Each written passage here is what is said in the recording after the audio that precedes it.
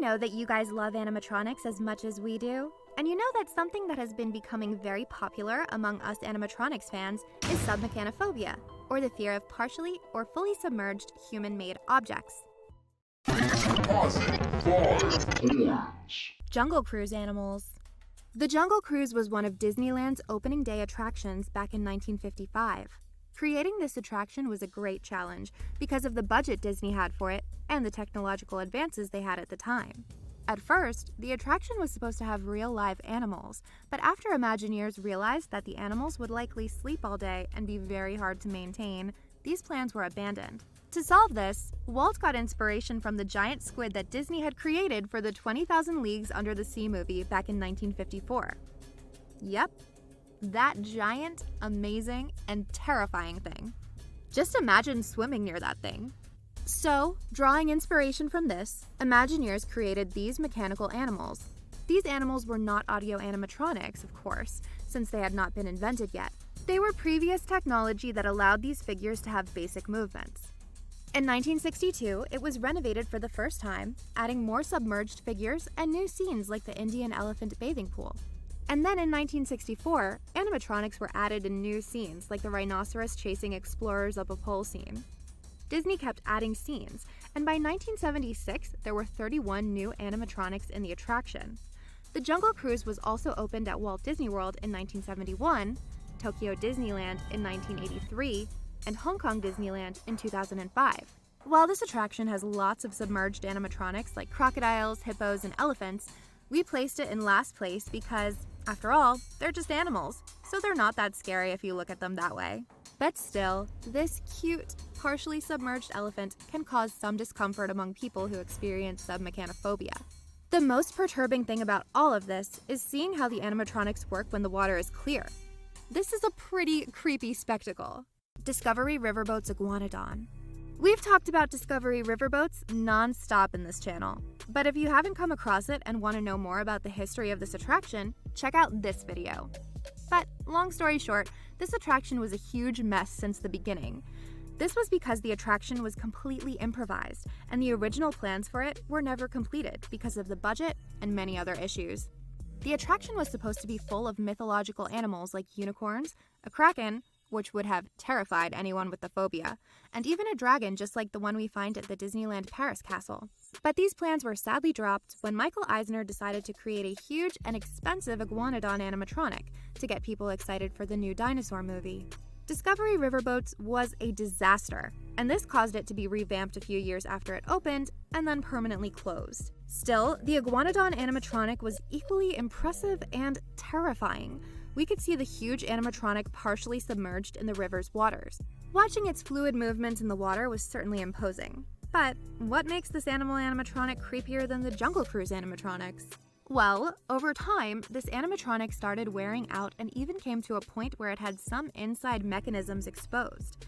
This didn't last long because it was retired from the attraction and taken to the Disneyland Paris Studio Tram Tour, where it remained abandoned in an awful state.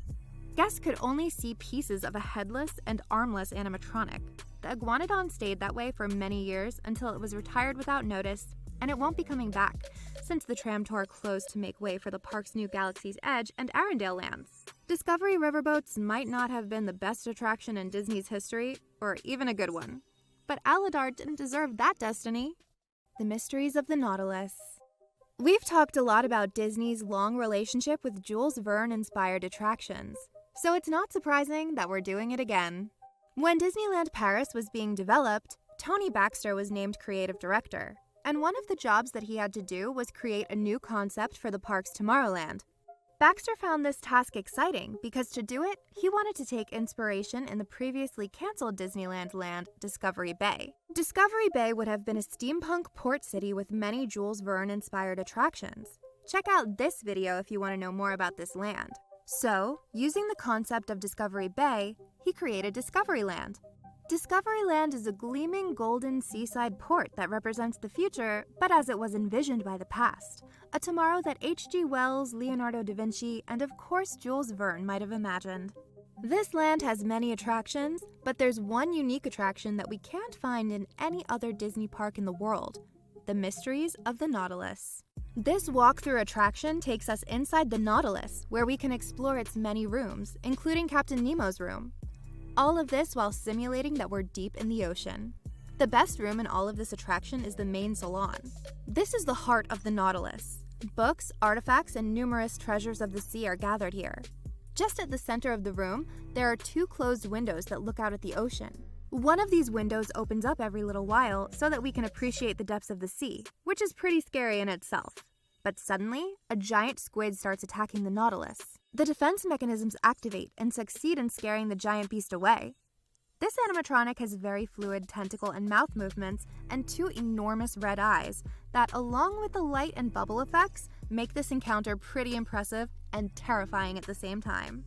The animatronic is about 15 feet long and is completely submerged in water, making it seem like it's a real squid attacking us under the sea.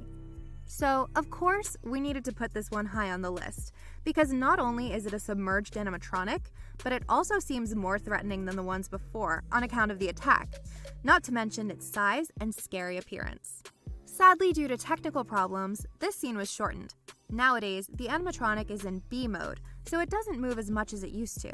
There are no current plans for fixing it, but hopefully, Disney will do it soon and return it to its former glory so it can continue scaring us. Submarine Voyage. In 1959, Tomorrowland had its first major expansion. This expansion included the Matterhorn, an expanded version of Autopia, the Disneyland monorail, the motorboat cruise, and the submarine voyage. This attraction opened on June 14, 1959, as one of the first rides to require an e-ticket. This attraction is number 3 on the list because it is full of different scenes filled with props and animatronics throughout the ride. In the first part of the ride, we can find a giant clam, sea turtles, eels, crabs battling lobsters, and some other sea animals. The next scene is Nightmare Fuel. We get to a place that's full of different shipwrecks and sharks, but this is only the beginning.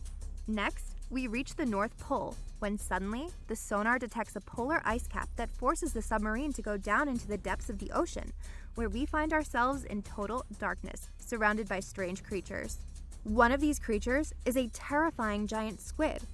This scene, in our opinion, is the creepiest of all. The squid's size, combined with the movement and the dark ambiance, is imposing and scary. Also, in this scene we find many other creatures that can change color at will. The ride continues, and while we're moving, we find some mermaids swimming along with us. All seems well, and apparently we won't be suffering anymore. But then, the submarine takes us into the lost city of Atlantis. We are surrounded by building ruins, statues, and a suspicious giant tail. We continue our way until we're face to face with a giant sea serpent. This figure might not look scary and even has a comical appearance, but that doesn't mean the size of the character and the fact that it's completely submerged doesn't cause some chills. On September 7th, 1998, Submarine Voyage closed forever and remained abandoned for 7 years. Several projects were rumored to be planned for the abandoned attraction, but nothing was carried out. Then, in 2005, the lagoon was drained. The animatronic sea serpent was removed and auctioned off at the Van Eaton Gallery's auction that's from Disneyland years later. In 2007, Finding Nemo's Submarine Voyage was opened. This attraction is very similar, but a lot more friendly. Using the newest technology at the time, the characters are projected in the scenes. While the attraction is friendlier, it doesn't mean that people with SUBMECHANOPHOBIA will not feel a little uncomfortable with scenes like the one with the jellyfish or the encounter with the anglerfish. This attraction is so high on the list because it has lots of scenes, figures, and combines 2 phobias: SUBMECHANOPHOBIA and thalassophobia. 20,000 Leagues Under the Sea. When Imagineers were planning the Florida project, or what would be known as Disney World, they were deciding which attractions would open at the park by looking at Disneyland's attractions and choosing which of these they would duplicate at the new park. One of these attractions would be the popular e-ticket attraction Submarine Voyage. The project was given to Disney legend Claude Coates and his young Imagineer apprentice Tony Baxter, and they decided to mix Submarine Voyage with an old, also popular Disneyland attraction. Back when Disneyland opened, Walt wasn't completely satisfied with how Tomorrowland had turned out, so he decided to open a walkthrough attraction based on the Walt Disney Productions blockbuster hit film 20,000 Leagues Under the Sea. He shipped the movie's sets to Anaheim, and the attraction was a huge success. So Imagineers took the Submarine Voyage concept and the 20,000 Leagues Under the Sea themed exhibit and created a whole new and fantastic attraction. The redesigned ride changed from a scientific journey to a fantasy one, adding key scenes from the movie to it and creating the subs to mimic the look of Harper Goff's iconic Nautilus instead of the submarines at Disneyland. And 20,000 Leagues Under the Sea became one of the most loved attractions in Disney World's history. But while it was an amazing journey, it definitely was a nightmare for people who suffer submechanophobia. The ride not only simulated a deep dive into the sea's depths, sometimes surrounded by darkness, but it also showed guests a lot of animatronics and ruins while playing an eerie organ version of the film's main theme on loop. The ride was very similar to Submarine Voyage. It began in the underwater plains around Vulcania, where guests could see many sea animals that could cause some discomfort if you had the phobia, but were not very scary. During this part of the ride, divers would come into view, and we could see them working on kelp beds and wrangling with rebellious turtles. But again, nothing to be scared of. But then, a surface storm began, and the captain would order the submarine down into the depths as a precaution. Within minutes, the devastation such natural phenomena can create was made clear with the ominous graveyard of lost ships, with shipwrecks from various centuries littering the seabed, guarded by sharks. These shipwrecks were utterly terrifying, especially while paired with the music and the darkness that surrounds the submarine. Next, the submarine reached the North Pole, where it would go through a collection of large icebergs and then into the abyss, where guests viewed examples of the many weird and strange species of deepwater fish that thrive in such an environment. The ride seems to be getting scarier with each scene, but what came next is the most terrifying part. We entered the ruins of Atlantis. We find ourselves surrounded by ancient ruins and destroyed statues. And then, we begin seeing a hint of what lies ahead. A huge sea serpent surrounded by mermaids is guarding a treasure, bursting with jewels and gold. If this wasn't creepy enough for you, we begin experiencing turbulence caused by the volcano that submerged Atlantis all those years ago. The captain decides to go back to the surface, but before we're able to, we make an eerie discovery. Another Nautilus, trapped in the clutches of what appears to be a giant squid, who noticed us and began to attack us with its long, thrashing tentacles. Thankfully, we're able to escape this attack and return to the surface safely. What's even more terrifying about this attraction is that it sadly had to be closed down. It remained abandoned for 2 years until early 1996, when Disney officially announced that the attraction was not coming back. The submarines were removed, but the sets and animatronics remained abandoned underwater for 10 years until 2004, when the lagoon was drained, and the animatronics and sets were exposed. Of course, they had a lot of water damage, and sadly, almost nothing could be salvaged. So you can imagine why this attraction was so high on the list. Not only did it prove to be terrifying and one of the reasons why so many people developed submechanophobia in the first place, but it also became scarier when it was abandoned, with all the submerged animatronics and sets slowly left to rot underwater. Which Castaway Cay? The story of Castaway Cay begins with Treasure Cay and its abandoned cruise ship. Back in 1989, Premier Cruise Line started a partnership with Disney to create the first Disney-themed cruise. This cruise offered guests a unique experience where they could meet and interact with Disney characters aboard the ship and also visit an island called Treasure Cay. The project was going great at first, but the bay near the development was too shallow for the cruise ships to get to the island. Premier Cruise Lines had to build a special canal so their smallest ship could fit. But when the demand started rising, it was easier to take guests to Nassau instead of Treasure Cay. So sadly, the island was abandoned entirely. Premier Cruise Lines went bankrupt and sold all of its fleets. They sold their Disney cruise, and the ship became the Ocean Dream. The ship story is also tragic because it ended up abandoned at the ocean by the owners for a year on Thailand's east coast until it finally sank in February of 2016.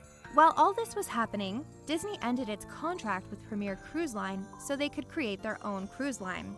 They were offered a chance to buy Treasure Cay, but decided not to.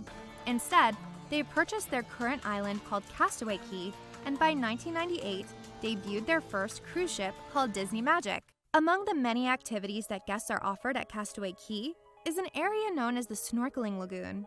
And while this activity is not terrifying for everyone, for people who have submechanophobia, it can be pretty disturbing. In this activity, guests can find sunken treasures.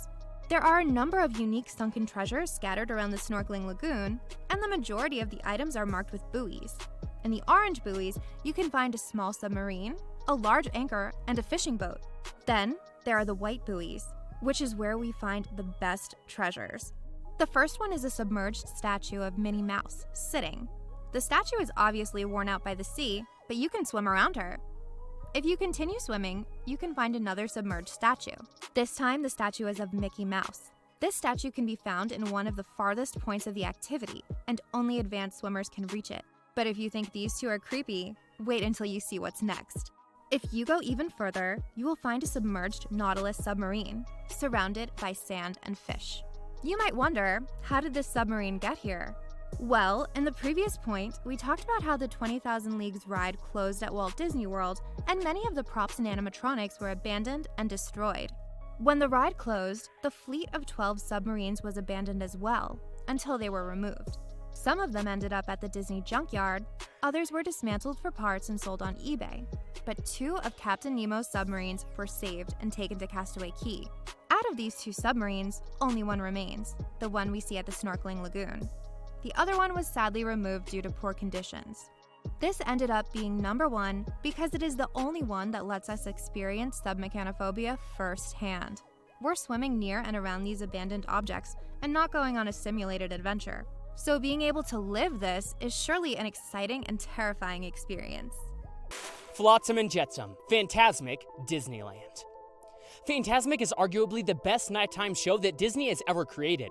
Since it opened in Disneyland back in 1992, it has been recreated for Walt Disney World and Tokyo Disney Sea. And even though each version of the show has its differences, they are all special in their own way. The show has been updated numerous times, and one of these times was during the Summer Night-tastic event that was celebrated at Disneyland back in 2009. This was an event that celebrated the park's nighttime entertainment, like an updated version of Disney's Electrical Parade in California Adventure, the new Magical Fireworks Show, and of course, an updated version of Fantasmic. One of the things that Fantasmic got during this update was the addition of Flotsam and Jetsam. They joined Ursula in her mission to destroy Mickey and appeared slithering along the rivers of America. These creatures were created by Michael Curry, a longtime Disney collaborator. He decided that the puppets should give a sense of swimming and menacing serpentine motion. After all, The Little Mermaid is an underwater movie, so it made sense to use water as a stage. To tackle the task of bringing Flotsam and Jetsam to life, Curry and his crew employed an eel puppet mounted on top of a nimble, high-performance jet ski. They were designed so that they could be brought to life by puppeteers, and the jet skis they are mounted on could operate in manual or automatic mode, depending on the physical demands placed on the driver and puppeteer. These 2 eels were very impressive and equally terrifying. They swam slowly but menacingly through the rivers of America. But sadly, while visually impressive, Flotsam and Jetsam didn't work out so well. Having difficulty seeing, the drivers were said to often run into things along the river, including each other. And just as the Ursula float before them, they also didn't last more than a few summers before being removed. We find both of these puppets to be pretty impressive and terrifying at the same time, and we would have placed them higher on the list. But as we said before, this time around, we rank this list based on your answers, and you place Flotsam and Jetsam at the end of our list. So, let's see who's next. Various animals. Mine Train through Nature's Wonderland. Formerly known as Rainbow Caverns Mine Train, from 1956 to 1959, Mine Train through Nature's Wonderland opened on May 28, 1960. This attraction featured a train that took guests through Bear Country, Beaver Valley, the Living Desert, and Rainbow Caverns, where you could see mighty waterfalls cascading off of Cascade Peak, beavers building a dam, brown bears swimming and resting, cacti resembling humans, balancing rocks, the devil's paint pots, which were bubbling pots of mud in all kinds of colors, geysers shooting water high into the desert air, and the famous colorful glowing waterfalls inside Rainbow Caverns. One of the best parts of this attraction was that it was full of animatronics. In fact, the attraction had a little over 200 animated animals, all in their natural habitats. This in itself doesn't sound scary, but just as with the Jungle Cruise animatronics, many of these animals could be seen inside the water. There were 2 main scenes that would terrify anyone that suffered from submechanophobia. The first was Beaver Valley. Here, guests riding the train could see some beavers building a dam in the river. The train continued and entered Bear Country. Here, there were lots of brown bears resting, stretching their backs on trees, and swimming. That's right, there were some bears submerged in water swimming and hunting for fish. The bears move around inside the water, and some of them even went underwater. This was a pretty scary sight to see if you suffer from submechanophobia. Still, these animals are pretty cute, and that's probably why you guys rank them in 9th place. Ursula, Phantasmic. Phantasmic is going to be featured more than once on this list. We've already mentioned Flotsam and Jetsam, but how about Ursula? That's right. Nowadays, the only way that Ursula appears during Phantasmic is as a projection. But this was not always the case. Back in 1992, when Phantasmic debuted, Ursula appeared moving around the rivers of America on top of a big barge, moving her arms and mouth supposedly synchronized with the music. But that hardly ever happened. Ursula was very creepy, and what made this barge so creepy was its size and movements. Because even if they weren't perfectly synchronized, Ursula's hand movements and tentacles were terrifying, and gave this scene huge production value. Sadly, as we said before, this character's effects didn't work as great as they should, and it was one of the first elements to be retired and changed on Phantasmic. It was unreliable, it barely worked, and it even broke down mid-show, sometimes bringing the entire show to a full stop. After she was retired, the barge remained abandoned in the rivers of America for a while, and no one knows what happened to it next. Ursula was very short-lived, but well-remembered by many guests, but still she didn't rank higher on this list. Monstro and the Cave of Wonders, Disneyland, Disneyland Paris. Storybook Land Canals is one of the cutest and most classic Disneyland attractions. This attraction opened at Disneyland as Canal Boats of the World, and was intended to be a journey past miniature recreations of the great landmarks of the world. But time and money prevented its completion. After 2 months in operation, it closed to be refurbished and became the Storybook Land Canals that we all know. The new ride included scaled models of guests' favorite movies like Mr. Toad, Cinderella, and the Three Little Pigs. But one of the biggest changes to the ride was the addition of Monstro. And incidentally, that's why this ride appears on this list. After departing from the dock, the boat passes through a short cave sculpted to look like Monstro, the whale that swallowed Pinocchio. Monstro is partially animated. His eye opens and closes, and periodically steam comes out of his blowhole. Many people with SUBMECHANOPHOBIA find this part of the attraction terrifying because even though Monstro is not an animatronic, the size and the concept of being swallowed by this huge whale is very scary for them. Not many people know this, but the idea of having Monstro the whale consume the canal boats came from a never-implemented concept for a Monstro the whale ride, in which small boats were to be swallowed by Monstro and then plunge down a watery path into a pond below. So honestly, that could have been worse. Some people also find the whale's reflection in the water to be completely terrifying, and to be honest, we can completely understand that. The ride was also recreated at Disneyland Paris, where instead of being swallowed by Monstro, we enter the Cave of Wonders. The Cave of Wonders does not have any type of animation, but entering the dark cave has the same type of scary effect as the one at Disneyland with Monstro. This is one of our favorite rides in both parks, and while this scene can be pretty scary, we wouldn't have it made otherwise. Monstro and the Cave of Wonders were placed on number 7 on this list, which proves that they cause the same type of effect in lots of people. Prometeo Bravissimo, Tokyo Disney Sea. We've said it a million times before, but Tokyo Disney Sea is probably the best Disney park in the world. It has amazing lands, rides, and nighttime spectaculars. One of these amazing shows was Bravissimo. The nighttime spectacular told the love story between two elemental spirits, Prometeo, the fire spirit, and Bellicia, the water spirit, using a mixture of beautiful lights, water fountains, and fireworks that ended with the spirits falling in love and becoming united forever. We won't get into the show today. Instead, we're going to be focusing on Prometeo. This is because even though the show is beautiful and talks about a love story, Prometeo is a very imposing and terrifying spirit, and seeing him covered in fire while surrounded by water makes him worthy of being on this list.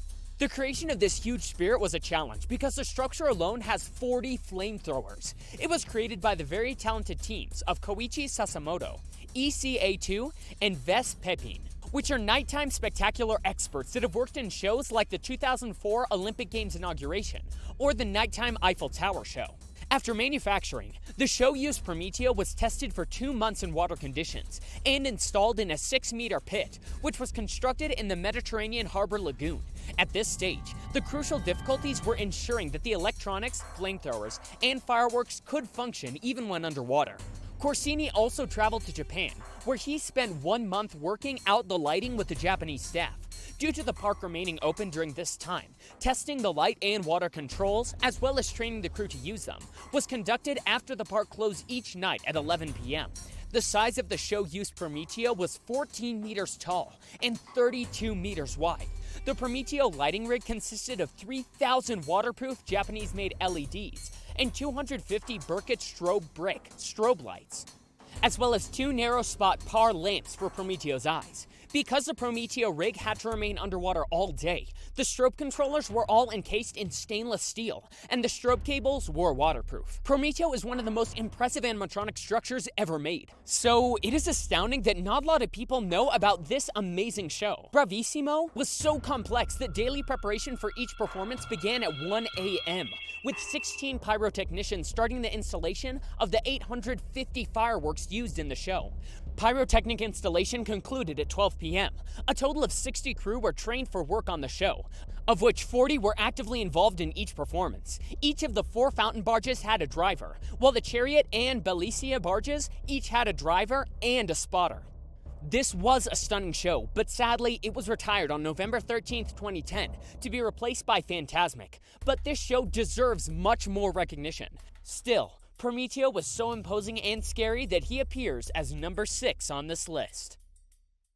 Brickley, Disney Springs. It's not possible to talk about SUBMECHANOPHOBIA without mentioning 2 of the most famous underwater sea serpents that have ever existed.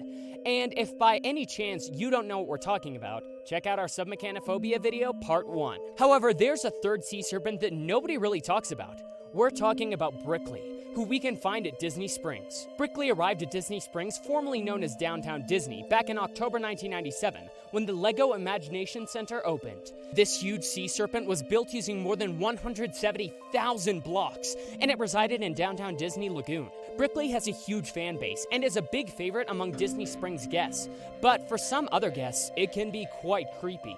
Although Brickley's design is very cute, it's still a very large semi-submerged snake that goes in and out of the water, giving people with SUBMECHANOPHOBIA nightmares.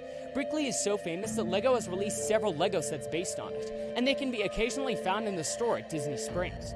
We're very happy that Brickley survived Disney Springs renovation. It has been around for 20 years, and we hope it will stay for many more. Still, we're very surprised that this snake was ranked so high on this list. TikTok, Fantasmic, Disneyland. Again, we're talking about Fantasmic and its many changes. We've seen Ursula, Flotsam and Jetsam, but one of the characters that you found to be the most terrifying on this list was TikTok, the crocodile. In 2008, Fantasmic received another overhaul. This time, the 3 original 70mm projectors were replaced with the high-definition digital projectors. The animation also received a new digital transfer, and the Peter Pan sequence was given a new mechanical TikTok crocodile. Before this overhaul, TikTok appeared in the Peter Pan sequence, but this version was more like a big crocodile prop that followed the ship and had limited movement. The new TikTok was much better. This new mechanical barge could move its neck, had light-up eyes, and moving limbs and tail. This gave the character a sense of being alive, and made it a character in the scene, not a prop following a ship as it was before. But as we said before, Fantasmic has had lots of refurbishments and renovations, and the last of these refurbishments was in 2016. This time, the Peter Pan sequence was sadly removed, and replaced by a Pirates of the Caribbean scene. This means that TikTok the crocodile was completely retired and is now hopefully residing at the Walt Disney Archives. There were various rumors that said that the crocodile was removed after the tragic accident that happened at Walt Disney World in 2016, but this is not true. This was one of our favorite Fantasmic sequences, and we were sad to see it go. Decided that TikTok had to be number 4 on this list. And it makes sense because this huge animatronic looks pretty terrifying, especially when it was seen up close and moving along the river. Phantom Cruise Line, Disneyland Paris. We've talked about the abandoned Disneyland Paris Mark Twain before, and if you want to check out its story, you can watch this video. But today, we're going to focus mainly on 2 especially creepy aspects of the troubled history of this riverboat. Disney has always been big on their Halloween celebrations, and Disneyland Paris is no exception. So, back in 2003 and 2004, they created one of the most chilling experiences there has ever been in the park, the Phantom Cruise Line. During these seasons, the Mark Twain riverboat was turned into the Phantom Cruise Line. Imagineers decided to create a huge and terrifying specter, brought from our worst nightmares, and have it pull the boat across the rivers of the far west. The design alone of this phantom was terrifying, but seeing it inside the river pulling the boat added a terror factor that people with submechanophobia couldn't handle. It might be terrifying, but it would have been something that we would have loved to experience. But sadly, because of many technical difficulties and even a derailment, which was probably one of the most terrifying things guests have ever seen, the Phantom Cruise Line did not come back in 2005, and it hasn't been seen ever since. Still, it seems like it left a trail of bad luck because the Mark Twain and the Molly Brown have suffered from a few accidents after this. In 2006, the Molly Brown's engine overheated. The smoke damaged the ship and the engines, and it remained out of operation for many months. That left the Mark Twain as the only riverboat in operation. The Molly Brown kept going into and out of refurbishment, while the Mark Twain kept working. Then in 2010, the Molly Brown had to be rebuilt from scratch, so the Mark Twain was the only boat that was operating. But then in 2011, the Mark Twain was used to break ice in the river, and it got stuck. Trying to free the boat, it was pulled, and this caused some damage to the bottom of the boat, and the whole deck was bent. This caused the Mark Twain to go into refurbishment right after the Molly Brown was done. Sadly, this refurbishment didn't come soon enough. The boat was stationed in the dry dock and was left there to rot. Some time passed, and Disney decided to build a kind of barn around the Mark Twain so guests couldn't see the bad condition that the boat was in. The Mark Twain had remained in dry dock, except when the Molly Brown had to go into refurbishment. During these periods of time, the boat is taken out and sometimes covered with a sheet so no one can see the state it's in. It is pretty sad to see how abandoned the boat has become. For a while, there were rumors that said that the Mark Twain was set to return this year, but this never happened. And sadly, in September, the Molly Brown had a small fire and had to be closed temporarily. We can only hope that these two riverboats return to their former glories. The Phantom Cruise Line is number 3 on this list because it is so creepy, and seeing it move across the river is visually terrifying. Maelstrom, Nokken. The Norwegian Pavilion was the last to be open at Epcot, and for this pavilion, the new ride was being planned. This ride was called Sea Venture and was supposed to be a journey through mystical lands and trolls that would finish with a rainbow bridge to Valhalla. Norwegian sponsored wanted something different, so the ride changed and became Maelstrom. This ride opened on July 5th, 1988. It was a mix of flume and dark ride. It took guests through mythological scenes of Norwegian history. The ride had lots of cool and also scary animatronics. So let's take a look at what makes it a part of this list. In one of the ride scenes, the boats took us to a swamp where we would come face to face with two very upset creatures. One of these was a large three-headed troll that became angered by our intrusion into troll country and proceeded to cast a spell, banishing us from the swamp. While this huge troll was pretty intimidating, we find that the creepiest animatronic in this scene was a submerged creature we could find in front of the boat. This creature is Nokken, and this particular Nokken was huge. What makes this creature more terrifying is its enormous eyes that appear to be watching us and blinking underwater.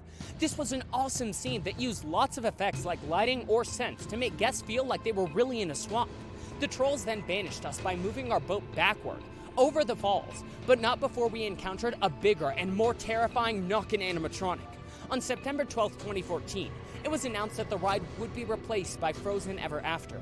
And after the ride closed, these animatronics were retired, and we sadly don't know where most of them ended up. While the Nokken might not look very scary, and people might even find it cute, the fact that it is submerged and even goes underwater once in a while makes it so terrifying for people who suffer submechanophobia. And we're not even taking into consideration that Nokkens in Scandinavian mythology are described as water spirits who played enchanted songs on the violin, luring women and children to drown in lakes or streams.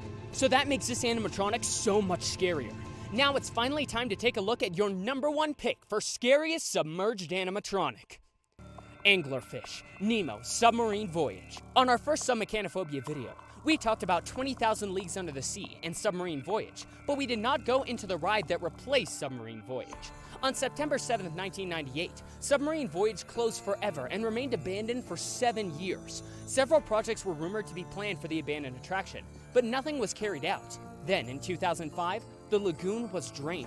In 2007, Finding Nemo Submarine Voyage was open. This attraction is very similar, but a lot more friendly, using the newest technology at the time. The characters are projected in the scenes. While the attraction is friendlier, it doesn't mean that people with submechanophobia will not feel a little uncomfortable. This ride is full of creepy scenes, but the creepiest one is probably the anglerfish scene. In this scene, we go through a submarine surrounded by World War II mines. Our submarine hits a mine, causing the mine to explode, resulting in the sub shaking and temporarily losing power. As the sub goes dark, Marlin and Dory are surrounded by small glowing lights, which turn out to be phosphorescent lights on several huge deep-sea anglerfish. This is maybe one of the creepiest scenes at the park, since it mixes darkness with claustrophobia and submechanophobia. This scene only lasts a few seconds, but that's enough to produce nightmares for people who have this phobia. But if you think that experiencing these few seconds in the ride is terrifying, imagine having to actually swim near it. That's what people who work as machinist scuba divers do at Disney parks. This is one of the rarest and most interesting jobs at the parks. Most of it is underwater. They have to fix and give maintenance to the rides that are exposed to water, like Submarine Voyage, Splash Mountain, Pirates of the Caribbean, and Jungle Cruise. Some of the daily tasks that cast members like Thaw himself have to do is give maintenance to the submarines and the props on this attraction. The most intriguing part of this job is that it is all underwater, of course, and it has to be done at night. To be able to do this task, 2 divers are needed. One of them does all the maintenance work, and the other watches out for the diver that is doing the maintenance so that they don't run any risk by checking that oxygen tanks are full or that they do not get stuck in the props or other difficulties. While this is a fascinating job, it would be an absolute nightmare for anyone who has submechanophobia, as these divers are exposed daily to submerged animatronics and props. And just imagine swimming next to that anglerfish. You guys picked the anglerfish as the scariest underwater prop on this list, and rightfully so, because it is absolutely terrifying. Efteling Monstro. We have been pretty vocal lately about our love for the Efteling recently here on Fastpass Facts, and one of the things that we love most about that park is that they take a lot of risks in their attractions, and don't mind being more on the scary side of things. In our Efteling video, which you should definitely go check out, we talked about how it went from a simple nature park into the fantastic theme park it is today. And the thing that began this whole evolution was the famous fairy tale forest. The fairy tale forest was a huge success. Nowadays, you can find 30 different fairy tale depictions from famous fairy tale writers, such as the Brothers Grimm and Hans Christian Andersen, as well as more unknown stories and even original fairy tales created by the Efteling. One of these fairy tales is Pinocchio. The Pinocchio fairy tale opened on March 24th, 2016, and it has 3 different scenes. The first scene is Geppetto's workshop. Through the windows, you can see the interior of the workshop, where dozens of mice, squirrels, and birds play on and with Geppetto's toys and other carvings. In the next scene near the workshop, we find some barrels where the fox and the cat, or Honest John and Gideon, are hiding, waiting for their next victim. And then there's the harbor, and in the harbor you will find nightmare fuel. Inside a pond, you can find the huge orange-red fish that swallowed Geppetto and Pinocchio. The animal appears to be a cross between a warty whale and a deep-sea angler, with luminous tentacles and a mouthful of dangerous teeth. Around the beast, there is a cloud of fishy air, and from time to time, the beast spouts an intense burst of water from its blowhole.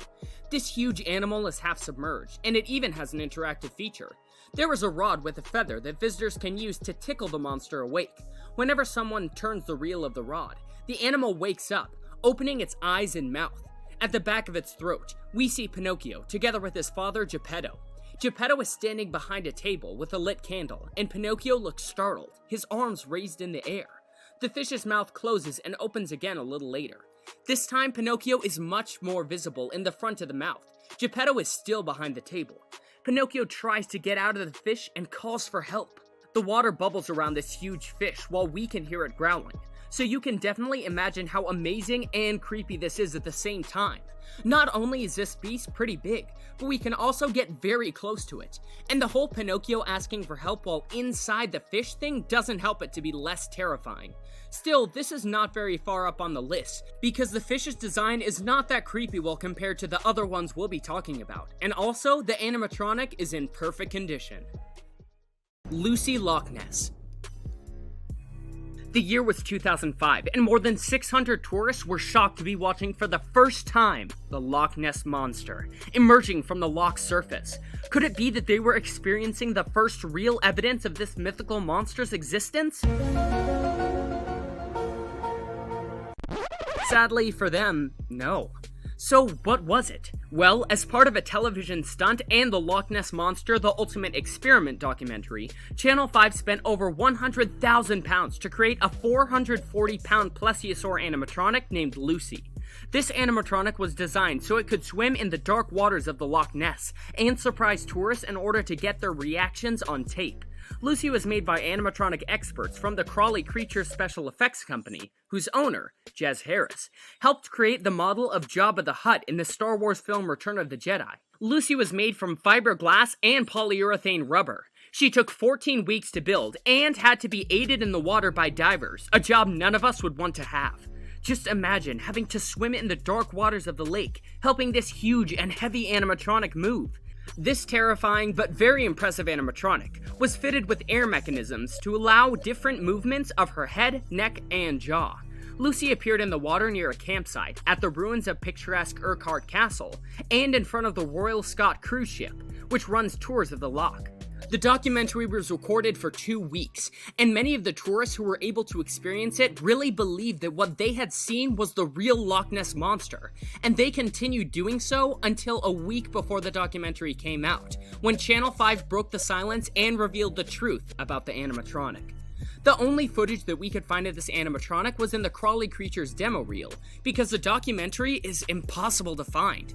So if anyone happens to know where we can watch it, let us know in the comments. The animatronic can currently be found in perfect condition at the Oxford University Museum of Natural History.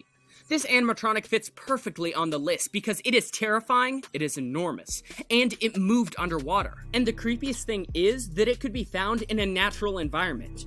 However, we placed it in number 5, because it was only used for a short time. Not only that, but it was also never abandoned or even deteriorated, and it is no longer submerged. Seeing it in the museum is undoubtedly very imposing, but it doesn't give us the submechanophobia chills that it caused when seeing it submerged in the dark waters. Billabong Bunyip. The city of Coffs Harbour, Australia is known all around the world for having the largest banana in Australia. This banana was built in 1964 as an attraction around a banana plantation. Over time, the park began evolving and adding new attractions, like water slides, an ice skating rink, and more. One of the most beloved attractions was the Baldwin Express monorail. This attraction took guests through several scenes where they were taught about the history of agriculture, kind of what we see at Epcot in the land.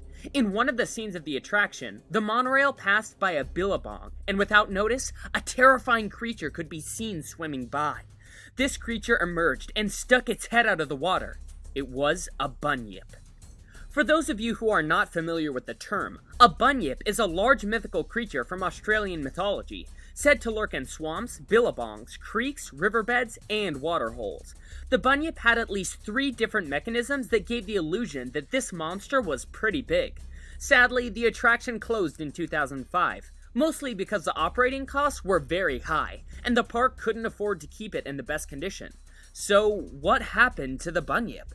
Well, no one knows for sure, but the most heard rumor is that it was abandoned and eventually sank into the billabong, which makes it even more terrifying. People have been asking about it for a while, but the answers have been very ambiguous, which is what makes us think that it was probably abandoned. In 2015, on the official Big Banana Park Facebook page, a survey appeared in which they asked if people wanted to see the bunyip come back. So that gives people all over the hope that it may be restored and returned to the park one day. This terrifying creature is number 4 on our list, since it was nightmare fuel for many people. Seeing such a creepy animatronic swimming and then emerging from the dark waters was such a scary experience. And thinking about it being abandoned now and lying at the bottom of the billabong makes it even worse.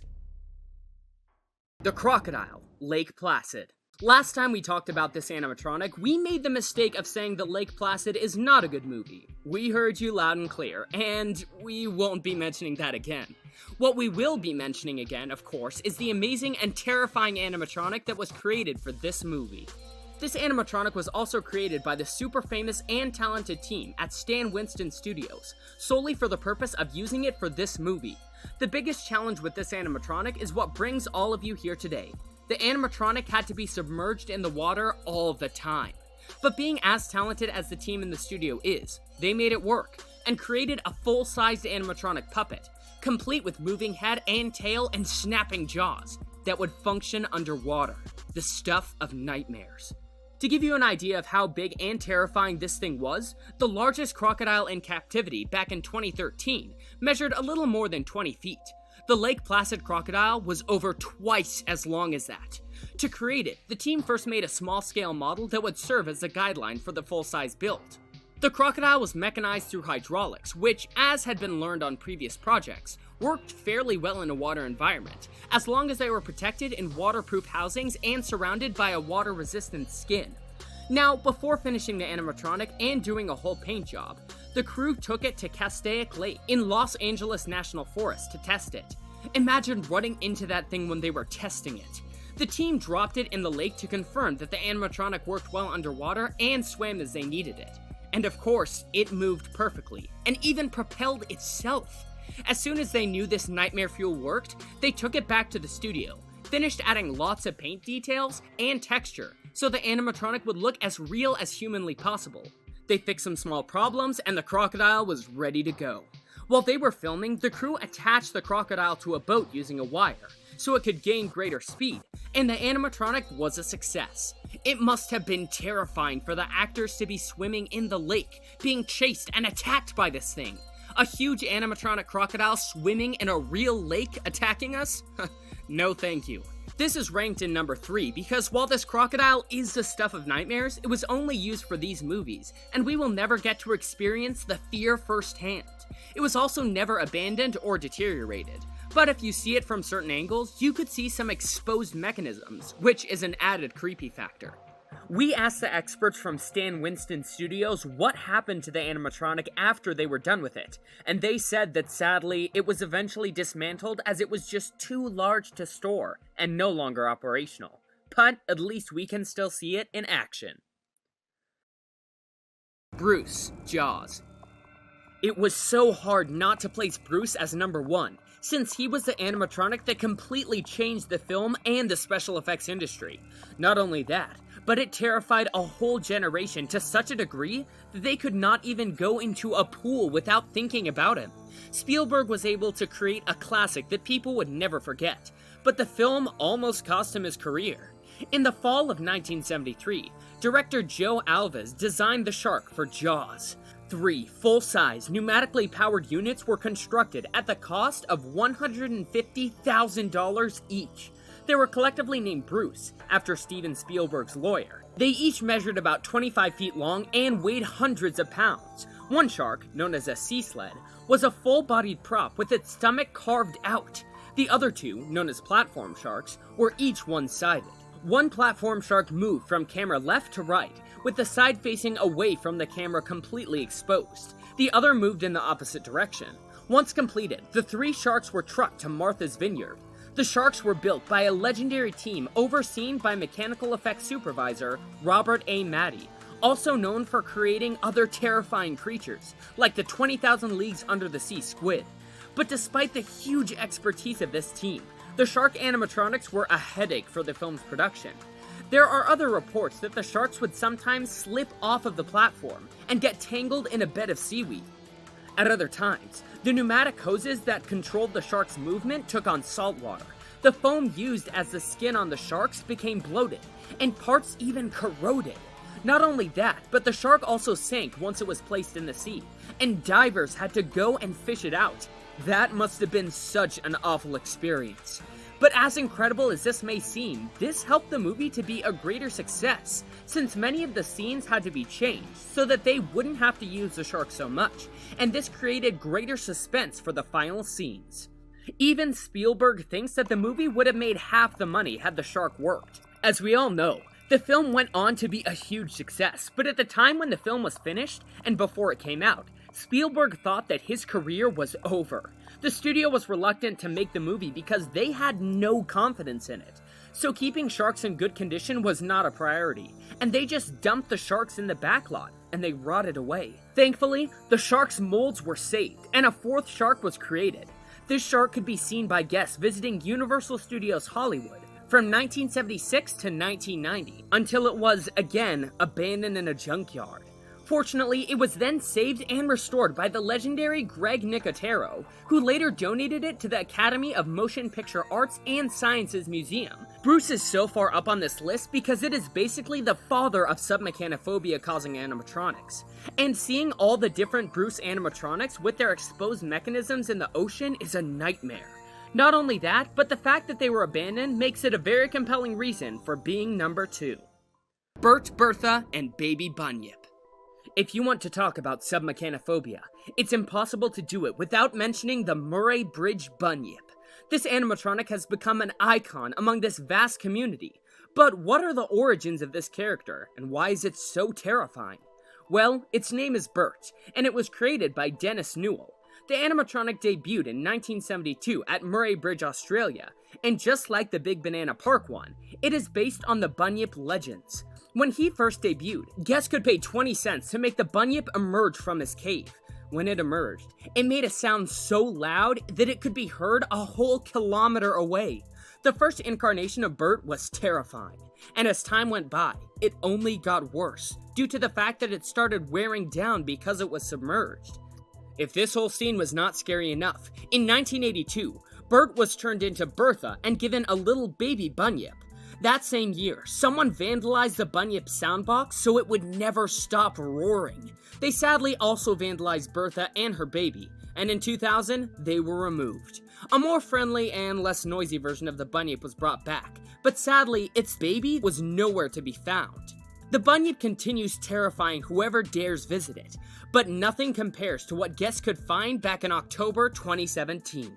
During this time, there was an oil leak in the Bunyip's cage, which turned this animatronic into its most terrifying version. It emerged from the water, completely dark and covered in oil. Thanks to this leak, most of the animatronic's mechanisms were damaged, and the smell was terrible. In 2019, the Bunyip was completely renovated, and the repairs were estimated to cost around 100,000 Australian dollars. With its return, the Bunyip show is now completely free, and the Murray Bridge Bunyip can be found lurking in its cave today on the banks of the Murray River at Sturt Reserve, Murray Bridge. Loch Ness Monster prop. We don't know about you, but it has always been a fantasy of ours to discover some long-lost treasure. Well, that's precisely what happened to a lucky crew operating an underwater robot in a famous Scotland lake, rumored to be the home of the mythical Loch Ness Monster. The crew stumbled upon a piece of forgotten movie history, the long-lost Loch Ness Monster prop used in the filming of the 1970 movie The Private Life of Sherlock Holmes, directed by Billy Wilder. Even though this is not an animatronic, we thought this 30-foot model that made film history deserved a spot on this list. This 9-meter-long model was just a giant head attached to a long neck. The two bumps that are usually associated with the Loch Ness Monster were noticeably absent because the director didn't like them. However, the humps had hidden buoyancy aids, and as a result, Nessie disappeared under the waves while being towed to its destination and was thought to be lost forever, till this crew found it again. This 4-ton model was discovered at a depth of 180 meters, with eyes bulging out of its head.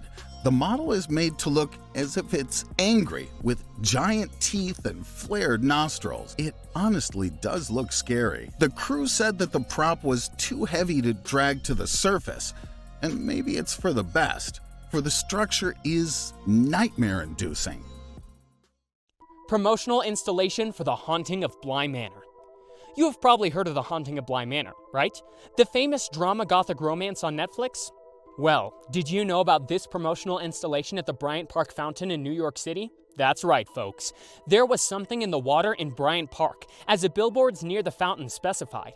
Imagine just strolling casually near the fountain, when suddenly you come across a billboard announcing that there is something in the water. Now you are torn between wanting to go check it out and running the hell out of Dodge. Your curiosity wins out, and you slowly walk towards the fountain, only to see a ghost emerging out of the water. Spooky, right? That is exactly what the production team wanted. We must say, this is some brilliant advertising. The ghost looks as if it had been lurking around in the fountain, waiting for its perfect victim. Although we could not find any information about the specifics of the installation, with its jet black hair framing its face and the steam billowing all around it, it certainly makes for a terrifying sight. Kappa Animatronics. Far away in the town of Fukusaki in Japan, okay, not that far away, there's a pond in the Fujikawayama Park. A pond with scary monsters just waiting to grab you and pull you under. If you stare into the murky pond long enough, you'll see the water begin to bubble.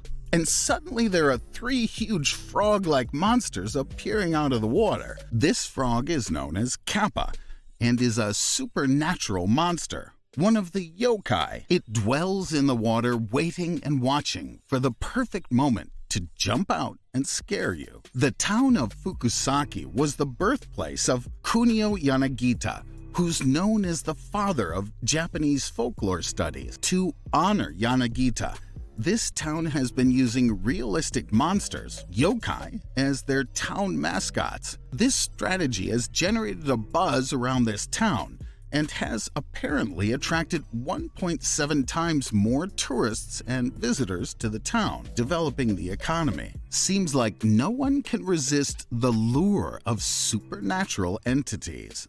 There are 3 kappa, 1 big kappa and 2 little ones. The big kappa is called Gajiro. These animatronics were masterminded by Tomoo Ogawa.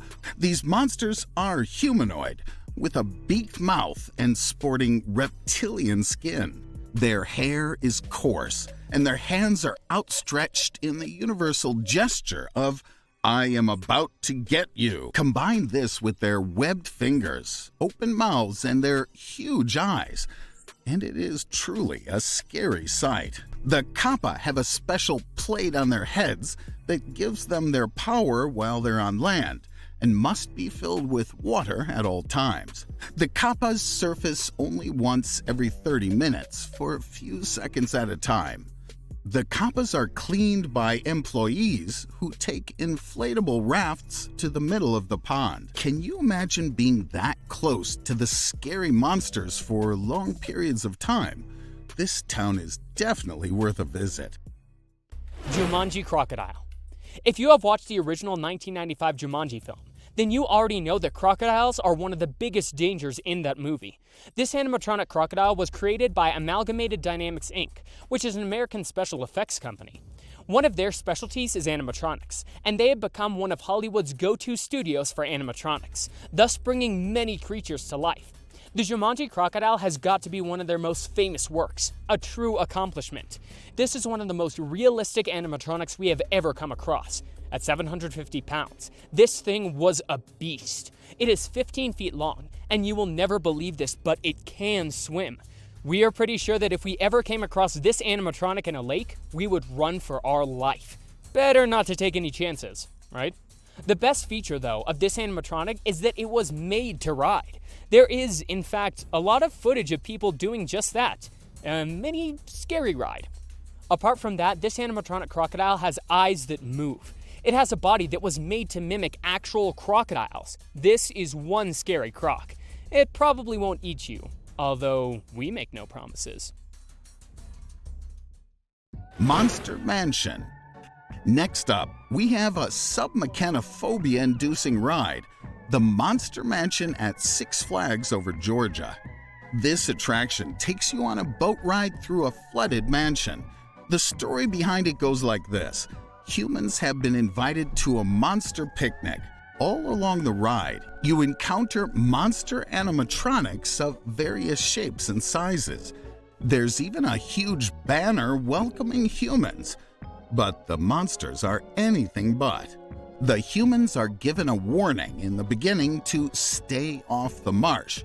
But of course, that does not end up happening. For where's the fun in that? The boat purposefully veers off course into dark and swampy waters, where the monsters are especially unfriendly to humans. The animatronics have scary-looking faces, and some of them keep moving their heads back and forth in an eerie way. The state-of-the-art lighting, as well as the monster sounds, are enough to send a chill down your spine. As a special treat, you'll also get to hear the screams of your fellow passengers. The humans eventually make it out safely, but they are unlikely to ever forget this experience. Anaconda. Next up, we have yet another animatronic from a famous film, the giant snake from Anaconda. Whether you remember the plot and the characters or not, you are sure to remember the giant snake. At 40 feet, this snake animatronic developed by Walter Conti and his Edge Innovations team is a technical marvel. This movie was inspired by recent discoveries of snakes that were up to 35 feet long, capable of swallowing entire humans. But of course, unlike animals like dogs or cats, the crew could not use a real snake unless they wanted to be snake food. So they decided to use an animatronic instead. But creating a snake animatronic, especially such a huge one, was no easy feat. They had to replicate the curved gliding movement of the snake to make it look natural. A large number of individually controlled joints had to be manufactured and linked together in a very slender and sleek form. Not only that, but the joints also had to be controlled together so that it would look like the snake was moving on its own in the film. In the end, it took 60 dual-axis hydraulically powered joints with a total of 120 degrees of freedom, or DOF, to achieve this. Apart from having so many joints, one of the greatest accomplishments of this animatronic is that all of these joints are linked to one another for synchronous movement, so each joint is affected by all the joints upstream. Since the movie would be shot underwater, all elements that went into making the animatronic had to be waterproof. However, during filming, the controls of the animatronic suddenly shorted out, and the movie star Jennifer Lopez was in the line of fire when this happened. She was almost struck by more than 1 ton of metals and wires, which could have ended up electrocuting her. Fortunately, nothing of the sort happened. The only result was some erratic movements of the snake, which they even included in the movie to make it more realistic. The snake is one of the most complex serially linked robots to exist in the world. The eyes, tongue, and lips of the snake were all made to move independently. The snake's outer skin was made of rubber and looked pretty real. It was truly a marvelous feat of engineering, and it was developed by a team of 80 people in only 7 months. Zhenggu Animatronics. In China, there's a company known as Zhenggu Tech that specializes in making very scary life-size animatronics of animals, marine life, insects, and even ancient creatures such as dinosaurs and mythical creatures like dragons. Many of their animatronics have found a home in SeaWorld on the Gold Coast of Australia. They have a wide array of animatronics known as creatures of the deep. But unlike what you would expect from such a name, these creatures are not underwater. But they do indeed provoke SUBMECHANOPHOBIA and megalophobia owing to their sheer size alone. Creatures of the Deep features many marine animals, including ancient ones such as aquatic dinosaurs, as well as mythical creatures such as the Kraken. Some other attractions include the Loch Ness Monster, sharks, and other Jurassic animals. SeaWorld opened this exhibition to the public in 2016. There are over 30 animal exhibits, and you can enjoy them both indoors and outdoors. There's a pathway for tourists to stroll through with the exhibits on either side. These exhibits are made of soft silicone, and to add an extra touch of realism to them, they're made to move their limbs and head, rotate their eyes, sway their tails, and blink. The animatronics are even made to look like they are breathing. Combine this with the sounds they make, and you can almost believe they're real. Their sizes vary from 0.5 meters to an incredible 30 meters in height. Shark Night. We have yet another masterpiece by Walt Conti and his Edge Innovations, the shark animatronics from Shark Night 3D.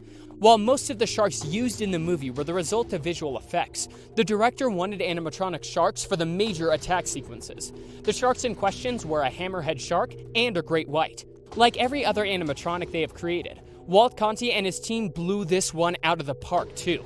In fact, he called these animatronics a marriage of art and technology, and we must say, we agree. Conti made 2 different versions of each shark, a swimmer and an attacker. The former was used to film scenes where the sharks are silently lurking, while the latter was used for the scenes that require intense bursts of power from the sharks. Both of these versions required very different internal mechanisms and different horsepowers. The sharks were 10 to 12 feet long.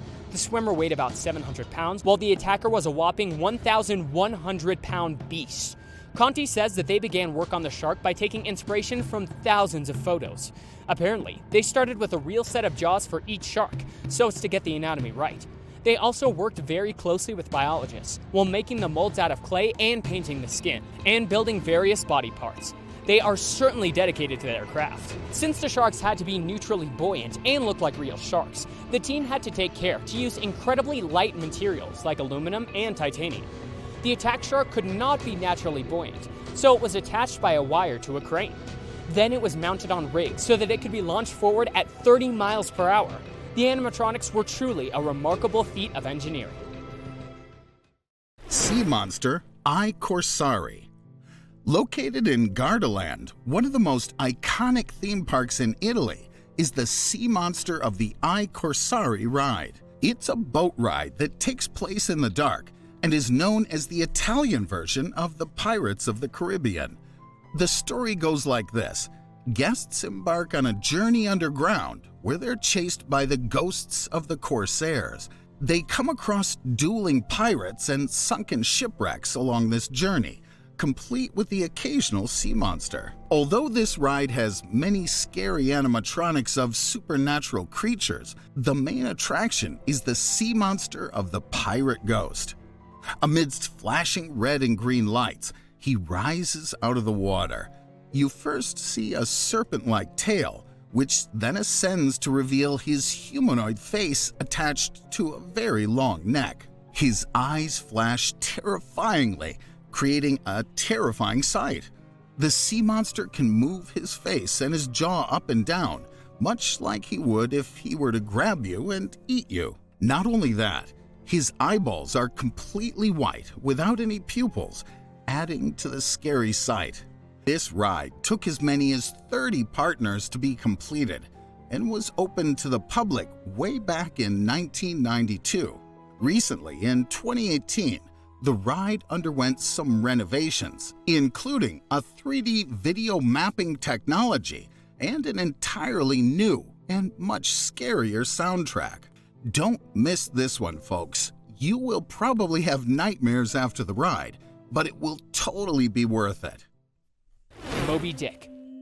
In Wakefield, Massachusetts, there's an amusement park called the Pleasure Island, also known as the Disneyland of the Northeast. But don't let the name fool you. This park had an attraction called the Moby Dick Hunt, modeled after the whale that brought about the end of Captain Ahab, which is said to be one of the scariest underwater animatronics ever. In this attraction, guests had to take a boat ride to hunt the whale. Guests would embark on a 30-foot-long whaling boat and take a ride around a human-made lagoon in search of the great white whale. During the ride, they would come across several obstacles such as rhinoceroses, cannibals, and even some plastic dolphins that jumped out of the water. After escaping the cannibals, guests would watch the whale rise out of the water, as if on cue.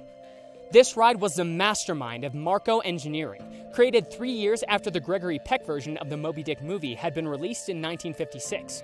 At 70 feet long, the whale was massive and weighed around 3 tons. This was quite a feat to be achieved in the 1950s if you think about it.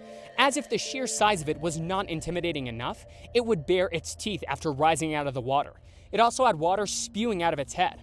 Unfortunately, a whale this size, when technology had not advanced as much, meant a lot of maintenance issues. The park closed down after a decade of being in business. The land is now occupied by Edgewater Office Park.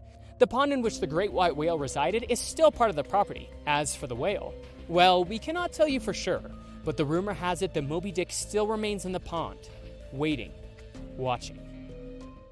Animatronic whales, Star Trek IV. Star Trek IV: The Voyage Home was a political film imbued with environmental activism masquerading as a fish-out-of-water comedy. Some people actually say that this film played a huge part in why humpback whales are not extinct nowadays. Leonard Nimoy, who directed the film, approached Industrial Light and Magic to create the special effects and the whales. Only 5% of the whale footage from the movie are of real whales. The rest are purely animatronics and special effects. There were 2 different kinds of animatronics and props created for the film. The first kind was created by Clay Pinney, These pieces were life-sized mechanical mock-ups of the whales like the heads, tails, or fins. These animatronics were only used for a few shots. These scenes were pretty challenging to shoot for the team because they had to shoot at a small tank at Paramount that only had about 54 inches of water. The other kind of animatronics were created by Walter Conti. Conti, along with Industrial Light and Magic, made 2 animatronic miniatures that were about 5 feet long. These whales were fitted with the mechanics and radio equipment required for control and operation. To prevent water from ruining the whale's electronics, the model maker sealed every individual mechanical component rather than attempting to waterproof the entire whale. The finished models were put in the swimming pool of Serra High School in San Mateo, California, for 2 weeks of shooting. The operation of the whales required 4 handlers and divers with video cameras to help set up the shots. These animatronics are very impressive, but for anyone who has submechanophobia, they can be pretty terrifying. Fish Boy, Willow. Willow by Ron Howard is a film full of fantastic creatures and special effects. All of these created again by the talented Industrial Light and Magic. The company used an endless number of techniques to create the magic we see in every scene, and one of these techniques was the use of animatronics. For the film, Ron Howard requested a monstrous aquatic animatronic for a scene titled Fish Boy. In this scene, Willow's boat was going to be attacked by a giant fish. A big tank full of fans was made to simulate a storm and waves to create the scene. The animatronic was installed, and everything seemed to be going according to plan, with every part of the scene perfectly coordinated to be filmed. But the production suffered from the same problems that the production team had with Bruce in Jaws. The animatronic fish had so many problems, but the worst of all was that they failed to make the animatronic look real. So in the end, this scene was removed entirely from the film, which was such a shame and a huge disappointment for Howard. To this day, as I talk about it, I feel a little pang because a part of me really loved Fish Boy. The animatronic is obviously a thing of nightmares, and it does meet all the criteria to be on this list. We see it completely submerged, semi-submerged, and the worst of all, we see its mechanisms exposed. And even if Fish Boy was cut from the movie, we can say that it will live forever in our nightmares.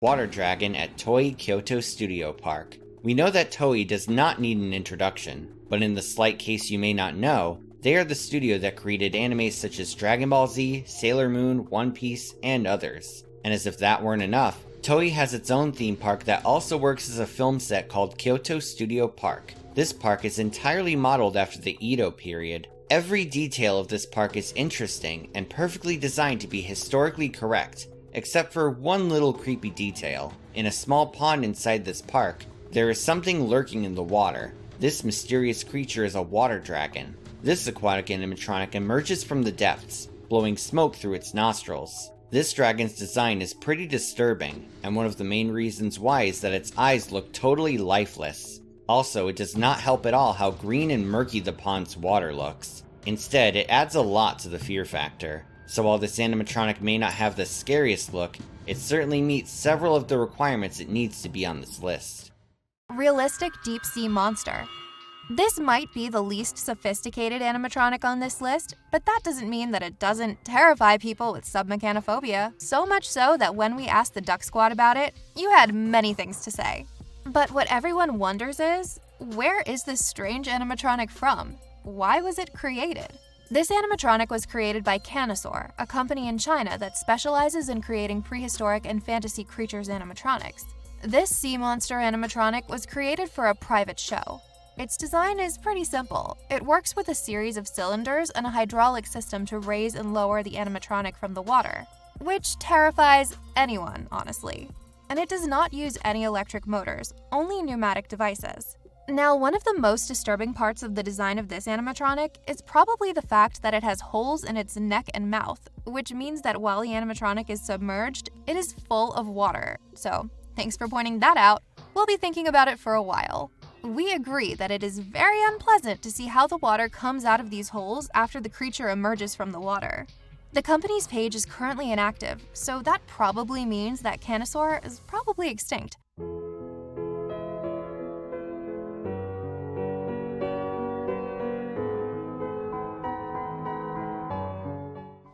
But they created a legacy that will live in every submechanophobe's nightmares. Fluffy Shark Wipe Out Australia. The Wipeout was a Vekoma Waikiki Wave Superflip at Dreamworld on the Gold Coast, Queensland, Australia. The ride was the world's first Vekoma Waikiki Wave Superflip, a ride similar to the traditional topspin. This is to say that the ride is like you're being put into a blender. The ride goes in every way possible, swinging passengers around. This is in itself already pretty scary, but look at what's lurking beneath. A life-size shark animatronic is circling below guests as if it were waiting for a guest to fall off the ride and into the lagoon so it could have a delicious snack. This shark was nicknamed Fluffy. Fluffy's design is pretty fantastic, and while the way the shark moves across the water seems pretty realistic and equally scary, the fact that it doesn't have any eye or jaw movements does break the illusion a little bit. Still, this animatronic looks pretty imposing, especially when you consider that you would see it while riding this thing. Sadly, due to water restrictions and the deterioration of the ride, the original lagoon was drained. Of course, the shark was completely removed because it would not make sense to have it there without the lagoon. After this, the ride went through many changes, and effects were removed and brought back, until 2019 when the ride was permanently closed. You would think that the ride would be replaced with another ride or something better, but it was replaced by, drumroll please, shaded seating space for guests. Much better than a ride with a shark animatronic, right? No. And while this animatronic could be terrifying for people with submechanophobia, we have to admit that it would have been cool to experience a ride where an animatronic shark is swimming below you, waiting to eat you up. Drowning Cow Animatronic, Temple Grandin. This is, in our opinion, the scariest animatronic that we have ever covered in our submechanophobia videos. From the moment we first laid eyes on this footage, we knew that people would be petrified watching it. There are many comments in which people wonder where this animatronic came from and why it was created. Well, here's the answer. This cow was made for the HBO original movie, Temple Grandin. This biopic tells the story of Mary Temple Grandin, an American scientist and animal behaviorist, and her innovations that revolutionized practices for the humane handling of livestock on cattle ranches and slaughterhouses. In one of the film's most disturbing scenes, we can see a poor cow drowning due to an inefficient way to clean parasites off the cattle. And that's where this animatronic came from. Because there wasn't a lot of budget to power the animatronic with hydraulics or pneumatics, Bob Trevino, the creator of this animatronic, designed it to operate with a purely cable control system. And it even had bubbles coming out of her nose so it would look more realistic. Honestly, the animatronic looks so good, which makes it very scary as it is completely submerged, and the fact that it simulates a poor animal drowning makes it much worse. Here we can see the animatronic in its early stages. This animatronic is terrifying, which means that the creators did a fantastic job. It will remain in our nightmares for a long time. Lake Monster Backlot River Tour at MGM Grand. Back in the late 80s and early 90s, movie studio theme parks were all the rage, and in 1993, MGM Grand Adventures theme park opened adjacent to the MGM Grand Hotel and Casino in Las Vegas. The idea behind this park was to have a family-themed area so that more families with small children could visit the hotel without worrying about what to do with their kids. When it opened, the park had 11 original rides and 7 themed areas. But one of the most talked about attractions of this park was the Backlot River Tour. This attraction has been described as a mix between Jungle Cruise at Disney parks and Universal Studios Hollywood Studio Tour. In this attraction, guests embarked on a tour via a large boat that passed mock-ups of movie sets with special effects such as gunfire, rain, and water cannons. In addition, the attraction had several animatronics, which could be considered kind of creepy, but the creepiest part of all the attraction was the beginning, where a terrifying lake monster literally popped out of the water. This animatronic was completely submerged and surprised and scared guests by jumping out of the water, growling for a bit, and then creepily going back into the water again. The animatronic is definitely not very advanced, and its movements are not very fluid, but that makes it creepier than intended. But the most terrifying thing about this animatronic is seeing how the creature goes back into the water. Those slow, awkward movements are definitely the thing of nightmares. The park was not a huge success, and in 2002 it was renamed the Park at MGM Grand. It served as a rental facility for corporate functions before being closed permanently in 2002. Since 2006, the property has been occupied by the Signature at MGM Grand. No one knows what happened to the animatronic, but it was probably destroyed. Catfish, Beneath is a 2013 horror film that tells the story of a group of teenagers that are celebrating the end of high school with a canoe trip, Bad idea. but are attacked by a giant man-eating catfish. And while this might not be the best horror film, or even a good one, we can say that it is pretty cool that they used practical effects instead of only relying on the use of CGI. The use of practical effects is excellent in any movie, but it is even better in horror movies because nothing can see the idea of realism of a creature than having it physically on set. This animatronic was created at the insistence of director Larry Fessenden. Using an animatronic to give life to the catfish provides the creature with that retro and nostalgic feel. This monster was created by Justin Raleigh and his Fractured FX team. This fish is a classic combination of puppetry and animatronics in the vein of Bruce, the shark from Jaws. But unlike our favorite shark, the catfish is shown from the beginning of the movie, and subsequently in countless scenes. Some people say that the animatronic, while very impressive, is totally unconvincing as a source of danger. But even if this is true, it gives us countless submechanophobia-inducing scenes. On Reddit, this monster is known for terrorizing people who classify it as way too big, way too close. And how could it not be? Just watch this scene and judge for yourself. Jason DeCaires Taylor works. We begin this video by talking about the works of Jason DeCaires Taylor. Jason DeCaires Taylor is a British sculptor and marine conservationist that created the world's first underwater sculpture park. Taylor has gained worldwide recognition as one of the first artists to integrate contemporary art with the conservation of marine life. He creates site-specific underwater sculptures which develop into artificial coral reefs. And not only that, but these underwater artificial coral reef installations divert tourists away from natural coral reefs that are already suffering and provides the opportunity for the natural reef's rehabilitation. His most ambitious projects to date are the creation of the world's largest underwater sculpture museum in Cancun, and a 5-meter-tall, 60-ton sculpture off the Bahamas, which we'll be talking about later on in this video. He has lots of art installations all around the world, which include underwater museums, submerged statues, tidal statues, and scientific collaborations like the Ocean Siren, a 4-meter-high illuminated sculpture located in Australia that acts as a siren or warning signal that warm seas could be a risk to the Great Barrier Reef. Taylor's works of art are very impressive and even more interesting because of how they act as ways to protect and conserve the environment. But putting that aside, they are terrifying for people with submechanophobia and thalassophobia alike. Statue of Poseidon. Just off the coast of the Melanara Beach on the island of Gran Canaria, people can see the god of the seas, Poseidon, coming out of the ocean. This statue is placed on a volcanic rock where, when the tide rises, it looks as if the statue is just coming out of the sea and looking out over his kingdom from his watchtower. The imposing bronze statue was placed on September 1st, 2001. It has a height of 4.2 meters, stands in the middle of the ocean, occupying a privileged place on the beach. Poseidon is the work of the sculptor Luis Arancibia, who as a kid used to swim out to the volcanic rock in which the Poseidon statue is located now. The statue has had to be repaired on several occasions because of the area where it's placed. Once in 2017, for example, the tide was so rough that the waves broke against Poseidon, and the statue's arm and trident disappeared under the water and were lost at the bottom of the sea, so they had to be replaced. This statue has become such an icon on this beach and is one of the most photographed elements. Seeing how Poseidon seems to emerge from the sea in full force while the waves are crashing into him is a very imposing sight. The Awakening. The Awakening was created in 1980 by J. Seward Johnson Jr., an American artist known for painted bronze statues. The sculpture was originally installed at Haynes Point in East Potomac Park, Washington, D.C., until it was purchased for $750,000 in 2007 by real estate developer Milton Peterson so it could be installed at his new development in Maryland called National Harbor. The sculpture was removed from Haynes Point in February 2008, and then it was installed on a specially built beach along the Potomac River at National Harbor. The statue consists of 5 separate aluminum pieces buried in the ground, giving the impression of a distressed giant attempting to free himself from the ground.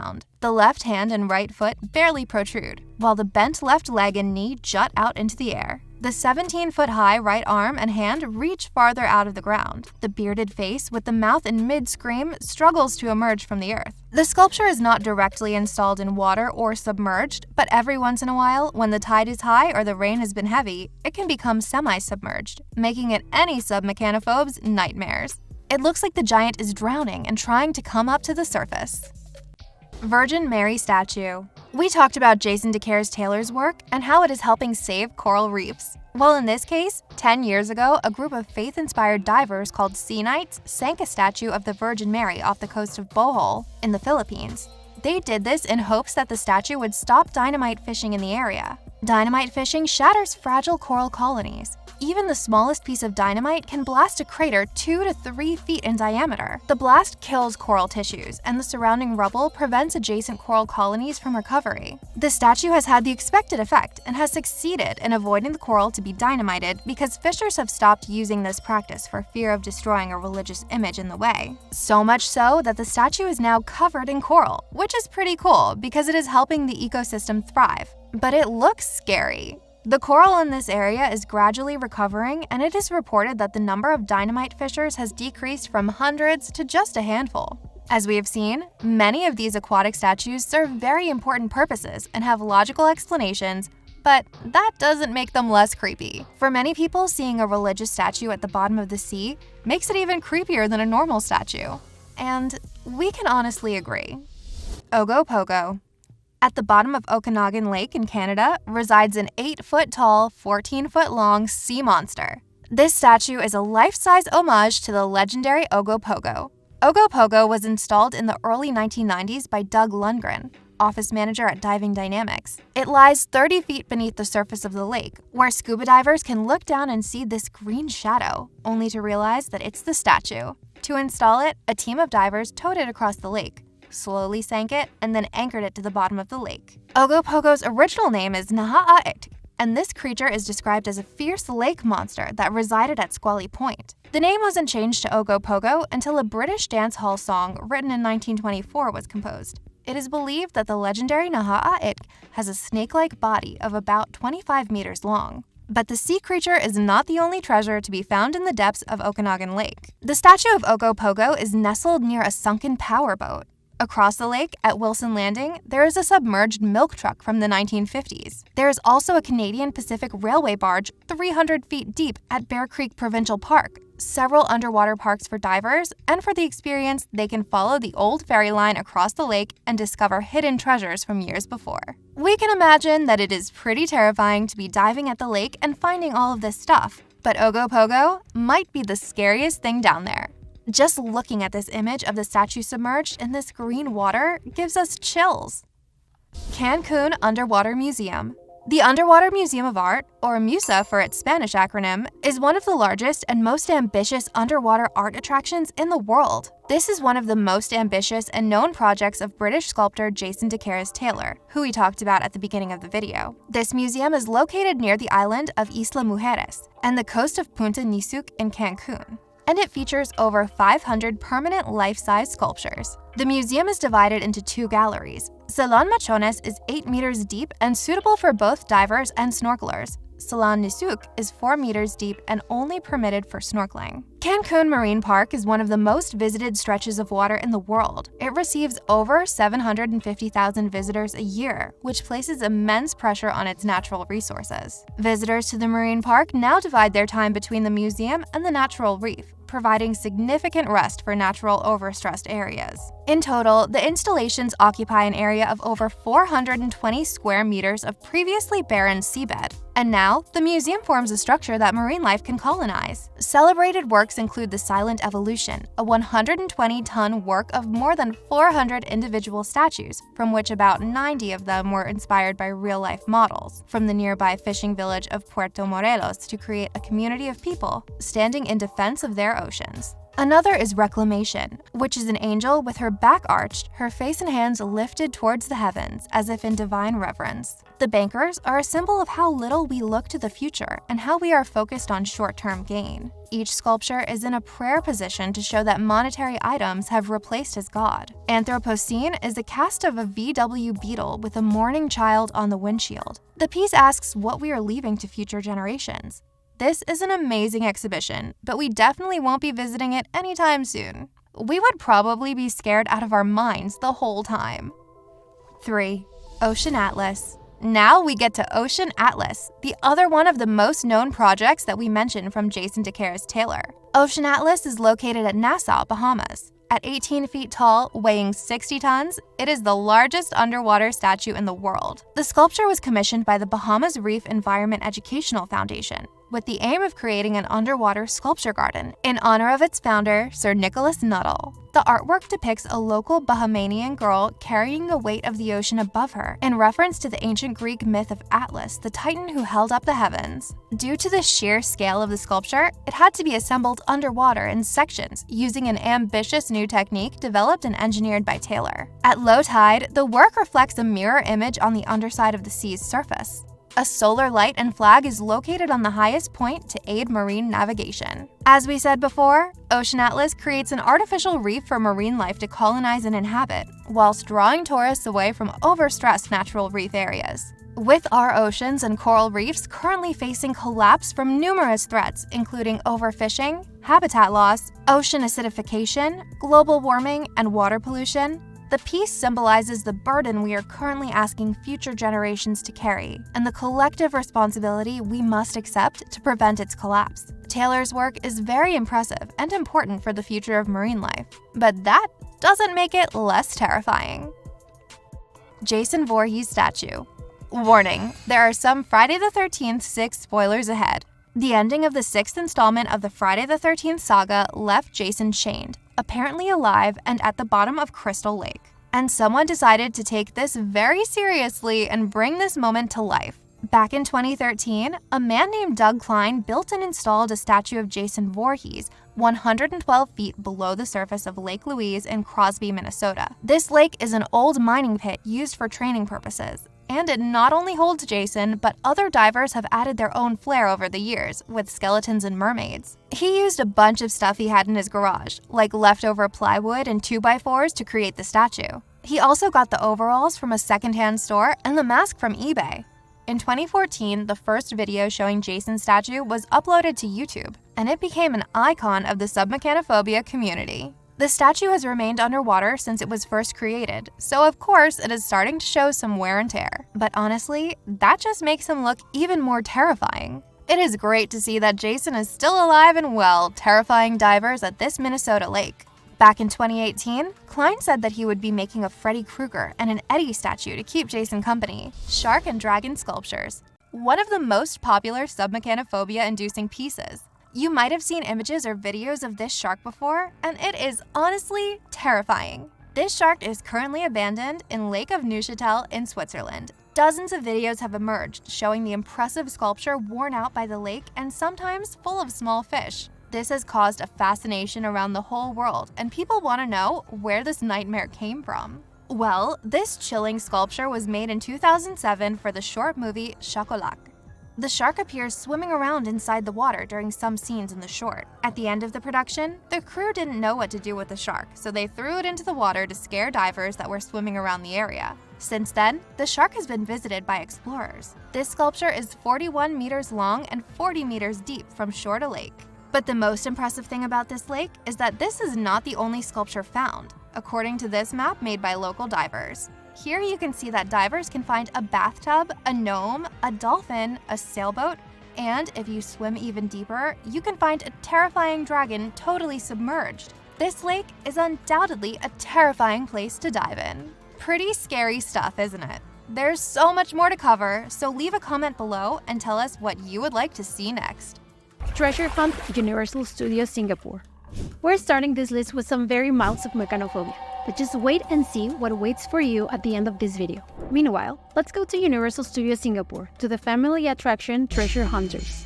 This attraction turns guests into archaeologists and takes them to Egypt, to an abandoned excavation site aboard a jeep. And while it has some cool scenes, environments, and effects, the attraction is mid at best. The props are cool and the bug effects, while basic, also look pretty good. And there are also some animatronics during the ride. Look at these vultures, the cool cobras, and this perfectly missed opportunity of a crocodile that should have been an animatronic but is just a prop. But there are two props that are creepier just because they are in water. And the first one is just at the beginning of the ride. It's this hippo right here. Seeing it stalking our vehicles while partially submerged makes my skin crawl.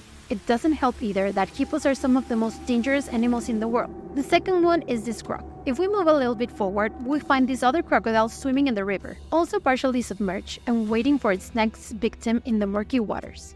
Creepy, right? My father, Toothy Park. I know many come here to be terrified by these creatures, but for me, this is a great exception. But Luz thinks it's really terrifying, especially when seen in the depths of water. I think it's super cute. This frog can be found in Toothy Park in Scotland. This park has a rich history dating back to 1881, but I won't bore you with that. Today, we are here to see McPaddock. This frog was introduced in the 90s for the Winter Gardens area and was originally named Freddy. Over time, fans renamed it McPaddock.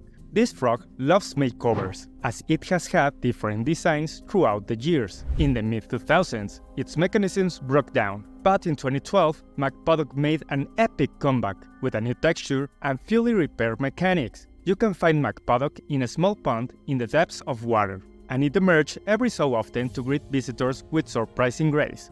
People usually throw coins at it, and it's a must-see for park visitors. Lately, McPaddock isn't looking its best. It needs some fixing up and a fresh coat of paint. Even though it seems a bit creepy now, it's still a beauty to me. And I'm a big fan of McPaddock. So, who is right? Luz or me? Is McPaddock creepy or cute? Fairy Tale Brook Legoland. Many people say that seeing this when they were kids was what triggered their submechanophobia. So let's take a look at it and judge it ourselves. Legoland is one of the most popular theme parks in the world, with 11 theme parks across the world and 4 more coming soon. In 2 of these theme parks, guests can find the Fairy Tale Brook attraction. This attraction is a very cute boat ride that takes guests through the fairy tale forest, where they can find several Lego depictions of fairy tale scenes. This all looks very cute and non-threatening, right? Well, there are 2 particular scenes that had been very bone-chilling for people since the ride opened. One of these is the first scene that we find in the ride. After passing the first curve, guests can find the big bad wolf, wearing a snorkel and goggles and watching Little Red Riding Hood from afar. He pops in and out of the water, and the sight of the wolf underwater is very creepy. But the second one is even scarier. As the ride continues, we find some trolls. The first troll might be scary for kids, but the second one is very creepy for people with submechanophobia. This troll is completely submerged, and whenever a boat passes next to him, he comes out of the water and scares guests by spitting water at them. The creepiest thing about this troll is that we can see some of his mechanisms underwater. This alone makes us understand why many people are scared of it, and why it's responsible for beginning a whole generation's submechanophobia. Rainforest Float, Rio de Janeiro. In 2020, this tweet went viral, and many people started wondering about this animatronic. What is it, what will be used for, and who made it? Many were left with unanswered questions. However, here at Fastpass Facts, we couldn't just leave these doubts unanswered. We discovered that this mechanical sculpture came from the marvelous land of Brazil. Brazil is world-renowned for its carnival in Rio de Janeiro. If for some reason you have been living under a rock and don't know what we're talking about, imagine Mardi Gras on asteroids. This carnival is a competition between 14 samba schools, each of which has huge warehouses where they build everything from scratch every year. During this parade, the world has seen the most incredible floats, like this Star Wars themed one. Specifically for this carnival, they created this megalophobic nightmare with elements of submechanophobia. Besides having extremely complex movements, this sculpture also sprays water when it rises. This incredible creation was made by the artist Alex Salvador. This represents a powerful spirit from the Amazon forest. It was created to inspire the conservation of these natural areas. All the materials used for these floats are designed to be recycled and reused for future parades. In general, over $8 million are spent on the creation of these competitions. This mechanical creation is truly astonishing, but I can understand that it may seem terrifying to many. Homemade Nessie. Imagine peacefully strolling along the lake, and suddenly in the distance you spot this creature moving towards you. I know it may sound strange, but I would absolutely love it. And personally, I adore the Loch Ness Monster, or Nessie as many of you know it.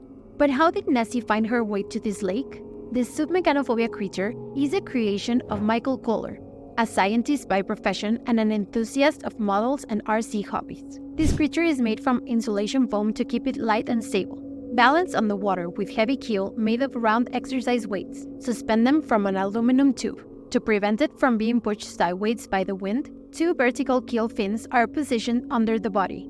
For its eyes, a table tennis ball was used. It was cut in half, painted, and sprayed with high-gloss enamel to give it a glassy look. This is a 7-foot-tall Loch Ness Monster animatronic that floats freely on the water with radio control steering for movement. The head can turn right and left, look up and down, and the jaw opens and closes. In April 2023, Michael conducted the first test, and the animatronic worked marvelously.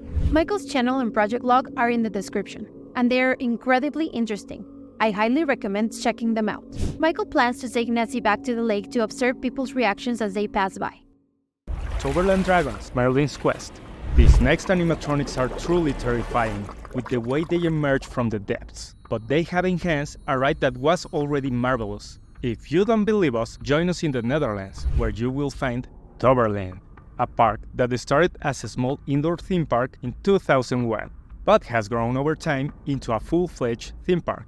The park has many attractions, and one of them is Merlin's Quest. This is a truly spectacular ride. As I'm riding this, I have already added to my bucket list of dark rides.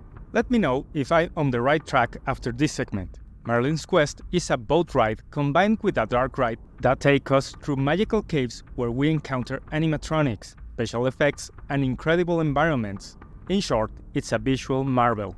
However, the beginning of the ride used to be a bit dull, as it had nothing more than water. Even though the settling was beautiful, it felt somewhat empty. But all of that changed a couple of weeks ago, when Toverland added 2 dragons to this ride that will truly provoke your SUBMECHANOPHOBIA. The first dragon is truly amazing. At first, it appears that we're only seeing a nest with some birds. Suddenly, bubbles start to emerge on the water surface, and a massive distorting shape emerges from the water. Then, a gigantic creature appears. This animatronic is divided in several parts to create the illusion of a larger size. And if that wasn't enough, just a few meters away, another creature emerges from the depths. Personally, this one is even scarier as it has more robotic movements, and you can see some of the mechanism. I know it's a common trope in the community, but imagine having to swim there. I will be terrified. Rescue of Ulysses, Terra Mythica. There's something about giant mythical statues and animatronics surrounded by water that makes me shiver, and I totally feel like they're looking directly at me. This ride is the Rescue of Ulysses, and you could find it in Terra Mythica in Spain. This is an amazing park, but due to financial problems, Terra Mythica split its park in 2013 in 2 parts, Terra Mythica and Iberia Park, which is only open during high season as an extension of the main park. In this second park is where we can find the Rescue of Ulysses, Odyssey. The ride is themed after Homer's Odyssey, which tells the story of Ulysses, a Greek hero, and his journey home from the Trojan War. The attraction has more than 50 animatronics, and I honestly can't choose which of these animatronic mythical creatures I find more terrifying. The creepiest part of it all is that, again, because of financial difficulties, the ride started becoming very deteriorated, and its animatronics just stopped working and were never repaired. Not only that, but when the pandemic hit, the park of course closed, and when it reopened, the Rescue of Ulysses did not reopen with it. So it has stayed abandoned and without use for a while now. We hope that it will reopen soon, but meanwhile those animatronics are completely abandoned and surrounded by water. And I for one don't want to think about how they probably look like by now. Woollyville, Cleveland Zoo. This animatronic is a familiar sight in the SUBMECHANOPHOBIA community, but surprisingly, we have never covered it before. This SUBMECHANOPHOBIA nightmare resides in the Cleveland Metro Parks Zoo, which has endless exhibits and animals, including the Jaga Tree. This family-friendly area features a snake-shaped slide, but what stands out the most is a cavern, where the famous Woollyville is located. A submerged crocodile lurking in the murky waters of this cave. At intervals, Woollyville surfaces, moving his head and startling visitors. Recently, Woollyville gave us quite a scare when he disappeared from the exhibit for an extended period during the Jaga Tree renovations. Many speculated that he will never return. For fortune, a couple of weeks ago, Woollyville made his epic comeback to the zoo. All fans of this robotic reptile can now rest easy, knowing that he will continue to frighten visitors for many years to come. Stefan's Fish, Efteling. Let's go back to the Netherlands to one of our favorite parks in the world, Efteling. We can't stress enough how much we loved this park back when we visited, and we were able to experience many of the attractions that it offers. But sadly, not all of them, and one of the ones we skipped was the gondoletta. The gondoletta takes guests on a 20-minute sailing route on a boat using the towboat ride system. It goes through beautiful settings, but there was not much else to see in this attraction. But that all changed in 2015 when the attraction was completely refurbished. There were many things done to the attraction, but one of the best additions to it was also terrifying. During the summer, a mysterious animatronic fish appeared on the pond. This fish is known as Stefan's fish, and it is seen swimming in circles, showing its mouth, back, and tail fin from time to time. Just imagine what it looks like underwater, moving on its track. The way it pops in and out of the water makes me feel very uneasy. How would you feel while sailing past this animatronic nightmare? The Crowbar of Bunny. Before we start this segment, please go and subscribe to Mark. Do you want to make a bet? I'm sure you have heard of the Moray Bridge Bunny, the Billabong Bunny, and even this guy, but I bet you $100 you haven't heard of the Crowbar Bunny, and more importantly, who created it. Meet Mark Waller, a retired science teacher who loves experimenting and making things. When he retired, he started making models with radio control. One of Mark's best creations is the Crowbar Bunny. He got the idea from seeing the famous Moray Bridge Bunny in Australia when he was teaching there. Mark thought it would be great to make something like that for the kids in Crowborough. The bunny is like a special underwater creature that can move because of hydraulics, but the coolest part is its head. Mark made the head from fiberglass. Inside, he added special electronic parts like tiny switches and a microprocessor. When everything was ready, the underwater pipes made the bunny's head pop up and forward. The head even made roaring and growling sounds, and Mark made bubbles come out of Bunny's nose for fun. Making the bunny was a big challenge, and it took a few months of work, but when Mark finally put the finished bunny in the lake, everyone got so excited. They were amazed at this cool underwater creature. Mark also makes other fantastic things, like a perpetual motion machine, and also a radio-controlled Jesus lizard that can walk on water. Magic Land Dinosaurs, Egypt. We've arrived at our number one pick from you, the abandoned Magic Land Dinosaurs. Magic Land was a theme park in Cairo, Egypt that opened in 1996. It was considered one of the best theme parks in the area, and it had many activities and attractions for guests to enjoy. One of these attractions was Dinosaur Island. Now, if you're looking for accuracy, then look somewhere else, because this attraction had cavemen battling dinosaurs. But hey, when we talk about entertainment, we sometimes don't care about accuracy, right? This ride was a water ride that took guests back in time to see several animatronic dinosaurs, cavemen, and mammoth. But one of the most terrifying aspects about this ride was the Brontosaurus. This animatronic was not only in water, but it was also so close to the boats that you could actually touch it. Just look at that. I can only imagine how deteriorated the animatronic became after a while because of how near it was to the guests. Sadly, Magic Land closed in 2011. And while most of the park was demolished, the Dinosaur Island attraction was left abandoned, with all of its animatronics rotting away. There was a rumor back in 2015 that the park would open again the following year, but that never happened, and the animatronics are probably still there, abandoned and surrounded by the elements. That's such a sad ending for any animatronic.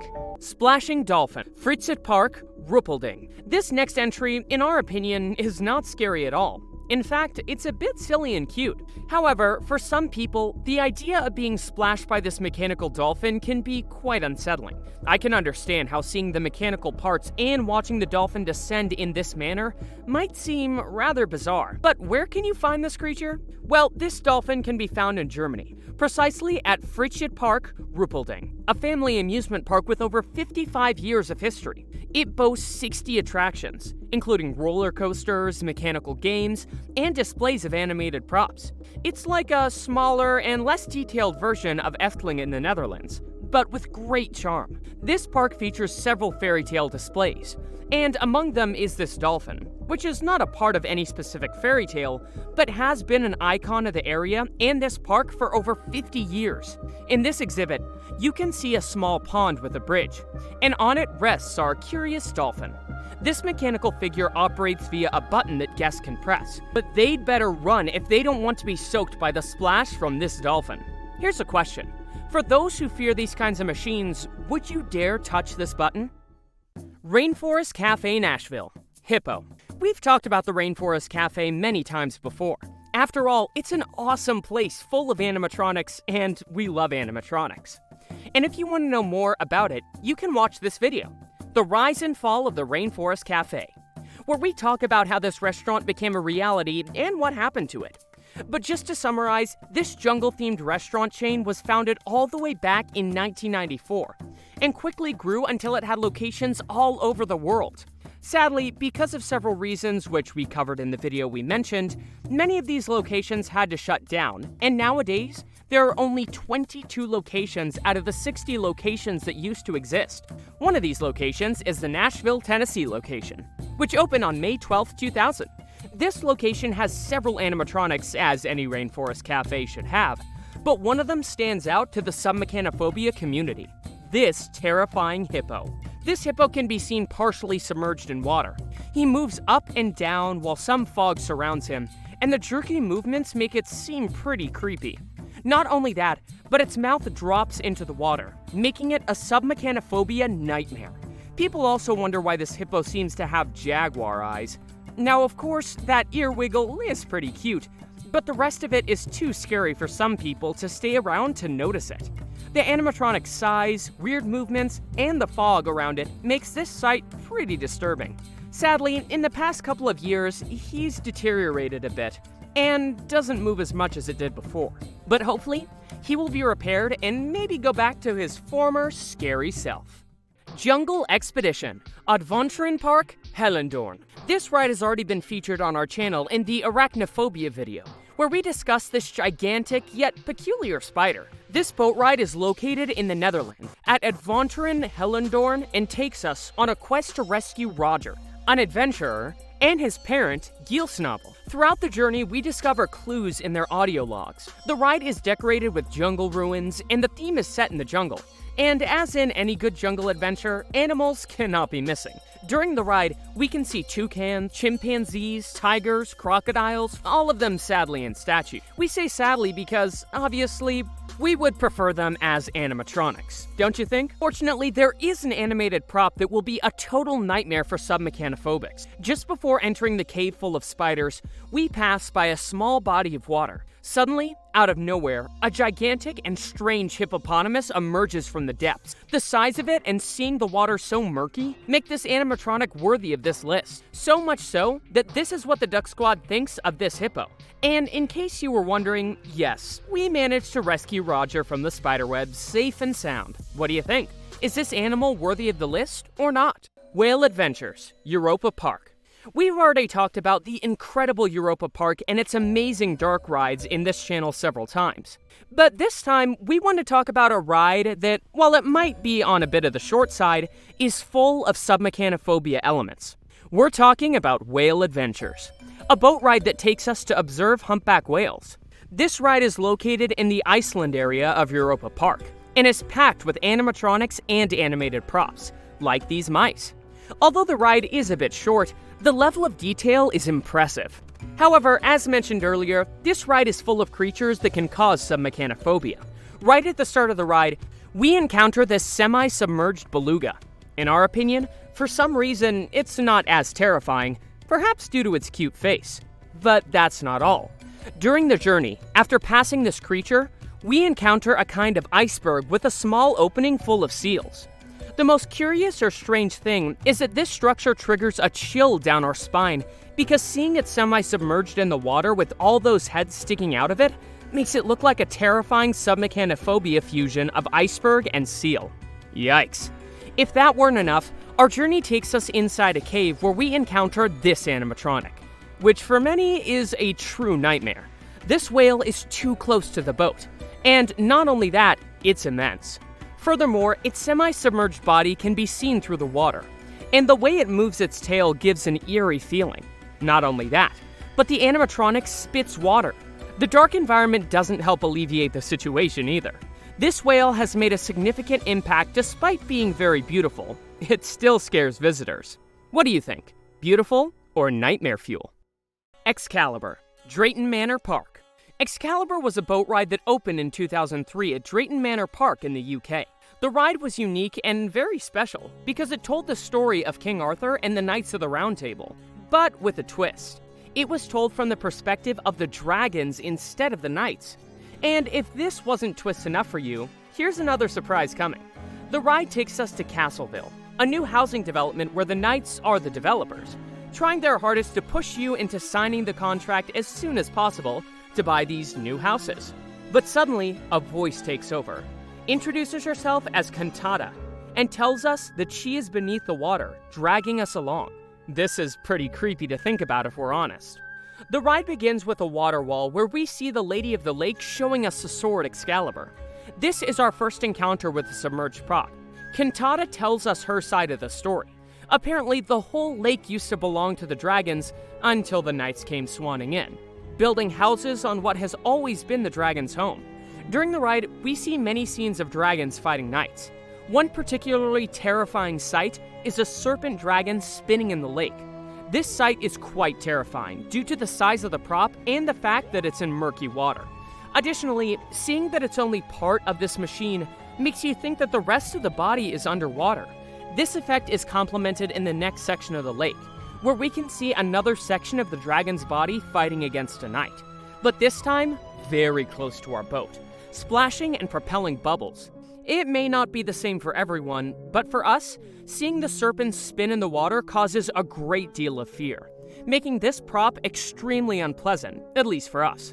The ride finally ends when we meet Cantata and her family, who finally persuade us not to buy the houses and hope to do the same with the next group of buyers. This ride looks fantastic, but it sadly closed in 2011. But it still lives on in the minds of many Drayton fans, and in the nightmares of submechanophobics. Epic Voyage to Moonhaven. Do you remember the Blue Sky Studios movie where the characters shrink to the size of tiny insects? Well, if that's something you'd be interested in experiencing, you're in luck, because there's an incredible boat ride called Epic Voyage to Moonhaven. This ride is located at Genting Skyworlds in Malaysia. The boat ride features several animatronics. At the beginning, we can see an animatronic of Professor Radcliffe Bomba. From there, we encounter many animatronics and screens. If you're a fan of the movie, you'll be pleased to know that there are also animatronics of Mub and Grub, complete with mouth movements and all. This boat ride is pretty cool and it has great quality. However, one thing that stands out in the ride is a very simple animatronic that has taken many people by surprise. The submerged animatronic of a boggin. The boggins are malicious creatures from the movie. This animatronic appears out of nowhere, with a light illuminating its rise from the water. The animatronic is very simple, but its jerky movements and the surprising manner make it somewhat disturbing. Many of these people say it bears a resemblance to the Kappa, those Japanese creatures we covered in another one of our videos. Clearly, we can see the resemblance, and in fact, they emerge in a somewhat similar way. The animatronic is extremely rare in the world of submechanophobia. Nobody has featured it, and it has very few mentions on social media. So let's show a little love to this boggin by leaving a frog in the comments. After this animatronic appears, the ride becomes super creepy with giant rats, dark atmospheres, crows, and creatures attacking you. And then we go back to a nice boat ride. And while the animatronics are simple, the ride is great. Pirate Skeleton, a pirate's adventure, treasure of the 7 seas. Disney parks are full of hidden attractions and things to do, and that is exactly the case with this following hidden gem, where we can find a submechanophobia-inducing animatronic. A pirate's adventure, treasure of the 7 seas, is a hugely overlooked attraction at Magic Kingdom's Adventureland. The original attraction debuted back in 2013 and was closed in 2020 due to the pandemic, but it thankfully returned in 2021 as part of Walt Disney World's 50th anniversary celebration. The goal of this quest is to help Captain Jack Sparrow locate the treasures of the 7 seas and fight off Captain Barbossa, the Royal Navy, and other enemies. If guests help Captain Jack succeed in all the missions, they'll be welcomed as part of his new crew. If not, they'll face the wrath of the cruel sea, alone. To begin this quest, you have to go to Caribbean Plaza in the former Crow's Nest camera shop, where you will get a map and a magic talisman. Or you can apply the talisman functionality to your magic band. You'll be directed to one of the themed desks, where a symbol will appear on your screen, letting you choose out of the 5 different quests you've chosen to embark upon. Your next step is to select the corresponding quest map from the display, locate the correct symbol on the map, and you're free to follow in Captain Jack Sparrow's footsteps as you begin your mission around Adventureland. Follow the route on your map to the various stations around Adventureland as you work through your mission. Each quest takes about 15 to 20 minutes to complete and incorporates 4 or 5 different locations. When you reach the correct spot, you can activate each pirate-themed special effect by tapping your talisman to the symbol. Then watch as the park comes alive, with an animatronic snake that spits water, an animatronic parrot, talking skulls, and even a panther with light-up eyes. And in one of the quests is where we can find our submechanophobia-inducing friend here. In the Guardian's Curse quest, you have to lure an evil British captain into a trap and lay claim to the treasure of the Indian Ocean. This mission is located between the entryway to the Jungle Cruise and behind the Swiss family treehouse. And when you use your talisman against a wax seal in this wooden box, the skeleton captain emerges from the water in front of us, letting us know that he was cursed because of the treasure, and swears he will get revenge on us as soon as he finds out how to break the curse. This submerged pirate has all the elements to terrify people with submechanophobia. Not only is it a submerged prop that emerges from a murky body of water, but he is also a skeleton captain who is cursed and threatens us with revenge as soon as he breaks the curse. Jungle Cruise Elephant. The animatronics from the Jungle Cruise are to blame for the existence of countless semi-submerged animatronic animals around the world. As we've seen in previous videos, and even in this one, we've discussed these animatronics in our in-depth Disney submechanophobia video, in case you want to watch it. However, almost everyone who has talked about these animals focuses on the hippos and overlooks the elephants, especially this gigantic pachyderm that fully submerges to appear by surprise. This specific animatronic has generated a great deal of excitement, which is why it appears so high on the list. Many people say that because it looks so realistic, it doesn't seem terrifying.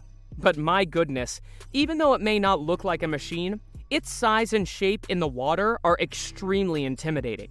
Just take a look at this scene and see how many semi-submerged and submerged animatronics there are.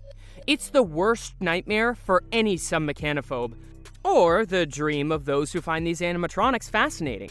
What few people talk about is how terrifying these scenes are at night. The dark atmosphere, plus the spotlight from the boat, makes the creepiness of these animatronics shine. They look like creatures hidden in the night, ready to catch us if we make even the slightest noise. Another incredible thing is that when the water is drained, these animatronics look 1,000 times more chilling, as you can see their mechanical parts along with the realism of the animatronic. An interesting fact about these elephants is that they aren't just in the water.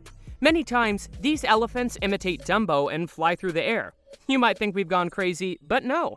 Many times when maintenance is performed on these elephants, they are transported by helicopter due to their size.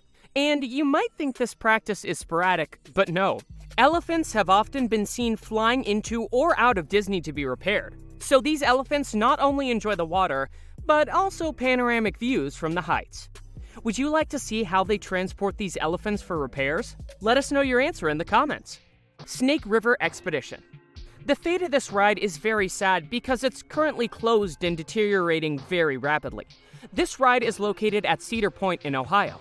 Originally called Paddle Wheel Excursions, it permanently closed in 2011.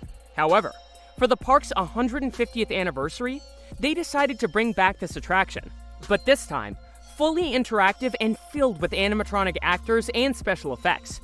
Imagine Jungle Cruise mixed with a great movie ride. This ride is full of interactive surprises. For example, every time the boat arrives at a scene, it activates. For instance, in one scene, we can see a raccoon hanging and an animatronic bear fighting with fish.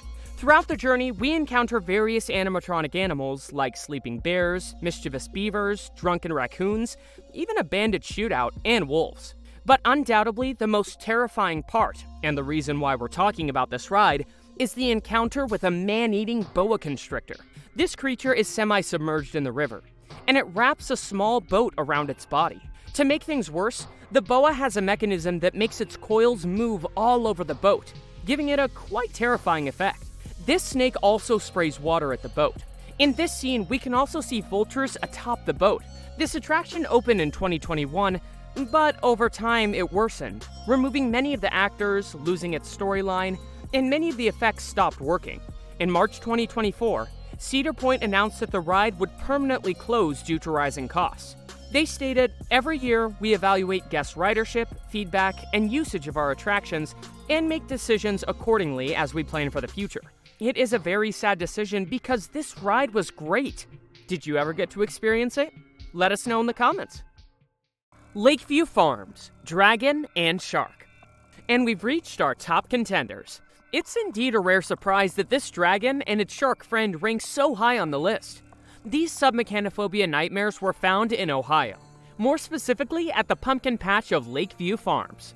The pumpkin patch dates back to 1987, when it began as a small vegetable plantation. Over time, the pumpkins were a hit, and they expanded, creating a miniature railroad, corn and hay mazes, a themed Halloween store, and best of all, 3 paddle boats that navigate a 17-acre lake. In this lake reside 2 submechanophobia abominations. First, we can see a small boat with 2 scarecrows with pumpkin heads, and then suddenly, out of the water emerges a mechanical shark. The terrifying aspect of this shark is that it appears utterly abandoned, as it is entirely corroded by the water and full of rust. To make matters worse, this shark spits water, and suddenly, without any prior notice, the mechanism activates, and the shark aggressively submerges back into the water. Then we can see a pirate raft. And again, without a warning, a metal dragon jerks out of the water bubbling underneath its long neck, giving an even more terrifying aspect to the scene. The design of the dragon is somewhat strange and even a bit rough, but that makes it more mechatronic, and seeing water fall over its metallic surface makes it look very unsettling. Besides, the metallic props make very strange sounds, which makes many people's skin crawl. At first, it didn't seem so terrifying to us, but after asking you, the Duck Squad, we could see why it ranks so high. For instance, Blind as a Bat Studios wrote the following. For me, why it's so scary is that, for one, it looks like it's in a lake and not a cute attraction that was obviously made by people. And how I can't see its whole body, so my imagination fills in the rest to make it really scary. Definitely deserves to be top 3. This makes a lot of sense to us too. Zarter U Plays wrote, "Personally, it's because it looks so mechanical and janky. For me, animatronics that look broken or move in unnatural or jerky ways creep me out. Like the Disney Dark Ride animatronics look more like big toys, but this thing looks like it was thrown in the lake and abandoned." Thank you so much for your insight. Unfortunately, the patch permanently closed in July 2019. The official Instagram page of the Pumpkin Patch announced that after 27 years, they would permanently close to the public. This makes these creatures even more terrifying because they are probably now abandoned and unused in the depths of that lake. Medusa statue at Sea Life of Great Yarmouth. This statue caused quite a stir in our community tab when we shared this image, and it's no wonder. Seeing this enormous silhouette underwater is incredibly terrifying. But where did this image come from, and where is it located? Well, this Medusa statue is found in the Sea Life of Great Yarmouth Aquarium in the UK. This aquarium is one of the best in the area, housing animals of all kinds, from penguins and jellyfish to sharks and sea turtles. The aquarium is divided into several sections, such as one for observing stingrays and another for crocodiles. However, undoubtedly one of the best exhibits is the Ocean Tunnel, also known as the Shark Tunnel. In this tunnel, we can see sharks, other fish, and a gigantic sea turtle. The theme around this tunnel is the lost city of Atlantis, which, if you think about it, is the OG submechanophobia story after all. A whole city underwater? That's a nightmare. While walking through this tunnel, you are surrounded by animals and get to see many submerged statues. Here's where we find this huge and terrifying statue that seems to be looking down at us. This Medusa is situated at the end of the tunnel. It is surrounded by fish and has luminous green eyes. Seeing the fish swimming so close to this huge, moldy statue sends a shiver down our spines. Not only that, but people get to see it very closely. We would not be able to be in that place for a long time. The environment and the size of the statue is what gives it the second place in our list, but maybe we would have rated it higher.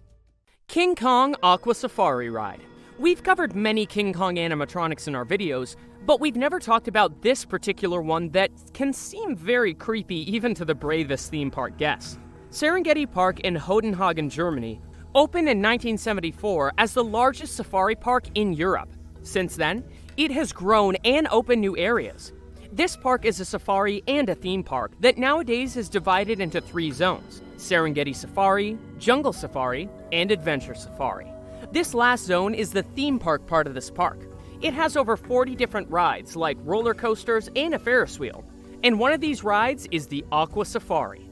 This is a boat ride that takes guests to a fast-paced ride across the big lake, where we see scenes of animal props and animatronics like crocodiles and monkeys. But the big star in this ride is a huge King Kong animatronic that we can find almost at the end of the ride. This is a huge animatronic sitting under a waterfall. He moves his eyes and mouth while water falls on him, and you can hear him roar as you pass by on the boat. Probably the weirdest thing about this animatronic is its LED color eyes. You can see them change from red to green in seconds, which makes this sight plain weird. The fact that this animatronic is submerged in water and we can't see what's under it makes it terrifying for many people. Not to mention its size, which causes megalophobia for more than one. This King Kong animatronic was made from the same mold that created the other King Kong animatronics made by Huss Park Attractions, a German ride manufacturer who created this attraction where Kong takes a ride vehicle, filled with 24 riders, and lifts it up into the air, shaking and twisting it with thrilling swinging movements. While the animatronic in Aqua Park is not full-bodied like the one in the other attraction, we can see the resemblance, and having such a huge animatronic surrounded by water makes this King Kong animatronic the #1 most terrifying animatronic on our list. The Animals of the Square, La Machine. La Machine is one of our favorite companies for mechanical creatures. We love the complexity and size of their creations, as well as their fantastic design. We have already covered some of these terrifying and incredible creatures in our video about giant animatronics, but today we'll talk about some more. This French company was founded in 1999 by François de la Rosière. La Machine specializes in creating the most monstrous and spectacular giant animatronic machines in the world. Composed of artists, technicians, and theater designers, the company focuses on crafting unusual theatrical objects for public spaces. Today, we're going to cover one of their most incredible installations, although it might provoke terror and a strange sensation for those who suffer from submechanophobia.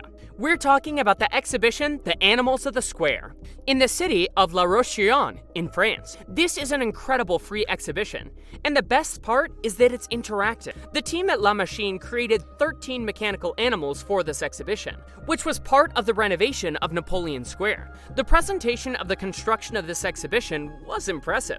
The team brought excavators and an orchestra to the area in front of dozens of spectators. Suddenly, enormous boxes arrived from the sky, containing the giant animatronics. La Machine revealed their first machines, a giant crocodile and a huge fish. Later, the exhibition finally opened with an even more impressive presentation. The event began with cranes dancing. In the water, you could see the silhouettes of the mechanical animals in the darkness. Soon, the water began to fill with fog, thanks to dry ice. The most impressive part of this presentation was seeing the acrobats swim with the gigantic animatronics, like in the scene with the hippopotamus and the camel, or even worse, with the colossal crocodile that can swim and move around. The exhibition opened with 13 animals, including the incredible semi-submerged camel. At first, the camel is lying on the water, and then it stands up to simulate drinking water, with a chewing action in its jaw.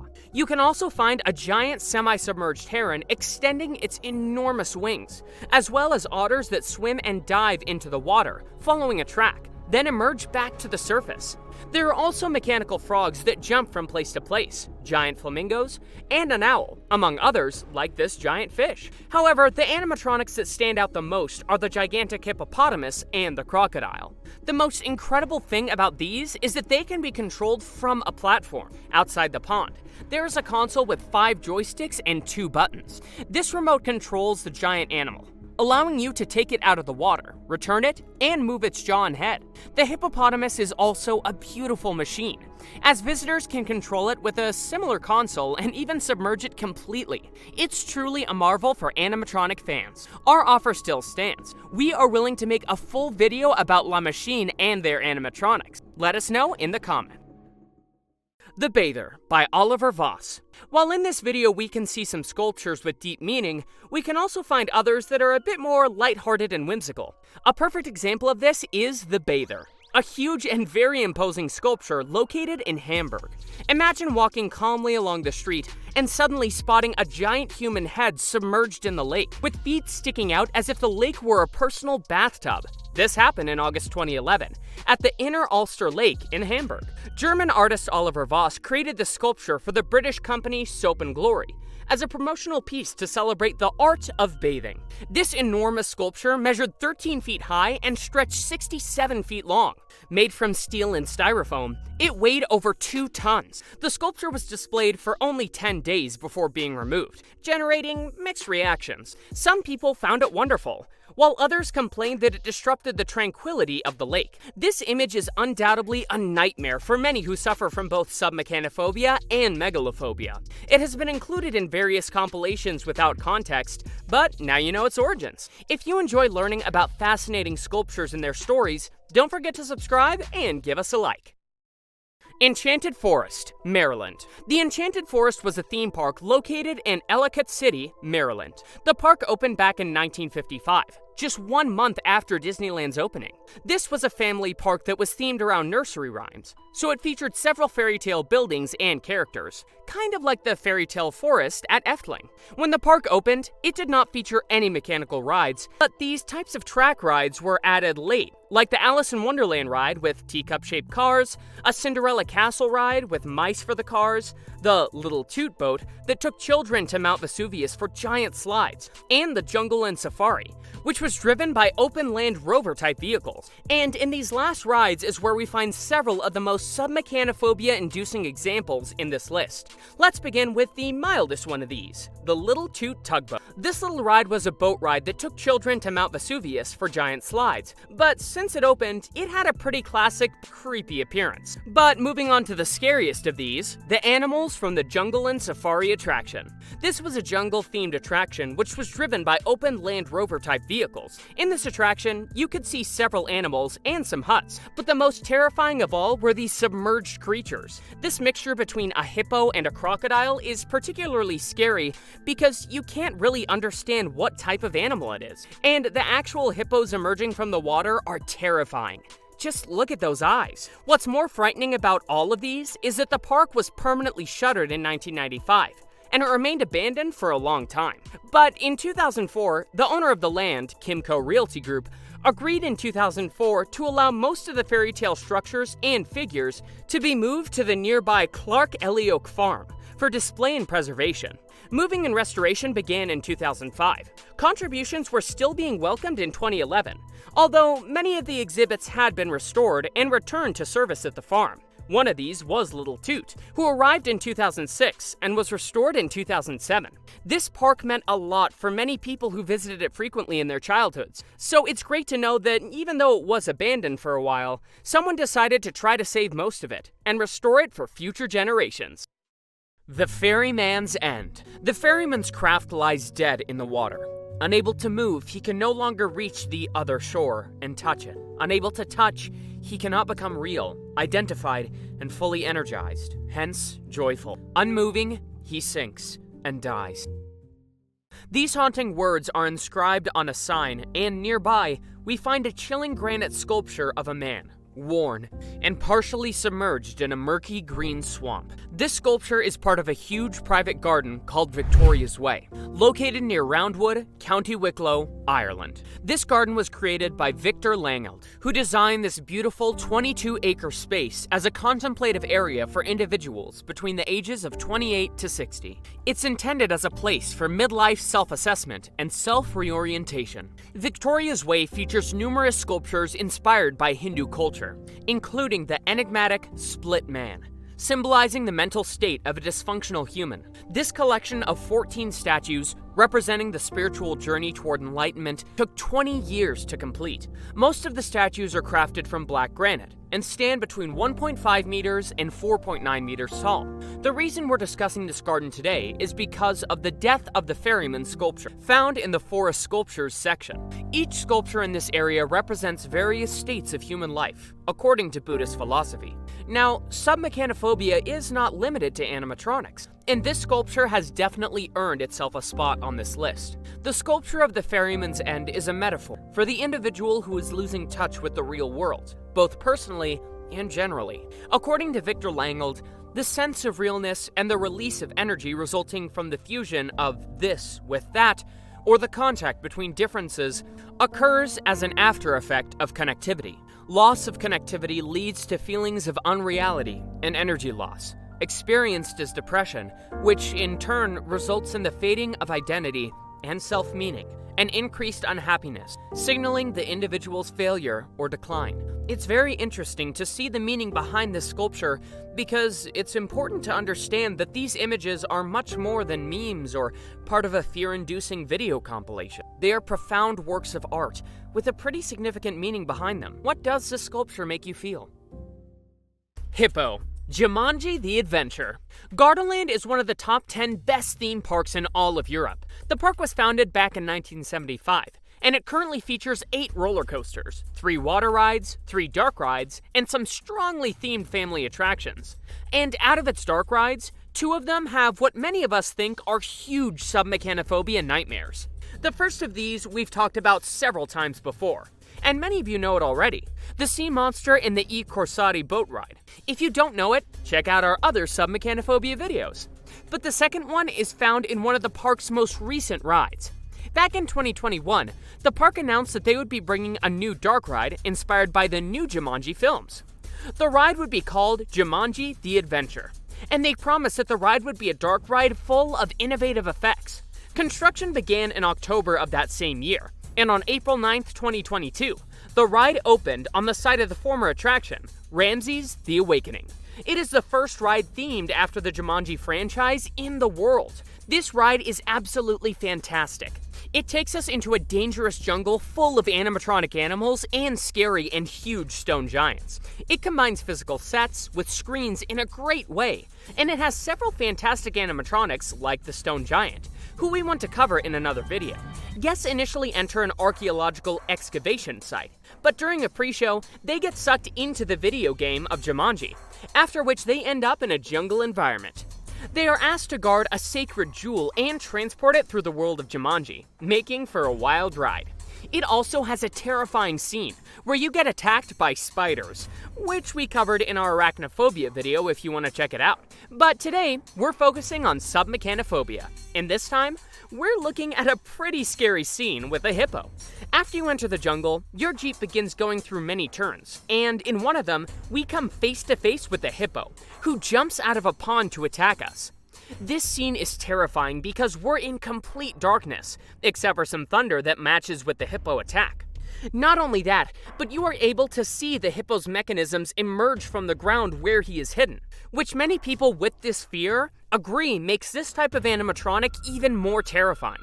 There's water splashing and a small waterfall behind the animatronic, but thankfully, our Jeep turns quickly, and we're on to the next danger in the ride. This ride is fantastic, and we would love to be able to experience it someday. Basilisk, Harry Potter and the Chamber of Secrets.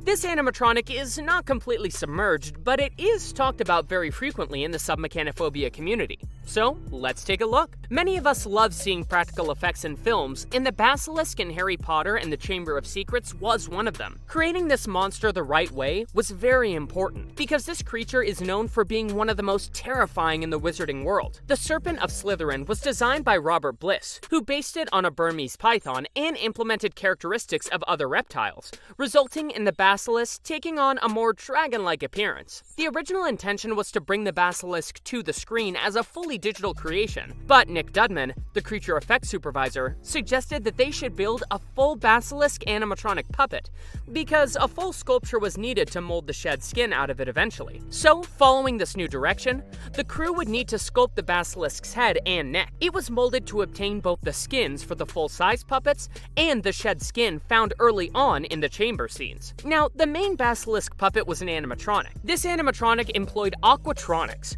hydraulic systems that function combination with water, allowing for smoother, gross movements. So the animatronics had a fluid range of head and neck movement. The head was fully operational, with a jaw-opening mechanism and moving eyelids, nostrils, and tongue. Its fangs were cable-controlled, and could retract as its mouth closed and move forward as it opened. The basilisk was mounted on a rig that allowed the creature to be raised and lowered, and also mounted on tracks that helped the creature slither up and get close to Daniel Radcliffe for fighting scenes. In the end, the animatronic was used 10 times more than they ever thought they would. Of course, not everything can be made using practical effects. In this case, the practical basilisk was intercut with the digital version. Also, there was another practical version made for the film. After the basilisk's death, its corpse is seen lying on the floor of the chamber. This was just a dummy. The skin was molded in foam latex and polyurethane. And to top it off, the basilisk skeleton makes a cameo in Harry Potter and the Deathly Hallows Part 2, for which the team created an 8-foot-long full-size model of the basilisk skull and neck vertebrae. In this case, we got the best of both worlds. Having practical effects and visual effects make a perfect combination. Orca Animatronic, Kelly Tarleton's Sea Life Aquarium. In New Zealand, there was a unique ride that combined real animals, fictitious scenarios, and animated props. This defunct ride was located at Kelly Tarleton's Sea Life Aquarium, one of the most renowned aquariums in the region, featuring hundreds of exhibits with turtles, sharks, manta rays, and penguins. The ride, called Arctic Encounter, took guests through tunnels filled with optical snow effects, leading to a large tank, where visitors could observe penguins swimming and relaxing on the surface. After the serene experience, the ride moved to the Antarctic zone, designed to resemble the icy continent. Here, several penguin props were displayed in an exhibit meant to mimic Antarctica. This is where a submechanophobia nightmare awaited. As guests passed by a small pond, without warning, a giant orca would suddenly emerge from the water. The sheer size and the sudden unexpected appearance of the orca caused many to be terrified of this creature. The depth of the pond added to the unsettling effect, and the fact that the orca is eating a seal does not help. It actually makes it even more imposing and scary. Not only that, but seeing it emerge shows us how she's eating the seal and then goes back into the water. It's terrifying. But even if it is terrifying for many, no one can deny that it is such an impressive sight. Here's a question for you. If you were given $1,000, would you swim for 5 minutes with that creature? This attraction closed in 2012 to provide a larger space for the penguins and improve the facilities. While it's sad to lose this animated prop, it's always good to know that it was for the benefit of the animals. Bon Bon Land, Giant Rat. Bon Bon Land is a familiar topic on this channel. This bizarre theme park is located near Copenhagen in Denmark and is the 4th largest amusement park in the country. Bon Bon Land began as a candy factory, known for its weird and audacious candy names like seagull droppings, large boobs, pea diapers, earwax, and Hundeprutter, aka dog fart. Surprisingly, these quirky names were a massive hit with kids. The factory was asked by several people over the years for tours, but it was not possible because strict hygiene laws prevented this. So, the owner Michael Spang had a great idea, and he decided to expand and create a theme park, where the rides would be just as bizarre as their candy names. One of these rides is the flume ride called Vandrotten, or Water Rat. This ride features a rat that loves dirty water, and it takes riders through sewers designed by this character. The ride is filled with curious and strange props, including spiders, worms, and of course, the stars of the show, rats. Early in the ride, you'll find the gigantic prop that we're highlighting here. As your boat exits a pipe, you're greeted by a bizarre scene. A rat bathing in sewer water. The design is quite peculiar, and right next to it, another rat is squeezing out a rat. These sculptures create a feeling of filth, which is surprisingly the attraction's goal. One of the grossest details on this ride appears just before the final drop. You'll get to see the park's mascot, a dog named Henry Hunderprut, attempting to pee on you from the ceiling. That's definitely not something you would find on an average theme park. While this ride might not trigger submechanophobia in all of you, it will undoubtedly gross you out. Sadly, this rat is not there anymore, but it will live on in the memories of the people who were able to see it, and we hope it comes back someday. Animatronic Dragon, Excalibur Hotel. This submechanophobic nightmare is an animatronic dragon that used to be a part of the Merlin show at the Excalibur Hotel in Las Vegas. But one day, the performance closed, never to open again. The Excalibur Hotel opened in 1990, and the purpose of the hotel was to provide its visitors with the experience of being transported back in time to the days of knights, fair maidens, jousting, and feasting. They did this with different techniques, but the best of these was having special shows and entertainment. But it was in 1993 when their main attraction debuted, a new show, which would be an epic battle between Merlin and a dragon. And the best part of it was that it would feature animatronics. The perfect company to work with these animatronics would be AVG Productions, who had previously worked on the Tex Critter Band and many other impressive projects. The AVG team created a gigantic 71-foot dragon. It took 9 months and numerous clay and foam prototypes to develop a suitably convincing and scary opponent for the cunning wizard. Once they did, they gave it glowing yellow eyeballs, hand-painted scales, and a crimson-red grimace. The dragon was made to be maneuverable, and even included a removable rubber neck in case it swallowed something by accident, like a fallen hat or camera. From the vantage point of the drawbridge, they saw the 71-foot animatronic fire-breathing dragon wage battle against Merlin, who defended the castle by shooting a series of fireballs at the scaly beast, who eventually slunk off back to its lair. The audience gave this show a standing ovation, and it was a must-see when visiting Excalibur. But over time, the animatronics mechanisms wore out, and the show got worse and worse, to the point where it was once considered the worst attraction show in Las Vegas. So it was decided that the show would close. Many believe that poor reviews led to the show's cancellation in 2001, although, in fact, the attraction's high operating costs were the real reason it was shut down. And as a result, the animatronics were left abandoned to rust. People eventually forgot about these animatronics, but after a few years, legends began to emerge of their fate. Nobody knew for sure what had happened to them, but one of the most widely accepted theories was that the dragon was still abandoned and submerged in the moat. In 2010, a photograph surfaced that added fuel to the mystery, confirming that the dragon remained abandoned, but no one could confirm it because access to the moat was restricted. Until YouTuber Freddy Trapp went to the Excalibur and discovered that the moat was entirely emptied. But suddenly, he saw a huge machine in disrepair, like something out of a mechatronic nightmare. This machine was the dragon. The dragon is in a decrepit state and entirely deteriorated. This does not imply that with maintenance it might not recover, but at the moment it looks terrible. But the silver lining is that the Merlin animatronic is still housed in the shack. From what witnesses have said, though, the animatronic is thankfully in better shape than the dragon, despite missing its head.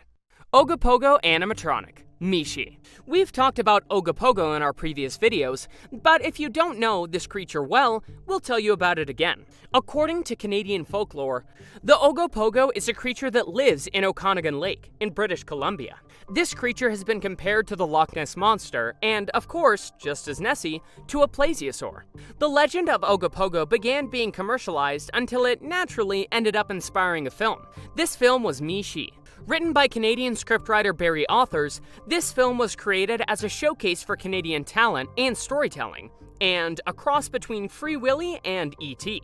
It tells the story of a boy whose vacation is canceled because his father has to go on an emergency salvage mission to a Canadian lake. He discovers that the lake is known as the home of a mythical creature, and so he makes it his mission to prove that there's more to the myth than just legend. The movie is beautiful, and if you have a chance to watch it, you should. But one of the best parts of this movie is that the creature was not done 100% by CGI. So an animatronic was created for some of the scenes. And even better, this animatronic was created by the famous Jim Henson's Creature Shop.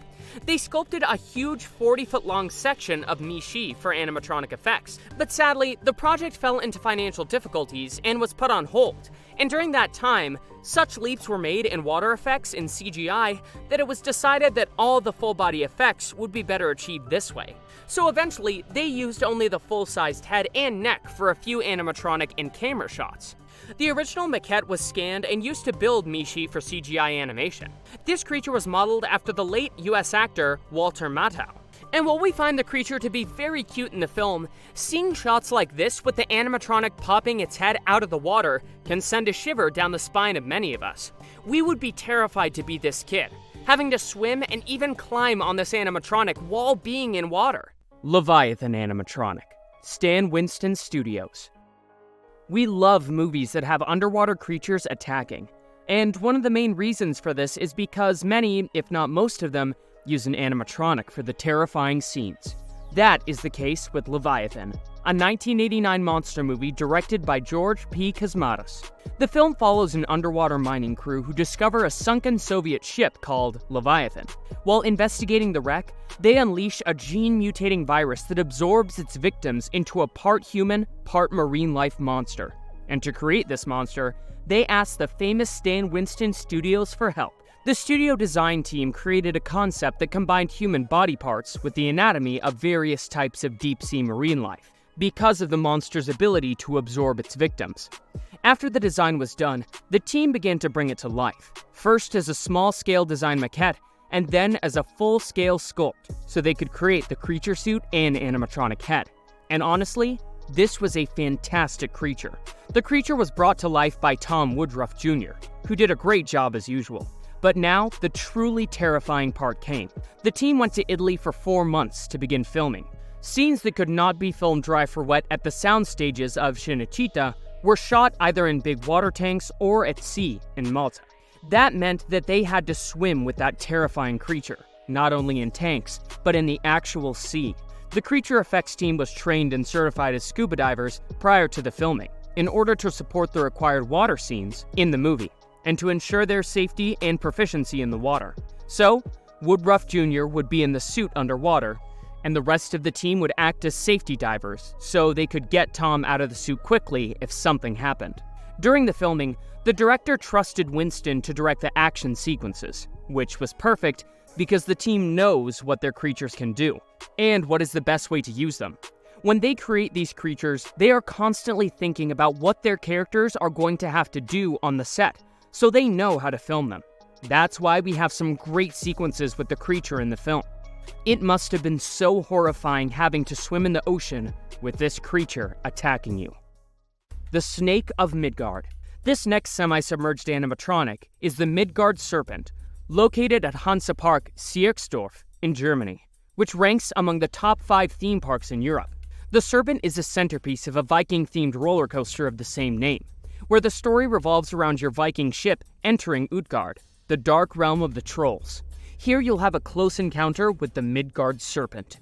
The animatronic is situated in the middle of a murky pond, chewing on a paddle. This serpent activates occasionally as the roller coaster circles around it. While the animatronic itself is relatively simple, with the ability to move its head from side to side and open and close its jaws, the design is striking and fits perfectly with the ride's theme. The combination of the roller coaster's unique design and the animatronic serpent at its center adds tremendous value to the ride. Though some may find it terrifying, it offers a fantastic view from both the ride and from outside. Interestingly, you can also take a small boat to get a closer look at the animatronic, but locals suggest that the best way to experience it is from within the roller coaster itself. Davy Jones at Pirate's Voyage in Pigeon Forge, Tennessee. Our next contender on this list brings us 3 phases, almost like an Elden Ring boss, and soon you'll see why. Pirate's Voyage Dinner and Show in Pigeon Forge is an epic pirate-themed spectacle that combines thrilling acrobatics, sword fights, and live animals with a hearty 4-course feast. Set around 2 full-size pirate ships in an indoor lagoon, the show plunges you into an adventurous quest for treasure with Captain Blackbeard and his crew. When the show first opened, it featured an incredible giant animatronic Davy Jones. This massive figure would dramatically emerge from the depths of the lagoon, with the stage filling with fog as the animatronic rose through hidden doors, menacing the treasure hunters. The animatronic was enormous, with multiple articulations and such an impressive design, complete with giant hands and a terrifying voice. The surprise of seeing something so massive emerge from the water was unforgettable to anyone who was able to experience it. Unfortunately, this animatronic was eventually removed and replaced with a statue that also causes a fair share of submechanophobia due to its eerie emergence from the water. This statue was used as a projection surface for a spectral version of Davy Jones, with various effects, but to be honest, the previous incarnation was far superior. Luckily, a new animatronic has recently replaced this projection. While this latest Davy Jones is just as large as its predecessor, it has far fewer movements, though it still boasts a terrifying design. Like the original, This new animatronic rises and submerges in the lagoon, with divers swimming near it. We don't think anyone would dare to dive alongside it. Which version of Davy Jones do you think is the best? The Mayberry Lake Monster. This image is a frequent topic of discussion among the submechanophobia community, and many people aren't sure of its origin. Is it an animatronic? A real creature? Something from a movie? Well, today, we're going to find out. The Mayberry Monster was created for the 1986 movie Return to Mayberry, which served as a sort of reunion for the cast of The Andy Griffith Show. In the movie, there's a storyline about a monster in Myers Lake, a rumor that was spread to attract tourists. Later, it's revealed that the monster was completely fake, created by the character Ernest Bass. What's truly terrifying about this creature is that it's actually a submerged minecart with a latex dragon head attached on top. The scene with the dragon looks quite believable and gives off a pretty eerie vibe, especially when you realize that the mechanisms of the minecart are hidden beneath the water. So, that's the origin story of the Mayberry Lake Monster. Did you already know its origin? Cyclops Octopus, Yor, the hunter from the future. This next animatronic is a gem of Italian cinema.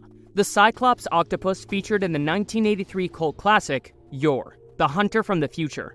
Directed by Antonio Margheriti, this film is a unique blend of prehistoric fantasy and sci-fi. Following the adventures of Yor, a warrior on a quest to discover his true origins in a world filled with both dinosaurs and futuristic technology.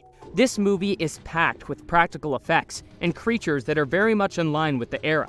Margheriti, known for his expertise in miniatures and practical effects, personally oversaw these effects alongside his son, Eduardo Margheriti, with almost zero budget, and they were able to create something pretty fantastic.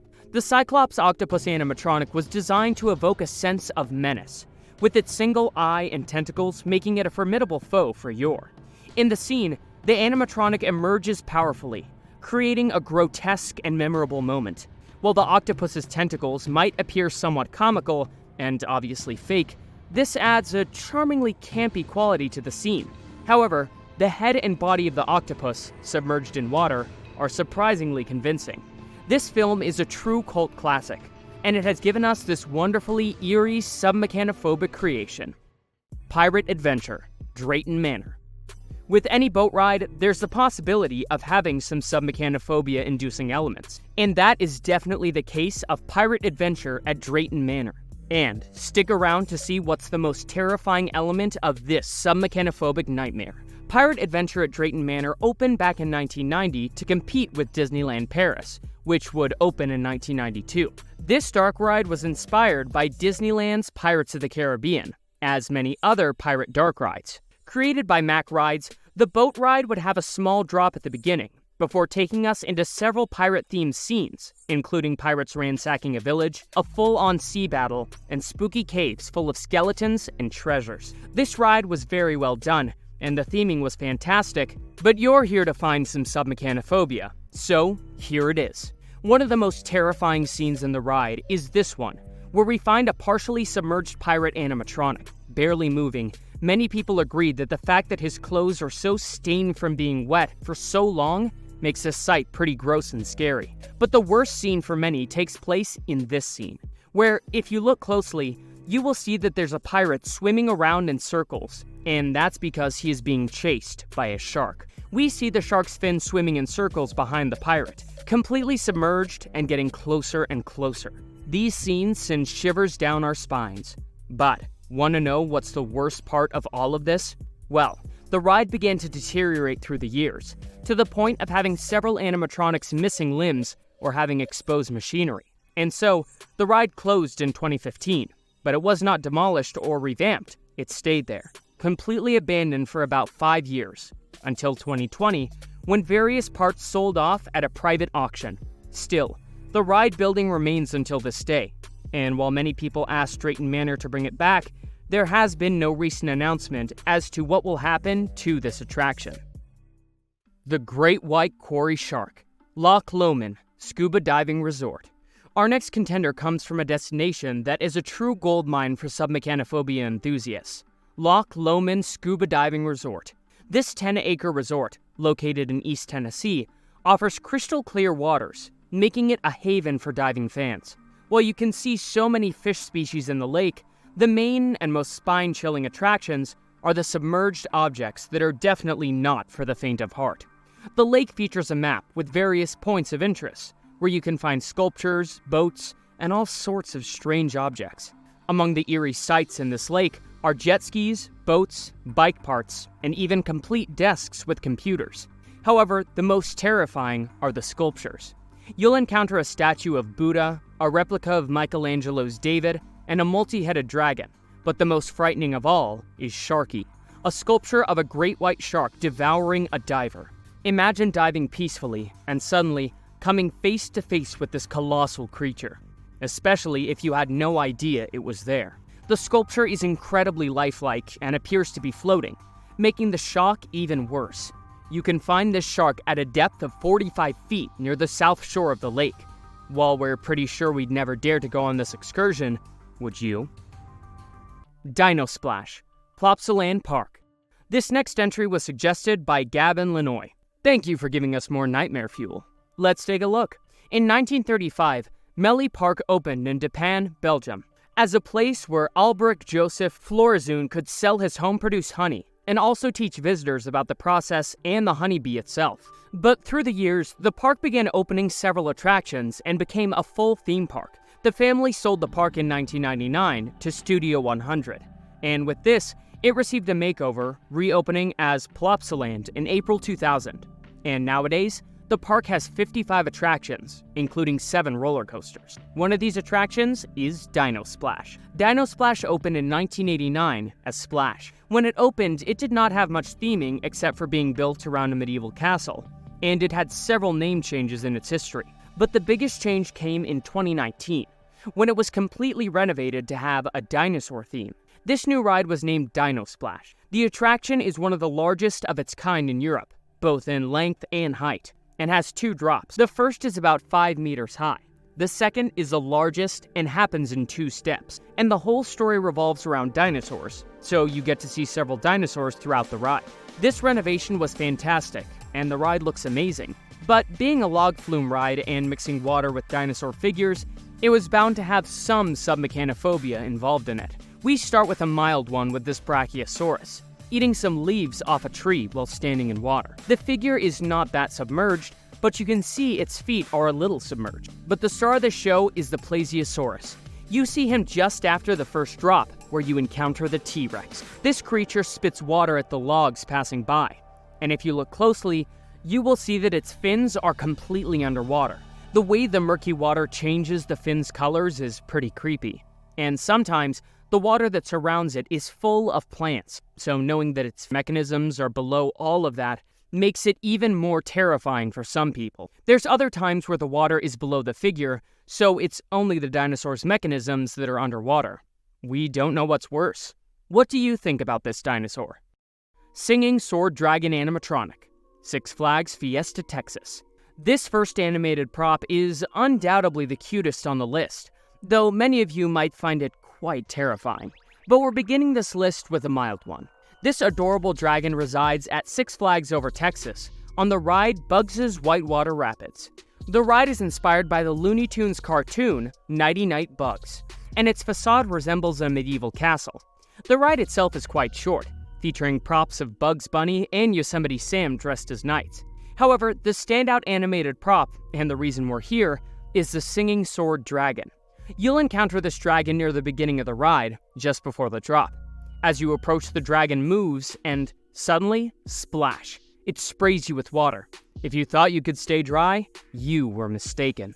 The dragon is partially submerged, hidden by 2 large rocks, but before reaching it, you can see parts of its submerged body from a distance. This little dragon is a charming detail in an otherwise simple attraction. But don't get too comfortable. This is just a warm-up, as the next entries will feature some truly spine-chilling contenders. Kraken, Treasure Island, Djurs Summerland. This ride that you see here is a truly unique roller coaster located at Djurs Summerland in Denmark. The attraction is called Treasure Island, and it is a thrilling mix between a water coaster and a pirate adventure ride. It features a 72-foot drop and countless twists and turns. But the most spectacular and terrifying part of this journey is the enormous Kraken. This creature has massive tentacles and an imposing presence that makes it a standout feature of your ride. You encounter this Kraken at the very beginning of the ride. Before you meet this sea monster, you'll come across some animatronic skeletons striking some cool poses. Then, just before the ride truly begins, you're faced with the gigantic octopus, perched in a small waterbed with a wrecked ship and guarding a treasure chest. The animatronic Kraken can move its eyes and tentacles, and its sheer size is what makes it so terrifying. This impressive animatronic was created by MK-themed attraction. This attraction is incredibly popular, and it's easy to see why. What do you think? Is it terrifying or super cool? Confucius Statue, Rockbound Art Museum. It's become a tradition on this channel to kick off our list with something super weird and bizarre, and this list is no exception. This time we're heading to the Rockbound Art Museum in Shanghai, China. Back in 2012, artist Zheng Huan bought a temporary exhibit honoring Confucius, while exploring themes like economic and social change, climate sustainability, and the sense of belonging. This piece is incredible because it combines advanced technology with deep philosophical symbolism. One of the standout works in the exhibits featured a gigantic, semi-submerged animatronic of Confucius in a pool. The statue was crafted using high-grade silicone for realism and reinforced with carbon fiber. It boasted hyper-realistic details like wrinkles, pores, age spots, and an impressively long beard that dipped into the water, making it even more unsettling. I don't know about you, but that's one pond I wouldn't swim in, and I love ponds. I'm a guck! The statue was designed with a special mechanism to simulate breathing, making it look eerily alive and relaxed as it floated in the water. And as if that wasn't enough, the same exhibit also featured another animatronic of Confucius, thrashing around in a giant cage. This represented certain virtues, an unusual way to express them, but hey, to each their own. The exhibit ran until 2012, and unfortunately there's no information about where these sculptures ended up. But this piece absolutely deserves a spot on the list for its uncanny valley vibes, enormous size, and of course, because it's semi-submerged. 7. Shiva the Destroyer. Now we're heading to India. Those who follow this channel know that submechanophobia isn't limited to animatronics. Any man-made object in the water fits the category. So if you thought we were running out of contenders, think again. This is a free-for-all, baby. This time we're talking about the Shiva statue in Rishikesh, known as Shiva the Destroyer. It's an iconic representation of the Hindu god Shiva in a meditative pose. Located in the Ganges River, in front of Parmarth Niketan Ashram, Rishikesh is considered the yoga capital of the world and a major center for pilgrimage and spirituality in India. The Shiva statue was erected in the Ganges, symbolizing tranquility and devotion as it faced one of the largest and most recognized ashrams in the region. All of this sounds serene, but in 2013, the Uttarakhand floods devastated Rishikesh, giving us a haunting sight for two reasons. First, seeing this massive statue partially submerged and sinking inch by inch was eerie. Second, it was a sobering reminder of nature's sheer, unstoppable power. I know I sound a little bit nihilistic here, but it really makes you realize how insignificant we are in the world. Like my occasional sad duck moments, this statue was eventually swept away by the Ganges' raging currents during the flood. The original statue was never replaced at its previous location, but other Shiva statues have since been erected in different parts of Rishikesh and at Parmarth Niketan Ashram to carry on the region's tradition and spirituality. And speaking of traditions, we'll keep bringing you these videos. But we want to know, do you want more of this content? Let us know in the comments by saying, more submechanophobia, Walt, if you're up for another part. And remember, I always quack back. 6. The Diplodon, Deep Star 6. Alright, let's dive into another animatronic, this time from the 1989 sci-fi horror film Deep Star 6, directed by Sean S. Cunningham. The movie follows the crew of an underwater base, who accidentally unleash a prehistoric sea creature while installing a nuclear missile system on the ocean floor. This terrifying creature, named the Diplodon, is a bizarre crustacean brought to life through, you guessed it, animatronics. The creature was originally designed by Chris Wallace, famous for his work on Gremlins and Arachnophobia.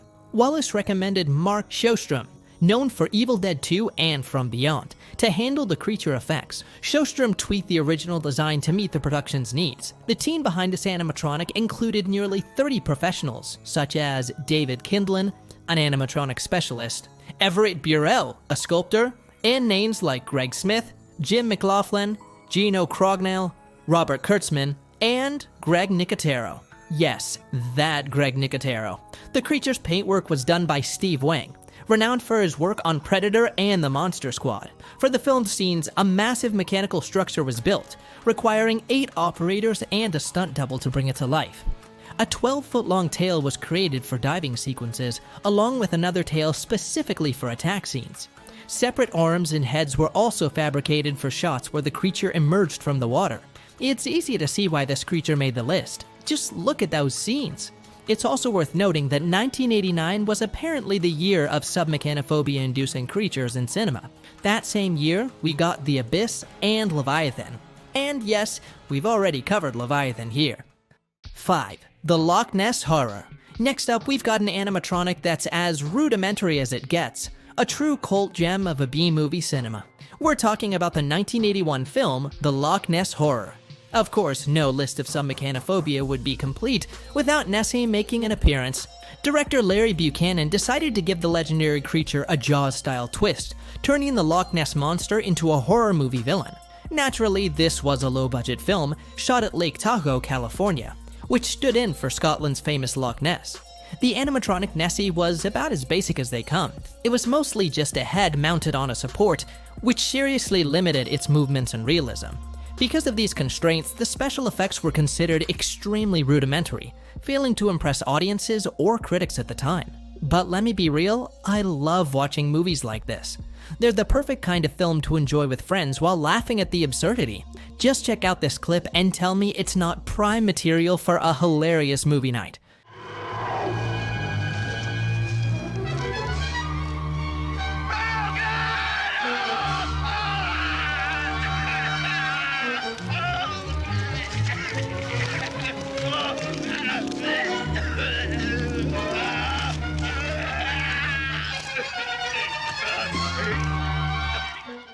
Sure, the monster looks super cheap, like it's made of paper mache, but seeing it submerged in water still manages to evoke a weirdly unsettling and creepy vibe. If you're curious and want to have a good laugh, the entire movie is available on YouTube. I've included the link in the description. Grab some popcorn, gather your friends, and prepare for some B-movie magic. 4. Arnie the Crocodile, Muppets. This one's for all the Muppets fans out there. We're diving into one of the more obscure characters, Arnie the Crocodile. Arnie made his animatronic debut in the Muppet movie back in 1979. In the film, Arnie appears as a realistic animatronic crocodile who terrifies Bernie, the agent helping Kermit reconsider his destiny. Naturally, Arnie was created by the, you guessed it, legendary Jim Henson Creature Shop. In the movie, Arnie lurks semi-submerged in a swamp with his mouth wide opened, delivering a surprisingly eerie and intimidating appearance, even though he's not meant to be scary. This animatronic crocodile was built using water-resistant materials like plastics and waterproof coatings to withstand the humid swamp conditions. Its internal structure included sealed mechanical components to prevent water damage, allowing for controlled and realistic movements. Fortunately, Arnie made a comeback in 2002, but this time as a traditional Muppet in Kermit's swamp years. For this version, the team repurposed a crocodile puppet originally built for Muppet Treasure Island. We were thrilled to include Arnie on this list because the Muppets are one of our all-time favorite things. On a very bittersweet note, it was sad to hear that Muppet Vision 3D is closing in Orlando, but there's a silver lining. The Muppets are coming to Rock and Roller Coaster, which previously featured Aerosmith, so it's not all bad news. 3. Bihar. Now we're diving into a sculpture that's a true submechanophobic nightmare, but beyond that, its message is super powerful. This piece is called Bihar, and is a hyper-realistic work by my fellow Mexican, artist Ruben Orozco. It was installed in September 2021 in the river of Bilbao, Spain, and shows the head of a girl that rises and sinks with the tide. The word Bihar means tomorrow in Basque, the language of the region, and let me tell you, this message better sink in, pun intended, because the future of this planet is all on us. The piece is designed to make you think about how today's actions shape tomorrow. Will future generations rise to the surface or sink to oblivion? Watching this girl struggle with the tide is as haunting as it gets, but the message is crystal clear. I'm a positive duck though, and I truly believe we can keep this world afloat. Don't you? This sculpture deserves a spot on this list, not for just its eerie vibes, but also as a reminder that we still have a chance to change things. Greatest Water Dragon Robot, DRA-040. MCS Dino. They become a favorite on this channel because they never fail to amaze us with their incredible animatronics that scream submechanophobia. Who could forget that terrifying crocodile capable of swallowing small animals? This time, they've outdone themselves with a massive 26-foot tall water dragon. It's a classic Chinese water dragon that can move from side to side, open and close its mouth, make sounds, and even breathe smoke. The best part?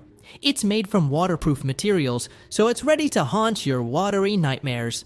And get this, NCS Dino can craft this animatronic in just 6 weeks, fully customized with all the features you want. Honestly, should we all chip in and build our own park full of submechanophobic creatures? Who's with me? 1. Popeye Movie Octopus Animatronic. And we're wrapping up this list with another cinematic animatronic, this time from the quirky and not so popular Popeye movie starring the legendary Robin Williams and Shelley Duvall. What incredible actors. This segment is for you, wherever you are. In 1980, Popeye hit the big screen, bringing the iconic sailor's adventures to life with plenty of special effects, and animatronics of course. For this, they enlisted the help of Carlo Rambaldi, the legendary Italian special effects master known for animatronics in King Kong and, of course, for designing E.T. This time, Rambaldi's challenge was to create a mechanical octopus for the climatic scene, where Popeye battles the giant creature, Salty Sam. The octopus plays a pivotal role, attacking olive oil and forcing Popeye to eat a spinach to unleash his superhuman strength. The animatronic octopus was engineered to move its tentacles and body realistically. Sure, a lot of people online claim the octopus looks janky, but hey, it was the 80s. Honestly, I'll take a practical octopus like this any day over badly done CGI. Don't get me wrong, I love VFX, but in moderation. Here's the scene with the octopus. You be the judge. Does it look bad or just can't be fun? Let me know in the comments. And with that, Disaster Tour, Movie Land. Okay, let's begin with an animatronic that left me stunned.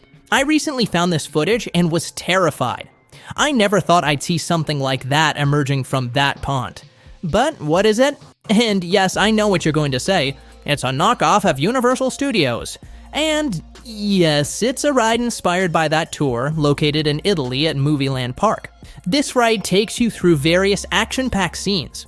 For example, we can see a Kong prop destroying a tower, as well as a tornado simulator similar to Universal's 360 experience, which, to be honest, and please don't get mad, I hate. Rides like the Fast and Furious simulator seem really cheap and poorly done to me. It's a technology they should let die. Anyway, after those scenes, we arrive at sort of a pond, very similar to the Jurassic World attraction at Universal Hollywood, except here, instead of seeing the Mosasaurus, we can see a giant great white shark in captivity that breaks the glass. After that, we move on to a facility that is the coolest part of the tour, where we can see the thin and partially submerged body of a great white shark emerging from below. This sight is pretty terrifying because of the way the shark's body dips into the pond. Then, on the other side of the pond, we see the shark's fin emerge and swim. Obviously, it's another animatronic, but it gives the impression that the shark swam to that other side of the pond. Suddenly, bam! Out of nowhere, a huge shark burst out, attacking the vehicle with its gigantic teeth. This part of the tour is really cool, and of course that jump scare can definitely provoke submechanophobia. Chirosaurus Creatures, Yokohama Dreamland. You've probably heard of Nara Dreamland, the famous abandoned park in Japan, and if you haven't, here's a video. But I bet you didn't know that this park had a sister with the same name in Yokohama, and that's where this submechanophobia nightmare comes from. Just look at that poor devil emerging, leaving us traumatized for life. This is the only footage that exists of this animatronic, and it cost me nearly all of my feathers to get it. This wretched creature was located in an attraction called Adventureland, which took you back to a prehistoric era with dinosaurs, mammoths, and cavemen. Apparently, they did their research very well, because of course humans lived alongside dinosaurs. Alongside those animals was the Chirosaurus, a creature straight from hell. The park, like Dreamland, unfortunately closed, and by 1970 it was shut down and dismantled. Even though the poor Chirosaurus terrifies me, I would never wish that fate on any animatronic. So, let's pray for him. In its honor, this video is dedicated to that poor devil. Fly high, Chirosaurus. We love you.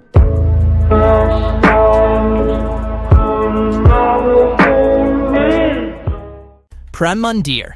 Our next stop is in India, where we find the Prem Mandir, a Hindu temple dedicated to the deities Radha Krishna and Sitaram. This temple is impressive for its Italian white marble architecture and its detailed sculptures depicting various leelas, divine pastimes.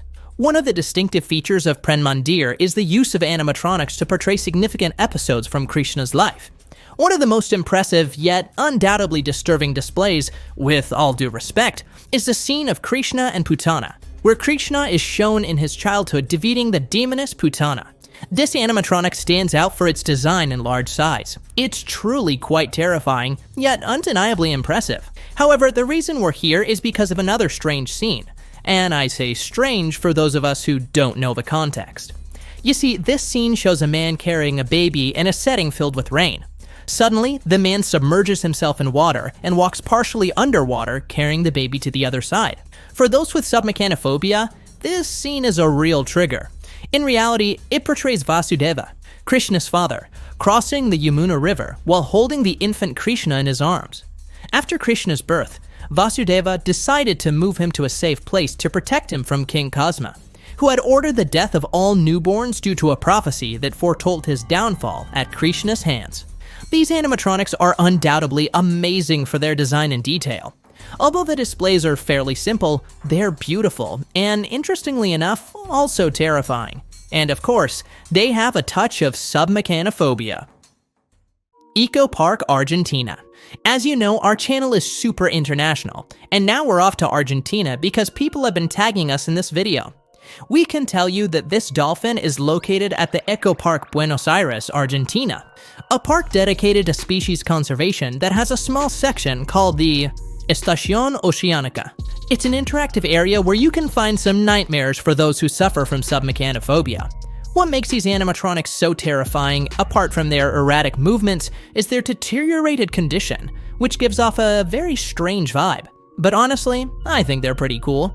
Besides this dolphin, you can also find a seal and a turtle, and the amazing thing is that you can control them remotely. We have a lot of fans in Argentina, so greetings to all of you. What do you think makes this dolphin scary? Let me know in the comments.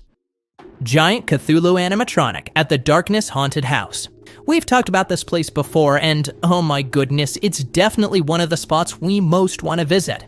So if anyone from the Darkness is watching this, we'd love to make an exclusive video about this attraction. Located in St. Louis, it's a mind-blowing venue full of animatronics of all shapes and sizes. You'll find animatronics from Unit 70 Studios, Scare Factory, Distortions Unlimited, and more. Each truly a paradise for horror and animatronic fans. The attraction also features terrifying creatures that can cause megalophobia, like giant spiders, snakes, dragons, and more. But the reason we're here is because of an incredible and intimidating giant Cthulhu animatronic. This animatronic is not only imposing, but floats on a bed of water, and the surroundings are filled with huge octopus tentacles, which might trigger a bit of triophobia. It's truly an impressive sight, and seeing it on that waterbed definitely sparks some mechanophobia. What do you think? Grudge 2 animatronic props. In Halloween 2007, Not Scary Farm debuted a scary maze based on the movie The Grudge 2. This super dark maze was filled with Japanese ghosts and specters, but the reason we're here is because of the ghosts, or rather animatronics, submerged in water. The organizers decided to place these animatronics in sinks, bathtubs, and other water-filled areas, introducing a new kind of terror whenever you wash your hands. Imagine you're just finishing turning off the faucet and bam, something appears out of the sink. The first animatronic we see is some kind of skeletal figure with long hair rising out of the sink. And if that wasn't enough, when you turn to look at another sink, you can see a child completely submerged, making some pretty disturbing noises. Apparently, Knots love this theme of ghostly children in sinks because right at the end of the maze, we see another one of these specters delivering a jump scare. First, it's totally submerged, then it pops up as if saying, "Get me out of the water and take me home." But to be honest, I wouldn't adopt it. Would you? Leave a skull emoji in the comments so this kid won't appear the next time you wash your hands. If you don't, he'll show up. Don't say I didn't warn you. Regent's Canal sharks. Okay, don't judge me. Yes, it's a bit of a cheat, and I don't care. Besides, those of us who know about submechanophobia understand that it's not limited to animatronics. It's any human-made object. And these sculptures, well, they weren't made by mere mortals, but by the devil himself. Just look at them. I couldn't leave them out of this video. In 2020, London's Regent's Canal became the temporary home to an art installation titled Sharks, created by architect Jamie Short. It consisted of 5 life-size sharks made from fiberglass and polystyrene, inspired by the famous Headington shark sculpture in Oxford. Wow, I want one from my own house. The installation is impressive, but like everything in life, someone had to complain because apparently they altered the space. What a bunch of whiners. The Hackney Council ended up banning them. In April 2021, the sharks were relocated to the City Road Basin in Islington, but according to reports from November 2024, the sharks are back. If anyone lives around the area or knows anything, please let us know. I want to sleep soundly knowing they're still terrifying everyone, especially the council. A Quiet Place animatronic. Okay, this animatronic is stunning. In the Quiet Place maze was the best of 2024 at Horror Nights. The best part is we got to see it in person, and we can tell you it's truly terrifying. The maze is packed with giant animatronics and amazing props that scare actors operate with great skill. But without a doubt, the scariest part for anyone with submechanophobia is this partially submerged animatronic. It's set in a dark environment filled with candles, and it actually sprays water at you when you walk by. These creatures are really frightening, and seeing them in that body of water only makes it worse. Triassic Park Plesiosaur. There's a dinosaur-themed botanical park in Poland, built around an old mansion, featuring a museum, various exhibits, fossil digging activities, and of course, plenty of dinosaurs. However, before we dive in, I've got to point out something that really bugs me. Their entire website uses AI-generated images. It just doesn't make sense. For one, it gives a poor impression because it doesn't show the actual attractions, which feels like false advertising. And 2, they really ought to hire real human artists. It would look so much better. But enough of my rant. The main reason we're talking about this place is because there's a deep lake where a plesiosaur animatronic periodically surfaces and submerges. Seeing it emerge from the water is downright eerie. I'm not entirely sure why, but animatronics in natural settings tend to be extra creepy. This reptile is sure to scare plenty of visitors, though I was even more spooked by checking out their Dino Park website. Cyclops polyphemus in the Odysseus Journey. I'm telling you, we're all about going international. Now we're headed to Belantis in Leipzig, Germany. Here you'll find the Odysseus Journey, a simple, calm, and relaxing boat ride that immerses visitors in the adventures of the Greek hero Odysseus, or Ulysses. Over a course of roughly 500 meters, riders float through various scenes depicting episodes of Greek mythology. But the reason we're here is a scene that will haunt the nightmares of anyone with submechanophobia. You see, during the ride, guests enter a sort of cave and encounter this massive eye emerging from the darkness, watching them in an unsettling way. The animatronic seems to follow the boat with its gaze, and it can open and close, adding a dynamic element. This is the eye of the Cyclops polyphemus. Feeling that huge thing watching you is chilling, and seeing it there in the water isn't exactly pleasant. The eye is one of the most talked about aspects of this ride, and you'd be crazy not to have it etched into your memory. Giant Mosasaurus, Mossy. Alright, let's kick off the list with a prop. And before anyone jumps into the comments, yes, I've said it 1,000 times, submechanophobia isn't just about animatronics. It's anything man-made that's partially submerged or underwater. But this is not just any object. This is a marine monstrosity that not only triggers submechanophobia, but also full-on megalophobia. You can find it in the middle of nowhere at a place called Zoo Mini Tarentum in Malaysia. There, standing alone between trees and old enclosures, is a prehistoric beast that looks like it just crawled out of the ocean or out of some strange forgotten dream. This is a giant Mosasaurus statue, about 8 meters long and 3 meters tall, roughly 26 by 10 feet. For a long time, the photos that have surfaced online showed this creature sitting in a kind of forgotten corner, surrounded by trees and cages, giving it a creepy, abandoned vibe, like it was part of some extinct attraction that nobody talks about anymore. With its mouth wide open in an eternal roar, sharp teeth, glowing yellow eyes, and a blue-gray skin worn by sun and rain, this marine beast, which, by the way, never swam anywhere near Malaysia, looked like it had crawled out of the ocean and got stuck on land. But over time, the area actually improved. Today, the Mosasaurus is officially part of a dinosaur-themed zone, surrounded by other prehistoric animatronics. The water it rests in now looks more like a bright blue fountain. And the space includes signage and theme decor. The whole setup feels more complete and integrated with the zoo experience. Still, just look at it. Partially submerged, looming over the water, it's SUBMECHANOPHOBIA fuel no matter how much polish they've added. Maybe it was inspired by Jurassic World hype, or maybe it was always part of a bigger plan that slowly took shape. But either way, this statue has become a local legend, a liminal icon that inspires both awe and fear. So, as tradition goes, drop a skull emoji in the comments if you don't want to be swimming one day and suddenly see our friend Mossy rising up beneath you. Yes, that's what I named him. Elasmosaurus and Mosasaurus, SeaWorld, Ohio. Now we head to the long-gone SeaWorld Park in Cleveland, Ohio.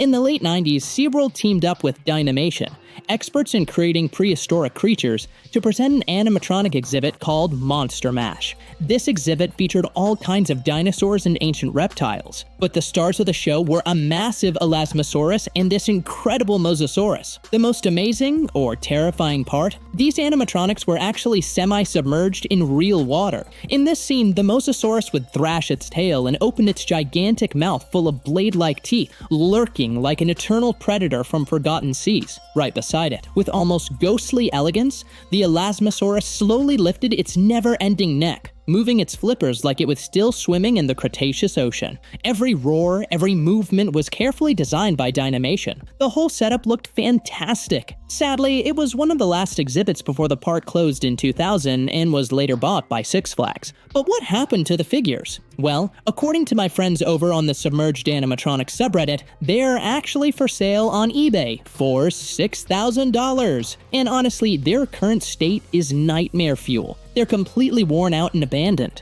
Just look at the photos. The scariest one to me is the Elasmosaurus. And don't call me a hypocrite, I know I have an exposed neck too, but this guy really takes it to another level. In honor of that ridiculous neck, I'm naming him Walter II, and the Mosasaurus, I'm calling him Roy because they totally look like brothers. So, would you adopt them? It's just a modest $6,000. Little Cinco.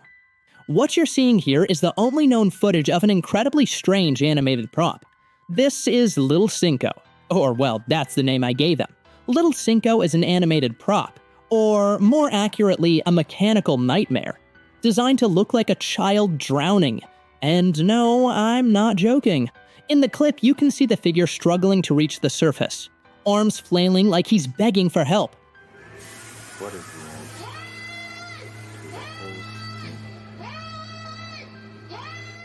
As if the visual of the prop rising from the water wasn't disturbing enough, the concept behind it is even worse.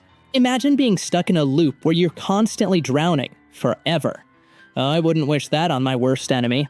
It's believed that this animatronic was once located at Ramoji Film City, a massive theme park and film studio in India. But the weirdest part is that no one knows for sure where it was placed or why. Some theories say it was built for a movie, a special effects demo, or even part of a horror show. But the park never promoted it, never mentioned it. What we do know is that it is deeply unsettling. So if you ever visit a theme park or a pool and you see strange bubbles rising from the water, you already know who might be down there. Sinking. Forever.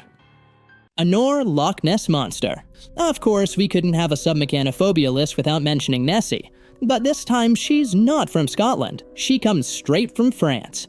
This giant animatronic was created in 1974 by a French company called Galoperie. And no, it wasn't just there to float peacefully. This beast would rise from the water with full intention to terrify you, stare at you for a while with glowing mechanical reptile eyes, and then slowly submerge again. It did this at timed intervals, catching visitors off guard every time. It measured over 12 meters long, with a long neck, a plesiosaur-style head, and slow, deliberate movements. And the creepiest part? It wasn't in a Disney-style theme park. It was placed in artificial lakes in different cities across France, as part of a touring public show. Like a giant puppet show with a cursed budget. We only managed to find one video of it in action, and you can kinda see how it worked. Just imagine swimming in that lake and suddenly seeing bubbles rise. Obviously, you'd think it's Little Cinco, right? But no. Surprise! It's Nessie, and she's here to ruin your afternoon. To this day, no one knows what happened to it. Some say it was dismantled, others say it's still sleeping at the bottom of a lake somewhere, waiting for someone to reactivate its hydraulics. What we do know is that Honor was one of the first fully submerged animatronics with movement, and probably the only one that looked at you and said, très chic. Open Sea, West Edmonton Mall, Canada. Now we head to the West Edmonton Mall in Canada, where once, right in the middle of the main corridor, there lived a massive bronze whale statue. Yeah, just there between shores, like it had just burst through the floor. The sculpture was called Open Sea, and was created in 1985 by Canadian artist Robin Bell. It was huge and sat inside a shallow pool of water. Yes, it had real water, which is why it made it onto the list. The original plan was to have it spout water from its blowhole, but the mall basically said, meh, too much effort, and never installed the pump. The wildest part? You could go inside its mouth. Literally. It had a red light, a little bench, and everything. It was like a tiny rest pod inside a bronze whale. Beautiful, and slightly disturbing. But in 2010, the whale disappeared. Why? Because the mall needed space for a Victoria's Secret and wanted to add benches for people waiting on their partners. The sad thing is, it did come back, but 5 years later, exiled to one of the least visited corners of the mall far from the water, surrounded by fake stoneways. The pool was gone, the plaque was gone, and the light inside had been changed to blue. And even though it's still there, it gives off such a weird vibe. Poor Bluey never made it back to the sea. But hey, maybe Bluey is your next adoption candidate. Snow White's Grotto.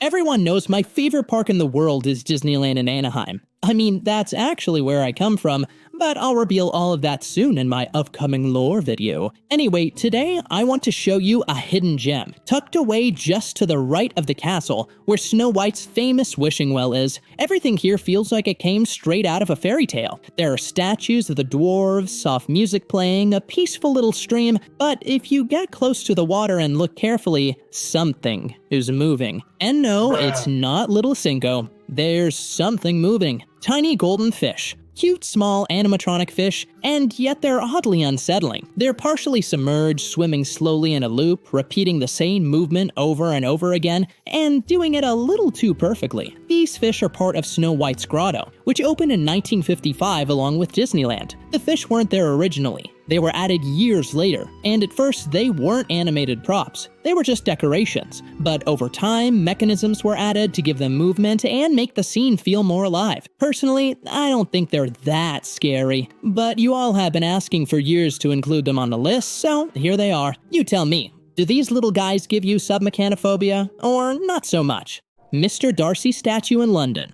One calm morning in 2013, something strange emerged from the depths of Hyde Park's lake. A mysterious figure with a soaked white shirt, a lost gaze, and half a torso rising from the waters of the Serpentine. What is this, and why was it there? Well, this is a statue based on Mr. Darcy from the story Pride and Prejudice. The giant sculpture stands nearly 4 meters tall, and was installed in 2013 as part of a promotional campaign for British television. What's interesting is that it doesn't just represent any version of Mr. Darcy. It's specifically based on Colin Firth's portrayal in the BBC adaptation. And even more specifically, that iconic moment when he emerges from the lake like some kind of Victorian Poseidon. Whether you see it as a tribute or as a strange entity rising from the deep with unknown intentions, there is something slightly unsettling about seeing a giant head and torso emerge from the water without context. Although it was originally meant to be a temporary installation, the statue made such a splash that it was eventually moved to Lime Park, where the scene was filmed.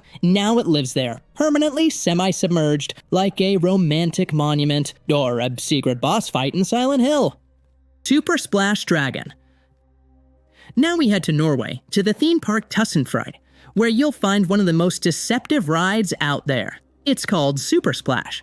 At first glance, it looks just like a regular water coaster, but if you pay close attention to the canal right before the big drop, something is watching you from the water. Yes, I'm talking about a massive semi-submerged creature, a Nordic-style dragon with its head, back, and tail rising out of the water like it's circling your boat. It has locked eyes, twisted horns, and a body so long it looks like the rest of it is hidden underneath, waiting to drag you down. It doesn't roar, it doesn't move, but that's the scariest part. You don't need animation for something to be terrifying. You just need it to be unsettlingly still, partially underwater, and staring right back at you. And yes, this is SUBMECHANOPHOBIA in its purest form. I've named it Dragsy, the Viking cousin of the modern Loch Ness Monster. And if you ever end up in Norway and ride the Super Splash, just remember, it's not the drop that's going to make you scream, it's what's staring at you before the drop. Jusilis Park, UK. The animatronic comes with a double backstory because there weren't just one. There were two crocodiles, and while one was funny, the other was pure aquatic trauma. Let's go to Jusilis Park, a zoo and mini amusement park in the UK, where there used to be an installation featuring two crocodile animatronics. One was up on a wooden bridge, and the other was lurking in the water below. The first one, which still exists, is a giant crocodile with a big bone in its mouth. It activates when you drop a fake bone into the bucket labeled crocodile food, and it starts singing Never Smile at a Crocodile with its mouth moving to the beat. I'll call this one Chompy Joe, because he sings, he yells, and he has zero intention of being subtle. Full-on amphibious showman vibes. But the one we really care about was the other one. Right underneath the bridge, partially submerged, there was a second crocodile. No song, no bucket, it just moves slowly from side to side in total silence, with its head half sunken in the murky water, like it was watching you. That, my friends, is SUBMECHANOPHOBIA in its rawest form.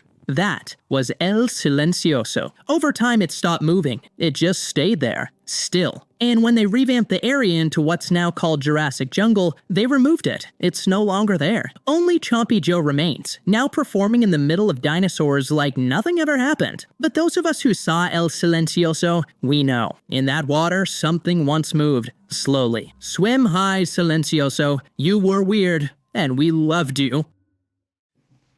1. Godzilla in the Thames, London, 2024. Okay, this prop wasn't in a theme park or a museum. It was out in the real world, right in the middle of London. And the worst part, it looked 100% real. As part of the promo for Godzilla x Kong: The New Empire, somebody at Warner Bros. Must have said, "What if we put Godzilla in the Thames?" And they did. Literally.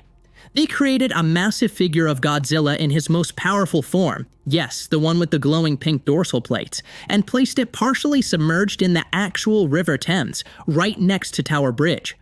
You could only see the head, part of the neck, and those iconic plates rising out of the water. And it wasn't just some cheap inflatable. This was a hyper-realistic figure with textured skin, glowing eyes, and giant teeth. Now imagine just walking peacefully along the river and suddenly seeing the little Godzilla staring at you from the water. That's the kind of image that stays burned into your brain, especially if you've got even a little bit of that thing we all know and love, SUBMECHANOPHOBIA at 1000%. And just to make it even better, they also created Kong. He was placed to the side, looking like he was emerging from the ground, with his massive arm holding a classic red London phone booth, ready for the perfect photo op. This kind of installation is always appreciated. 10. Lucinda the Dragon. Do you have SUBMECHANOPHOBIA? Well, I'm betting 50 Krabby Patties that our first contender is going to seem cute to you. Let me introduce to you Lucinda the Dragon. This is a remote-controlled animatronic built by the members of the Sedgemoor Model Boat Club, a group of RC boat enthusiasts from the southwest of England. Every year, they meet at Apex Lake for an event called Apex Payday, and in 2013, they surprised everyone with this floating creation named Lucinda the Dragon. Lucinda is actually a modified RC boat designed to support the weight of the animatronic. She can flap her wings, move her eyes, tail, ears, and best of all, she opens her mouth and makes sounds. The funniest part? She blows bubbles from a very questionable place. This is the same team that also made this incredible animatronic Winnie the Pooh boat. Honestly, this dragon is just magnificent. We asked if she was cute or creepy, and guess what?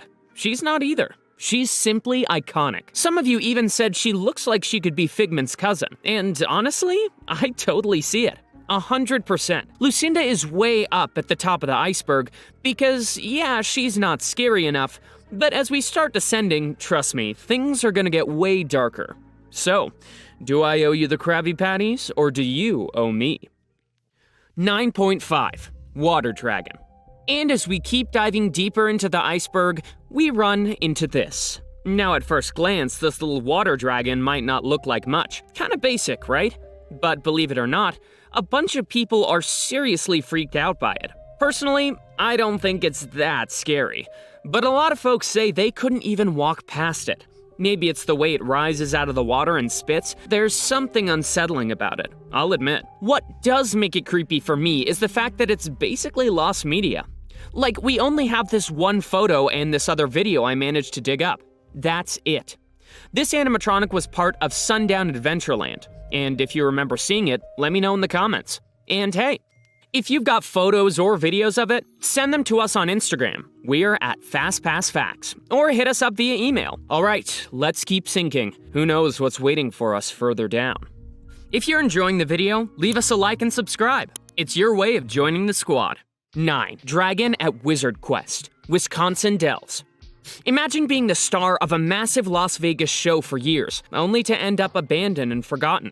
Well, that's the story of Morgana. Longtime followers of this channel might remember her. We actually covered her in this video. In short, Morgana was an incredible animatronic dragon that starred in the show EFX, which ran from 1995 to 2002. She was built by Advanced Animations and was super sophisticated for her time. When we first featured her, we had no idea what happened to her, but it turns out she was rescued and brought to Wizard Quest in Wisconsin Dells. Wizard Quest looks like an amazing place. It's definitely on our bucket list. It's an immersive, tech-filled fantasy experience with themed quests, mythical creatures, and interactive props. In one of the quests, Morgana was lurking in a dark well, half submerged in the water, watching from the shadows. Pretty terrifying, right? But over time, the dragon started to deteriorate. She eventually stopped working and was put in inactive mode until she was finally removed and replaced. As of today, we don't know what happened to her, and we'd love to find out. There's no doubt her life was truly one of a kind.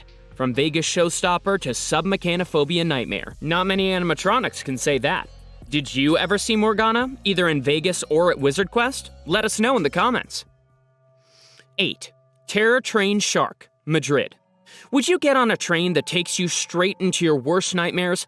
Under the streets of Madrid, hidden in the tunnels of the Wax Museum, there's this super weird attraction almost no one knows about. It's called El Tren del Terror. At first glance, it looks like a kiddie ride, but once you're on it, you're trapped in a full-blown underground fever dream. It's technically a dark ride, but honestly, it feels more like a bad acid trip. Imagine this. You see Pennywise, then suddenly the Star Wars Cantina, then Rexy from Jurassic Park, and of course, our boy Bruce from Jaws, which is why we're here. No idea how they got away with the copyright stuff, but it's absolutely wild. What really makes it creepy isn't just the weird mix of characters, it's how they're made. The animatronics look like something dragged out of the underworld. The whole ride is dark and chaotic, full of random jump scares. So sorry, I had to, don't hate me. Right near the start, you get hit with these massive, aggressive animatronic rats. Honestly, do these rats freak you out? Because they terrify me. Total nope. And then, of course, come the spiders. Great! Then, out of nowhere, there's a carnivorous plant next to a triceratops. Why? No clue. Maybe they were best buds back in the Cretaceous. And right after that, bam! Bruce jumps out of the water. Or is he in the water? That's the thing. The lighting is so dark that you can't really tell. And just staring into that black space messes with your head. Oh, and the best part? Behind him, there's a wallpaper of a glowing sunset. Maybe Bruce is just inviting us to watch the sunset with him. Me? I'll pass. Drop a shark emoji in the comments if you'd say yes to Bruce. And tell me, do rats scare you, or is that just me? 7. Shark Attack Adventure Golf in Myrtle Beach. They say this attraction closed down because someone got eaten by a shark. Don't believe me? Come with me to Myrtle Beach. There used to be a mini golf course called Shark Attack Adventure Golf, but the terrifying part wasn't the name, and it wasn't even the awful TripAdvisor reviews or the fact that you had to play mini golf indoors in over 100-degree heat. No. That was the easy part. The real horror was hidden in one of the holes, right beneath the water. Just when you thought you were enjoying a relaxing afternoon, you'd spot a little shack and meet our dear friend, Bob. That's not really his name, but I liked it, so we're going with Bob. Bob would happily talk about his love for animatronics, especially his best friend, Bruce. But suddenly, boom, another shark bursts out of the water, clearly jealous and desperate to prove that he was the true king of SUBMECHANOPHOBIA. The way the shark launches at you is honestly nightmare fuel. But luckily, Bob's a certified shark whisperer, and with a single look, he could send that underwater imposter swimming back into the depths. Sadly, Bob and his toothy friend couldn't survive the online reviews. The mini-golf was shut down and eventually demolished, taking Bob and Sharky with it. No more shark charming, no more haunted putt-putt. But here at Fastpass Facts, we'll always remember them. He holds a special place on our list. Do you miss Bob? Let us know in the comments. 6. Welsh Dragon. These next two animatronics are our absolute favorites on the list because we love animatronics and nothing beats a dragon rising from underwater. Before we jump into it, we've got to thank @Jonathan9995. He gave us all the info for this segment, and he's actually the person who commissioned these dragons. Back in 1992, the Ebbvale Garden Festival of Wales took place. It was part of a national effort to turn an abandoned steelworks into a paradise of gardens, sculptures, and art installations. And for the 1992 edition, the festival brought in two incredible animatronic dragons, built by VP Productions. These dragons are absolute gems. They weren't just random fantasy creatures, these were meant to represent the Welsh dragon. Yep, the one from the Welsh flag. They recreated an epic battle. The red dragon facing off against the sleeping white one, which symbolized the invading Saxons. Every 5 minutes, the white dragon would rise from the water in a super creepy way. Definitely earned its spot on this list. The control system was done by RA Gray Systems, and the smoke from the dragon's nose came from a Mi Fog system. They stayed at the festival for 6 months. After that, the white dragon was taken away, and the red one was moved to the entrance of a public swimming pool in Cardiff, sadly no longer animated. It's rumored that the red dragon now lives quietly on a community farm somewhere. Honestly, we would have adopted it too. Wouldn't you? 5. Wallaby Animatronics, Belgium. Alright, we've made it to the top 5. Now things are getting really creepy. And hey, because I'm nice, I'll give the scaredy cats a chance to back out now. What's coming next is intense. As tradition goes, drop a skull emoji in the comments if you're brave enough to keep going. To witness this horror, we have to travel all the way to Belgium, to Wallaby Park. There used to be a dark ride there called Le Palais d'Alibaba. Basically a mix between Disneyland's Pirates of the Caribbean and Efteling's Fata Morgana. And you know what that means. Submerged animatronics, of course. The ride starts off calm. You drift along, seeing a few animatronics here and there. Nothing too wild, just a totally normal dinner scene with a monkey at the table because why not? Oh, and this random guy hanging from the ceiling, also perfectly normal. But then things take a turn. You reach a scene where a group of figures seems to be performing a very shady ritual. From there, it only gets weirder. You spot some suspicious animatronics preparing what looks like bait, and then, as you float through a dark tunnel, you see it. A massive, scaly green surface. Oh my god. It's a giant snake. This thing is colossal. And the worst part? It's inches from your boat. The snake is furious, thrashing its jaws and spraying water everywhere. This scene is extra unsettling because you can see it's just destroyed another boat. Suddenly, the snake lunges at you. And right after that, you come across a guy who's, how do I put this? Let's just say he's taking an eternal nap inside the snake's belly. Finally, you manage to escape, only to be greeted by one final horror. It looks like the head of a kraken, but really, Who knows? Over time, the snake's movements became slower and slower until eventually it stopped moving altogether. The ride was shut down in 2001. But then Wallaby did something truly bizarre. They repurposed the entire ride as a Halloween walkthrough attraction. They slapped on a forced horror overlay, painted everything red to look like, well, you know, and called it spooky. Even the animatronics, now completely motionless, were rebranded as zombies. And our snake friend, she was left standing there, totally static, covered in red paint, and posed as if attacking a zombie. Honestly, a pretty undignified end for such a legendary animatronic. Would you want your favorite ride to go out like that? Because I sure wouldn't. 4. A hippopotamus and crocodile. Safari World, Bangkok. And of course, a Jungle Cruise-style ride had to make it onto this list. Now you might be thinking, wait, didn't they already cover this ride? And you're right, this is River Safari, and it's become a bit of a legend in the SUBMECHANOPHOBIA community. Mainly because of that shark. You know the one, the great white shark lurking in the jungle like it's lost its way from the ocean. Every time we see it, we ask ourselves, why is there a shark here? Did he take a wrong turn at the reef? But today we're not here for the shark, because honestly, there's a whole other group of animatronics that we think are even more terrifying. As you exit a cave, the boat approaches a murky pond, and that's when you see it. A massive silhouette rising from the water.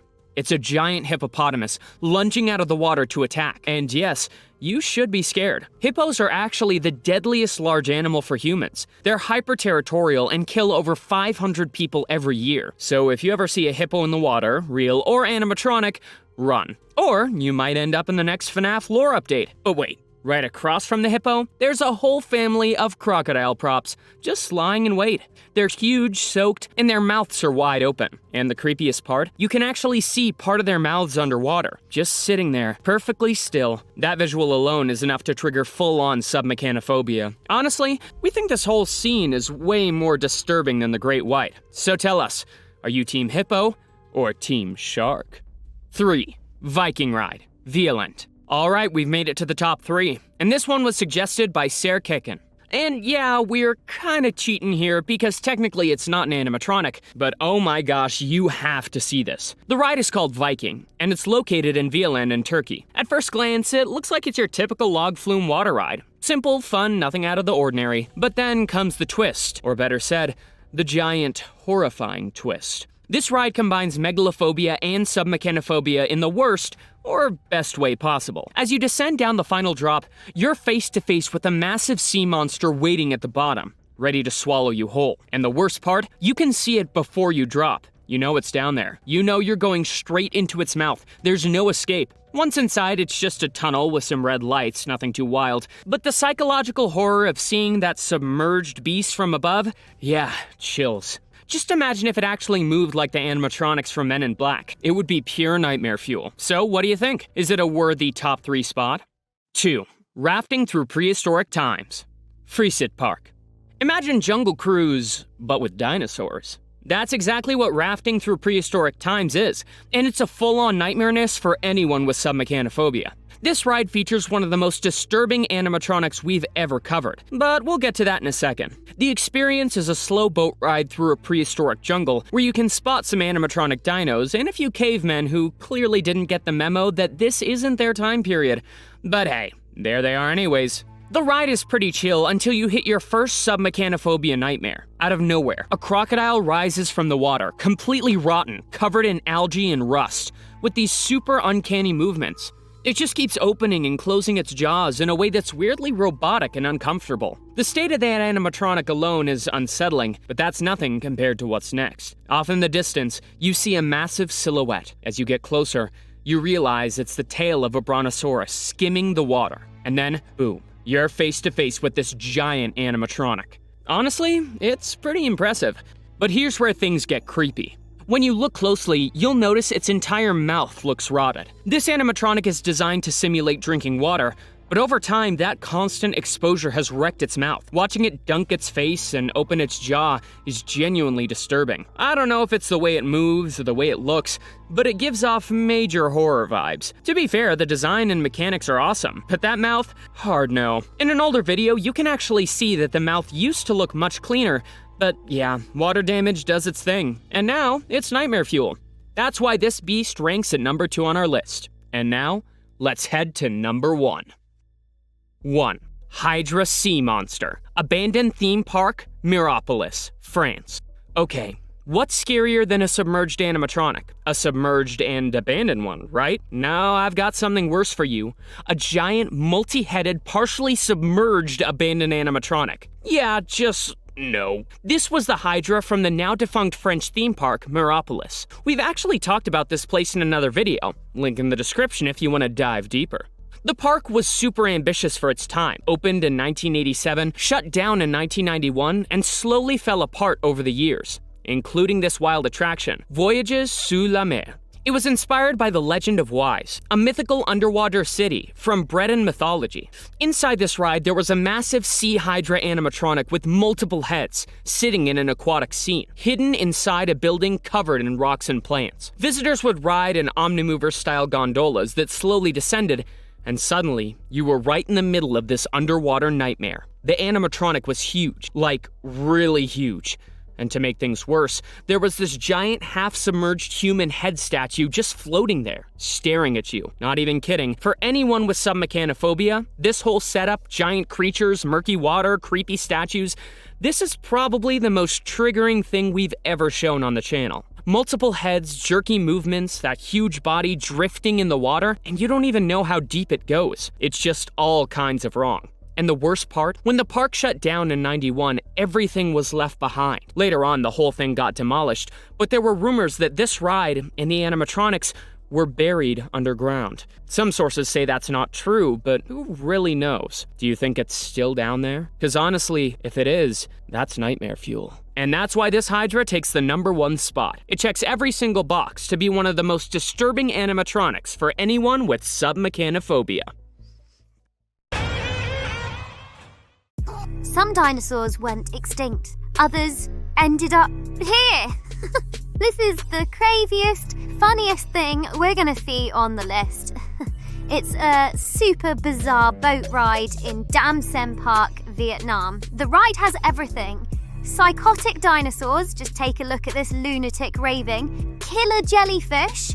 Literally, watch how they nearly blow these poor clueless people's heads off. The whole thing is bonkers, especially because the animatronics are so close and, yeah, pretty wild in design.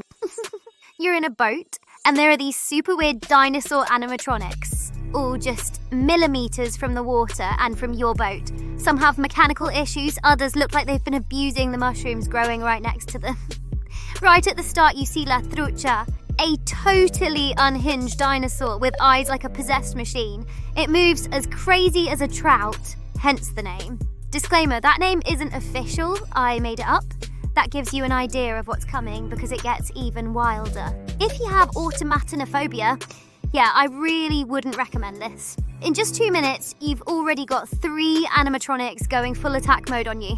Then, for some reason, our little family thought, hey, let's have a picnic with the dinosaurs. You've got ducks chilling with frogs and dinos.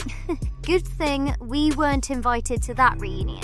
Right after that comes the best part, or maybe the worst, depends how brave you are.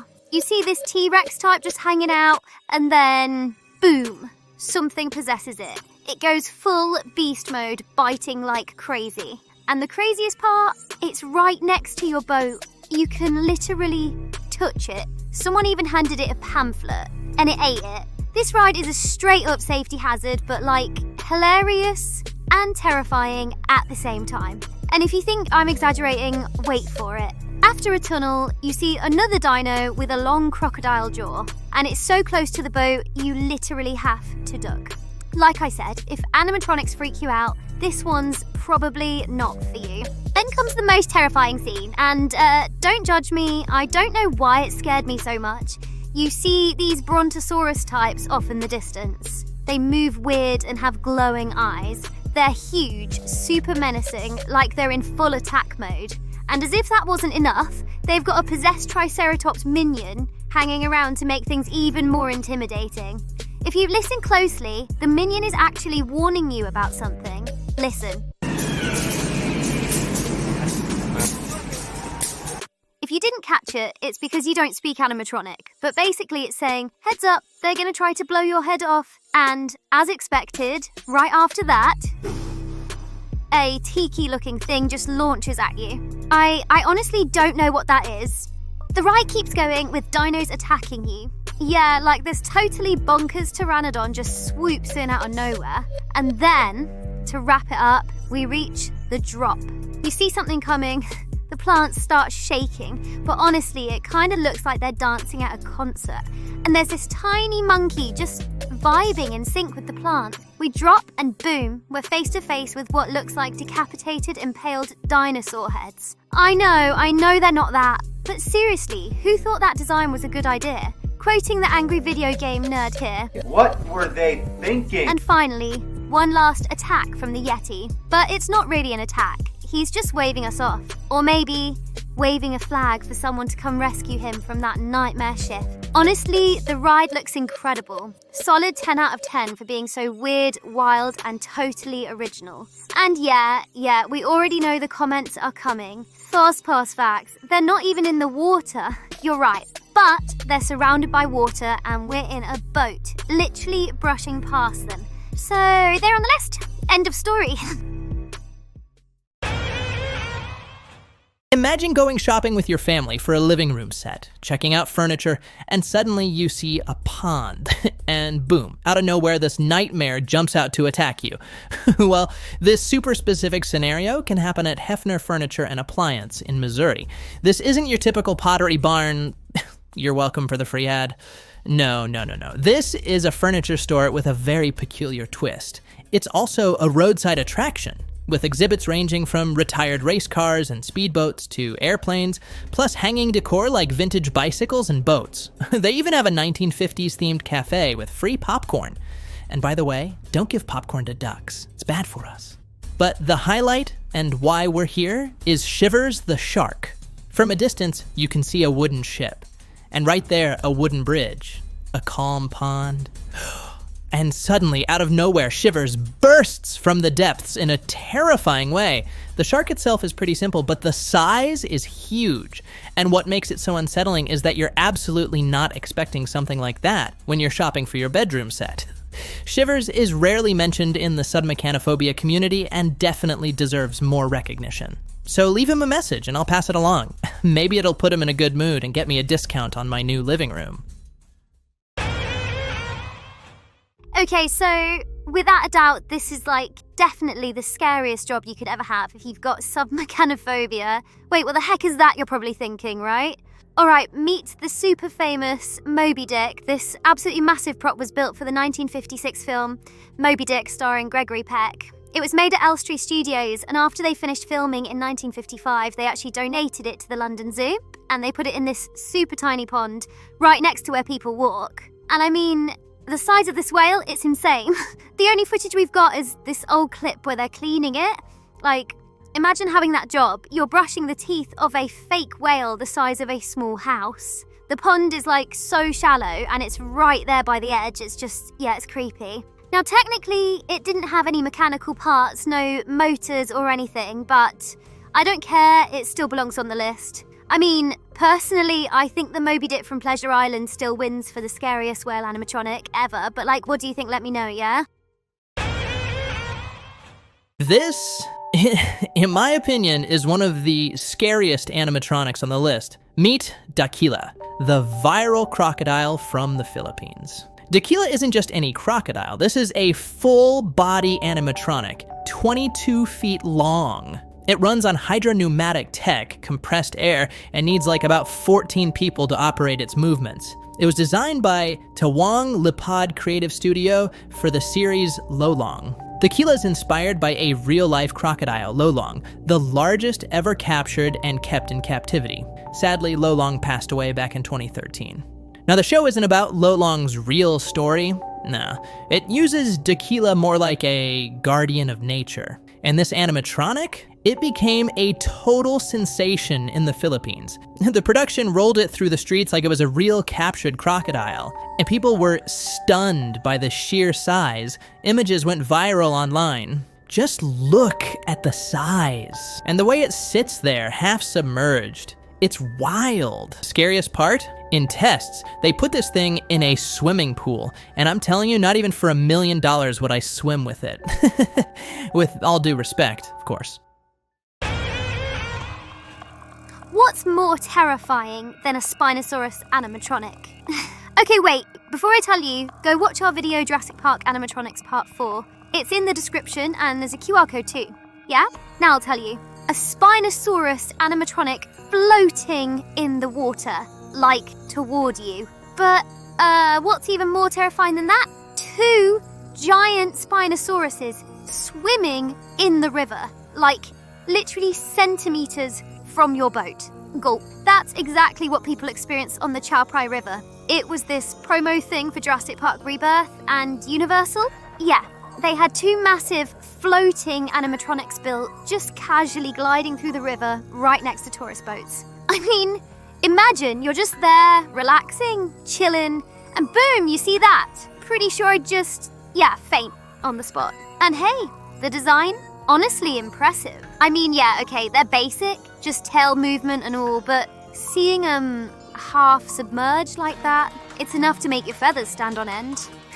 I love floating on lakes, but now, every time I'm out there, I'm just gonna be thinking about those giant Spinosauruses creeping up behind me, ready for duck dinner.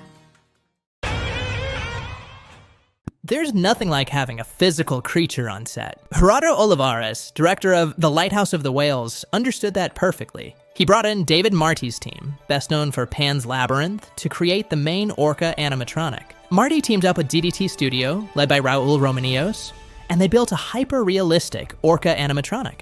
It runs on pneumatic cylinders and servo motors, obviously, for the expressions. And yep, it's remote-controlled, just like certain ducks I happen to know. The animatronic opens its mouth, the blowhole works and sprays water, it moves its tongue.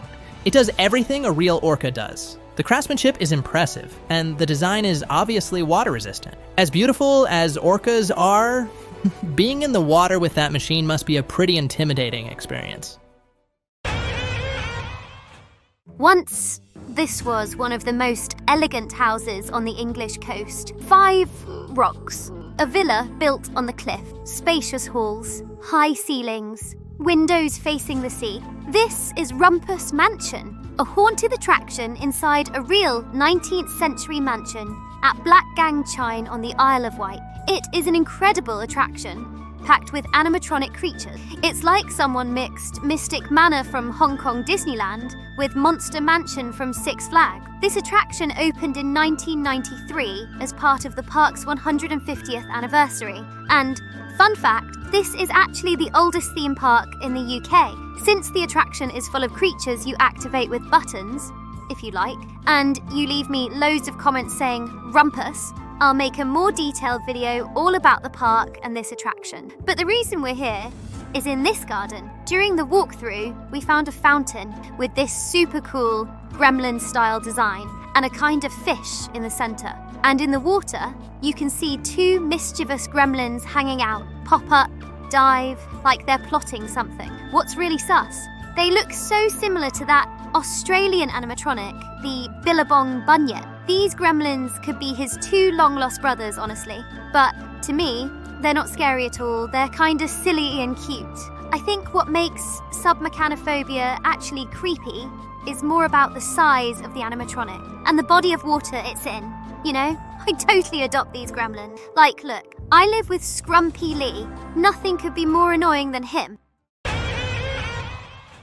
Okay, don't roast me, please. This, let me be clear, is not an animatronic, but it works like one. The only difference is that its servos and pneumatics are humans, and it's one of the biggest puppets in the world, The Giant Diver by Royale Deluxe. This French company is famous for massive outdoor shows with colossal marionettes, and one of those shows is the Deep Sea Diver. This is insane how it works. You need 30 people called the Lilliputians who use pulleys and ropes and jump and sink to move the puppet. If Luce and Sauco have to sink to move us, and sometimes it's hard, I can't even imagine 30 people moving this perfectly.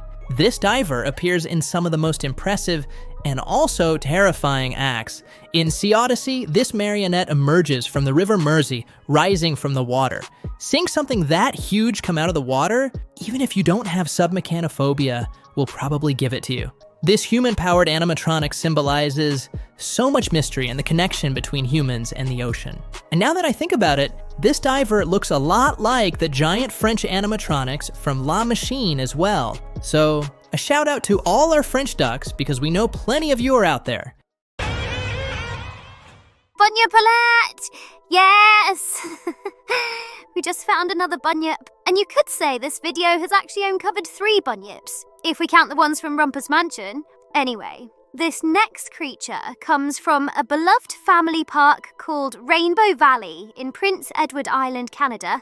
The park was opened by the Davison family in 1969. 36 years later, it closed abruptly. One of the most loved parts of the park was Rainbow the Bunyip. Not the official name, but come on, I need one, right? It was a bunyip that popped up at set intervals, showing its head, body, and tail. Super simple, fiberglass, easy to maintain mechanics, all crafted by the Davison family. This creature has been pretty elusive. There wasn't much footage, but thanks to Patrick Halbeck and other amazing fans of the park, we managed to get a lot. When the park closed, rumours swirled that Rainbow had met the same fate as the Billabong bunyip, rotting away at the bottom. But nope, Rainbow is safe and sound in Davison family storage. We even found a video of him in his cozy little retirement home.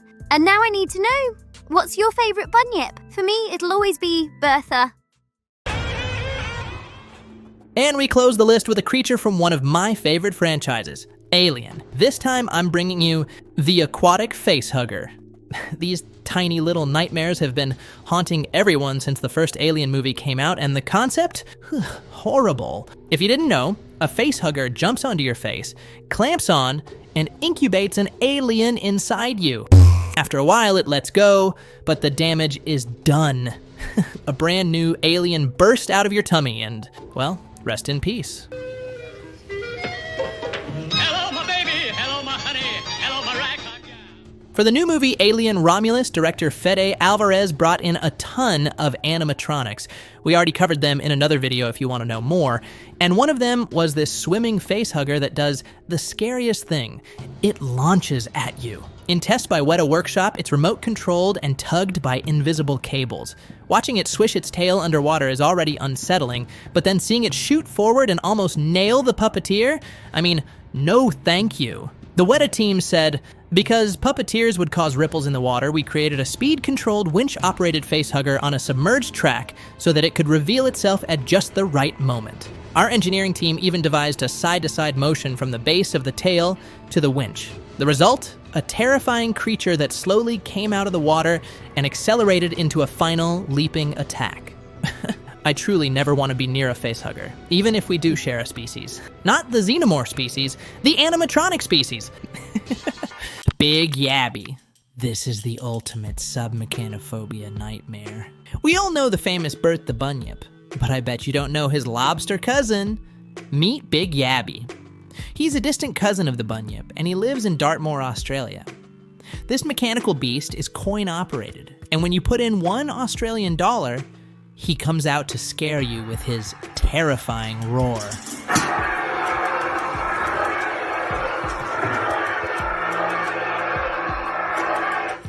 But the scariest part is how awkward he is. After he comes out, he just stays there, totally still, in this super uncomfortable silence. Awkward.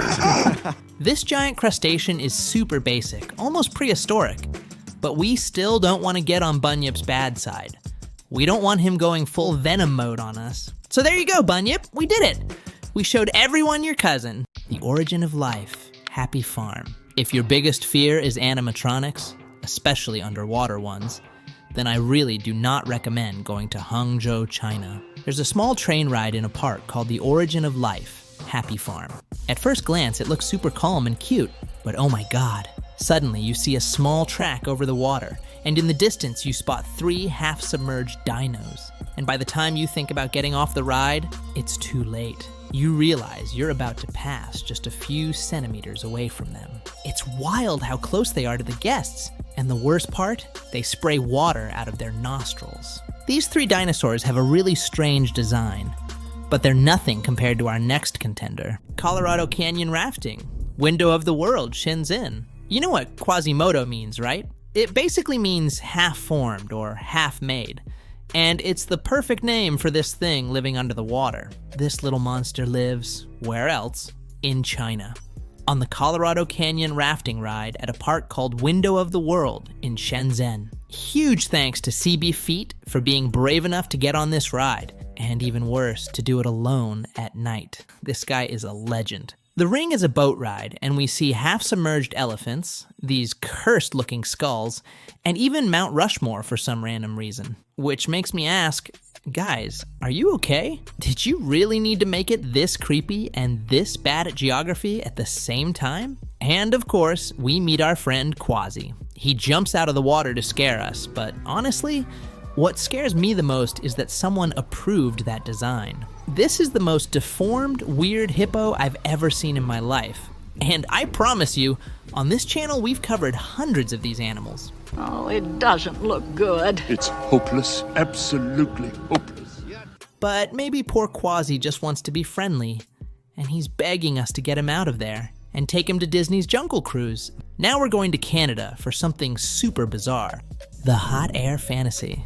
I'm about to start a war in the comments by asking, are you in favor of shows with real animals? We're honestly not. And if seeing one of those shows today already feels weird and kind of cruel, now imagine a show with animatronics playing music while real seals do tricks. It's the most freaking bizarre and unethical thing I've seen this month. Let me introduce you to the hot air fantasy at the now closed Marineland, Canada. This was a live show that was super controversial because it mixed dolphins and seals with animatronics on stage. I have no idea who thought this was a good idea. The animatronics were created by Advanced Animations, and you could see robot animals in a hot air balloon, a bird choir, and a penguin just a few meters away from the tank where the real seals and dolphins were. The host would ask the animals to do tricks, while every few moments, new hot air balloons arrived with different animatronic animals. There was also a part of the show where an animatronic bear appeared on the main stage while a real seal did tricks right next to it. Something honestly very dangerous and stressful for the animal. The show didn't last very long for what I think are pretty obvious reasons. I can't even imagine the maintenance those animatronics needed with all that humidity. Marineland was involved in tons of scandals because of many accusations of animal abuse and lack of regulation. The park closed in 2024. But the sad part is that many of its animals are still there, like some belugas, waiting to be moved somewhere else. And at the time we're making this video, their future is still up in the air. So please, say no to animal shows. Brer Rabbit's Burrow. This ride has been abandoned for 10 years, and we already covered it in this video. If you want the full story, we really recommend watching that one. But today, we have an update. Recently, urban explorer JC Explorers went back inside the ride to see what condition the animatronics were in, and he found out that not only are they still there, slowly falling apart, but the most infamous one, the bathtub rabbit, still had water inside the tub. Can you imagine how that smells? People said the ride already stank when it was open, so I don't even want to think about it now. And even worse, what would happen if you accidentally took a sip of that water? I don't even want that image in my brain. In the new footage, we can see the train totally abandoned, several of the rabbit animatronics covered in mold, and of course, our two infamous rabbits, Poop Rabbit and the decrepit bunny taking a shower in the tub. Like I said, the water is still there, but now it's darker and browner than ever. It's honestly terrifying. Perfect material for an analog horror tape. So tell me, for $1 million, would you drink a full glass of that water? Crossing Jurassic boat ride. China doesn't just want to be the next world power. Apparently, it also wants to be the country with the scariest SUBMECHANOPHOBIA animatronics. Now we're going to Changzhou, to China Dinosaur Park, where we find the Crossing Jurassic boat ride. Basically their own version of the Jurassic Park, Jurassic World rides from Universal Studios. And of course, they had to include our dear friend, the Parasaurolophus. But for some reason, They made him 1,000 times more terrifying. I don't know if it's because of his jerky movements, or because he's way closer to the boat, or maybe because he's bigger, or maybe it's the fact that you can clearly see all the mechanisms. But this version feels way scarier to us. What do you think? Which one scares you more or triggers your submechanophobia harder? Six Flags Lost Media, the animatronic crocodiles. Do you like Lost Media? If you do, check out this list we're leaving here. We're obsessed with it. That's why we're going back to these crocodiles we already talked about from Six Flags over Texas. Recently, some Lost Media footage of the crocodiles actually working was found, and it is honestly terrifying.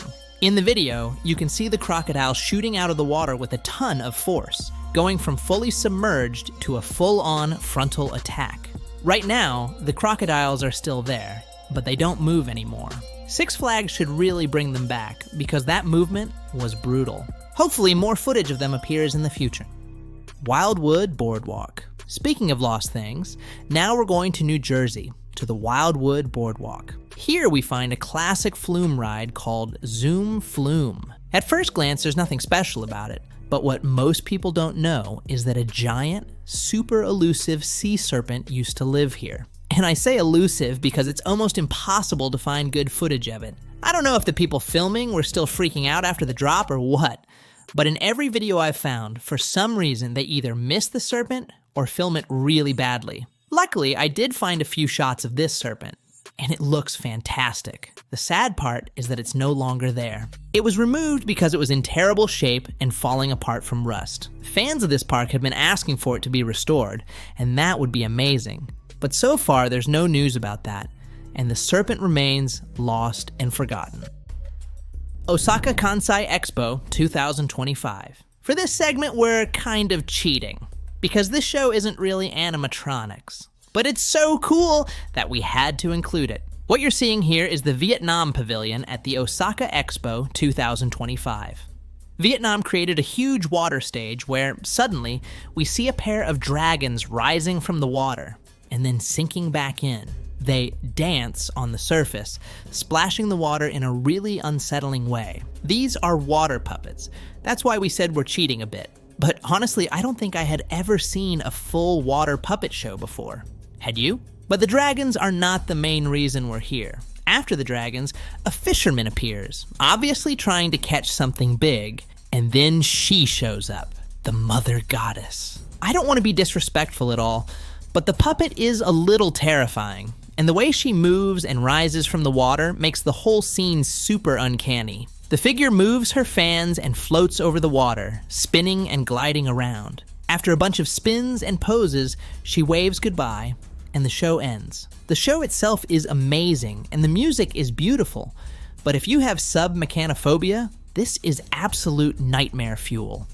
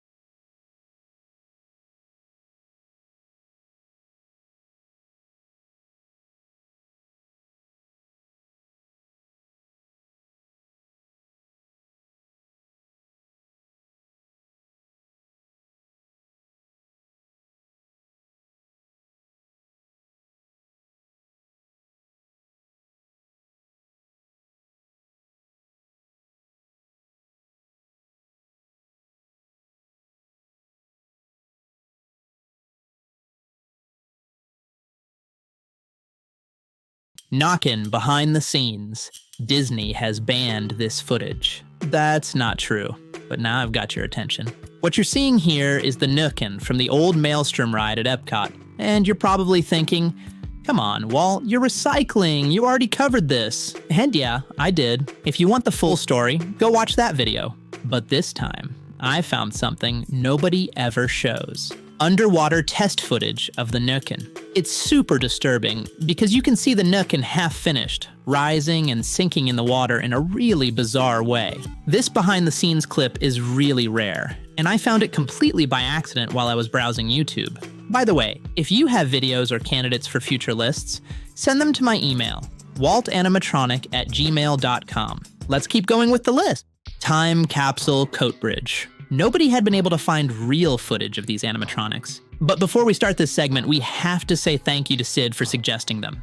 What you're seeing here are the animatronics from the Time Capsule Water Park in Coatbridge, Scotland. This park opened in the 90s, and its main theme was prehistoric, with dinosaur animatronics and everything. Obviously, for anyone with SUBMECHANOPHOBIA, this was a total nightmare setup. The most iconic and terrifying animatronic was the sea serpent, which was in one of the shallow pools and sprayed water. Here you can see it in action. There was also another legendary animatronic, a T-Rex, guarding the pools. It moved around randomly and watched over the slides.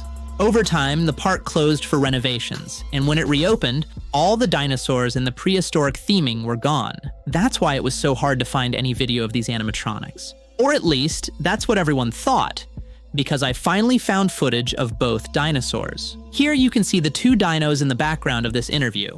Here's the T-Rex guarding the slide, and in this other shot you can see roughly how it used to move. Seeing these animatronics in that liminal, empty water park space is really bizarre. It honestly feels more like a level from an analog horror video game. So tell me, would you get in these pools? Pennywise showed up in the middle of a lake in Madrid. Who on earth thought this was a good idea? This abomination was created by HBO Max for the promo campaign of Welcome to Derry. They made a giant Pennywise statue and put it right in the middle of a lake in Madrid without warning anyone. They just filled the park with red balloons. Imagine going out for a peaceful walk and suddenly you see this insane clown half submerged in the water. I would start running immediately. And if that wasn't enough, this Pennywise was later moved to Parque Warner in Madrid. It really seems like Warner wants everyone to float. By the way, shout out to all our Spanish ducks. Voyage to the center of the earth. Anyone who's been on this attraction is probably traumatized for life. This themed slide is super terrifying and incredible at the same time. In my opinion, this is the ride where you feel the most exposed. Not just because of how close the animatronics are, but because you're riding alone in a tiny inflatable tube. The ride is called Voyage to the Center of the Earth, and it's at Waterworld, a water park near Denver, Colorado. This ride is mega scary. First of all, you're in complete darkness, speeding through caves with big drops. And right after you come out of a tunnel, you bump into a giant Elasmosaurus that passes right next to your little tube. How exposed and defenseless you feel there in the water is honestly super traumatic. After that, you go past several dinosaur animatronics until you finally face a huge T-Rex. It's a really amazing ride. I saw a comment that said it's wild that not even Volcano Bay or any Disney water park has a slide like this. Waterworld really gave the theme park giants a lesson with this one, don't you think? Dinosauria Park in Ernzen, Germany.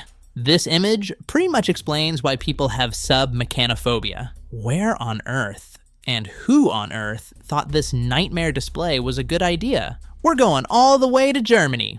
Big shout out to all our German ducks. We know there are a lot of you. At Dinosauria Park in Ernzen, you can find this terrifying scene with huge, half-submerged props. You can see giant megalodons, turtles, and other prehistoric reptiles sticking out of the water. What makes this so horrible is seeing these props so large, lifeless, and still, just sitting in rancid pond water. They don't belong there, and something about it fills me with this weird sense of dread. Whoever designed this display probably owes German kids years of therapy to get over this wild love letter to SUBMECHANOPHOBIA. Balloon Boy. We like to say we inspired the scene from the FNAF 2 movie. Okay, Tiny white lie. But it is funny that they used a shot with an animatronic underwater. Maybe the little SUBMECHANOPHOBIA community really did inspire them. If you don't know what I'm talking about, in December 2025, the FNAF 2 movie came out, and one of the scenes everyone keeps talking about is the Balloon Boy scene. In that scene, Mike falls into the water, and we see the Balloon Boy animatronic start chasing him. Then suddenly, we see him completely underwater, with those giant eyes just staring at him. This animatronic was built by Jim Henson's Creature Shop, and seeing a full-on SUBMECHANOPHOBIA moment in the movie was amazing. If you haven't seen the movie yet, what are you waiting for? And tell me in the comments, which FNAF animatronic is your favorite? Happy Valley Snake animatronic. Imagine you're watching a show, and out of nowhere, this huge water serpent jumps out and spits water at you.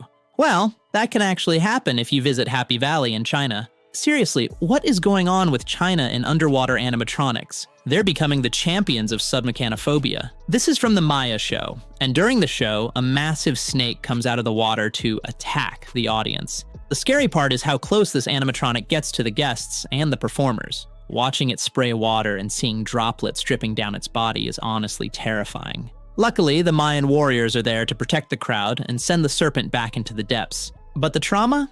Yeah, that stays with you. Lituo dinosaurs. This SUBMECHANOPHOBIA nightmare is a plesiosaur made by Lituo Animatronics. This image has been shared in the SUBMECHANOPHOBIA community for years, but nobody could ever find actual footage of this animatronic, until now. We finally found a video of it. The quality is terrible, but here it is. It turns out this dino was used in a park in, guess where? Of course, China, the current champions of SUBMECHANOPHOBIA. The footage speaks for itself, and honestly, the low quality makes this animatronic look even more unsettling, don't you think? Giant squid! This image has been floating around forums and subreddits for a long time. Nobody really knew what it was. It looked like a giant squid animatronic. It also showed up in a New Zealand activity book, but no one knew where it actually came from, until now. We managed to track it down, and it turns out that back in the 2000s, there was a show on Animal Planet called Animal Face Off. This show was one of my favorites when I was a kid. They would put two animals face to face to see who would win in a fight. And they didn't just guess, they did all kinds of tests. In the episode Giant Squid versus Sperm Whale, which is where this image comes from, the team built a giant squid and tested it in a pool and out at sea. They even built a sperm whale to show how strong its attack and bite would be. This show was amazing, and I have no idea where to watch it officially now, but a lot of episodes are on YouTube thanks to fans. Shows like that were a huge inspiration for the kind of content we make today. Do you remember watching this? Submerged crocodile at Pirates Adventure Fun Fair. This next attraction is honestly incredible. Even the facade alone is spectacular, full of props and animatronics. It's a 10 out of 10. This is Pirates Adventure at Fun Fair in Germany, and it's a walkthrough through a house full of pirate-themed animatronics and sets. The place is super well done, with hundreds of little details everywhere. But at the end of the walkthrough, you realize the exit is closed. In front of you, there's a wall of water and a small bridge. Below the bridge, there's a little pond with murky water that's gently moving. Then suddenly, from the depths, an animatronic crocodile shoots out of the water. The surprise, the lighting, and that tiny claustrophobic room create a really weird feeling. In a good, spooky way. This attraction honestly looks amazing. The Crater Lake Monster. Imagine you have an amazing idea for a movie. You hire stop-motion artists, but then you run out of budget and your film ends up as a B movie, kind of half-finished. Well, that's the Crater Lake Monster from 1977. It's a creature feature, and this SUBMECHANOPHOBIA image has been floating around online for a while. It comes from this movie. The cool thing is that the monster was made with stop motion, but for the close-up shots, they built an animatronic head, and that's where these terrifying images come from. The monster looks like a mix between the Loch Ness Monster and Godzilla. The full movie is on YouTube if you ever feel like watching a half-finished B movie with a stop-motion lake monster. Rainbow Falls Golf Octopus. You guys have asked for this one so many times. So, we're going to Myrtle Beach, to a true classic of classics. Rainbow Falls Mini Golf. This mini golf course has two super unsettling SUBMECHANOPHOBIA props. The first one is this shark with a very don't mess with me face, like he's on some kind of psychedelic trip. The fact that he's just sitting there, totally still in that dark water, makes him honestly terrifying. And right behind him, his arch nemesis, Paul the Octopus. This is a giant red octopus, and you can see his tentacles coming out of the water. Some of them even wrap around the railings. Legend says that every night, these two props come to life and fight each other until they're exhausted. So don't go there at night, or they might drag you down into the depths with them. Troll Watermouth Castle. Behind this door lives one of the worst animatronics in the world. And believe it or not, we've never talked about it. We have talked about its brother, the crocodile at Watermouth Castle, near Ilfracombe in Devon. This whole castle is full of animatronics, and if you want a full video about it, let us know in the comments. This troll is hiding behind a tiny door, and when you open it, boom, a light turns on, and you see this troll-looking thing that looks like it's melting. And as if that wasn't enough, it lives surrounded by water. What's the concept or story behind this animatronic? Why is it there? Honestly, I have no idea, and nobody else seems to know either. What I do know is that whoever came up with this setting is completely, gloriously twisted. Old Pro Golf. Ocean City's bizarre props. Ewing rocks, cannibals with half their brains out, long yellow Simpson hands coming out of the water. What on earth are we looking at? No, you didn't accidentally take anything weird. You're looking at the mini golf courses of Ocean City, Maryland. Specifically, Old Pro Golf. Shout out to all our Duck Squad from Maryland. At first, it might look like a normal, chill mini golf, but oh my god, this place is amazing and incredibly bizarre. You can see dragons, snakes, all kinds of random creatures. But the truly terrifying part is this Aztec-style temple. From a distance, you see a huge pyramid structure with water pouring down.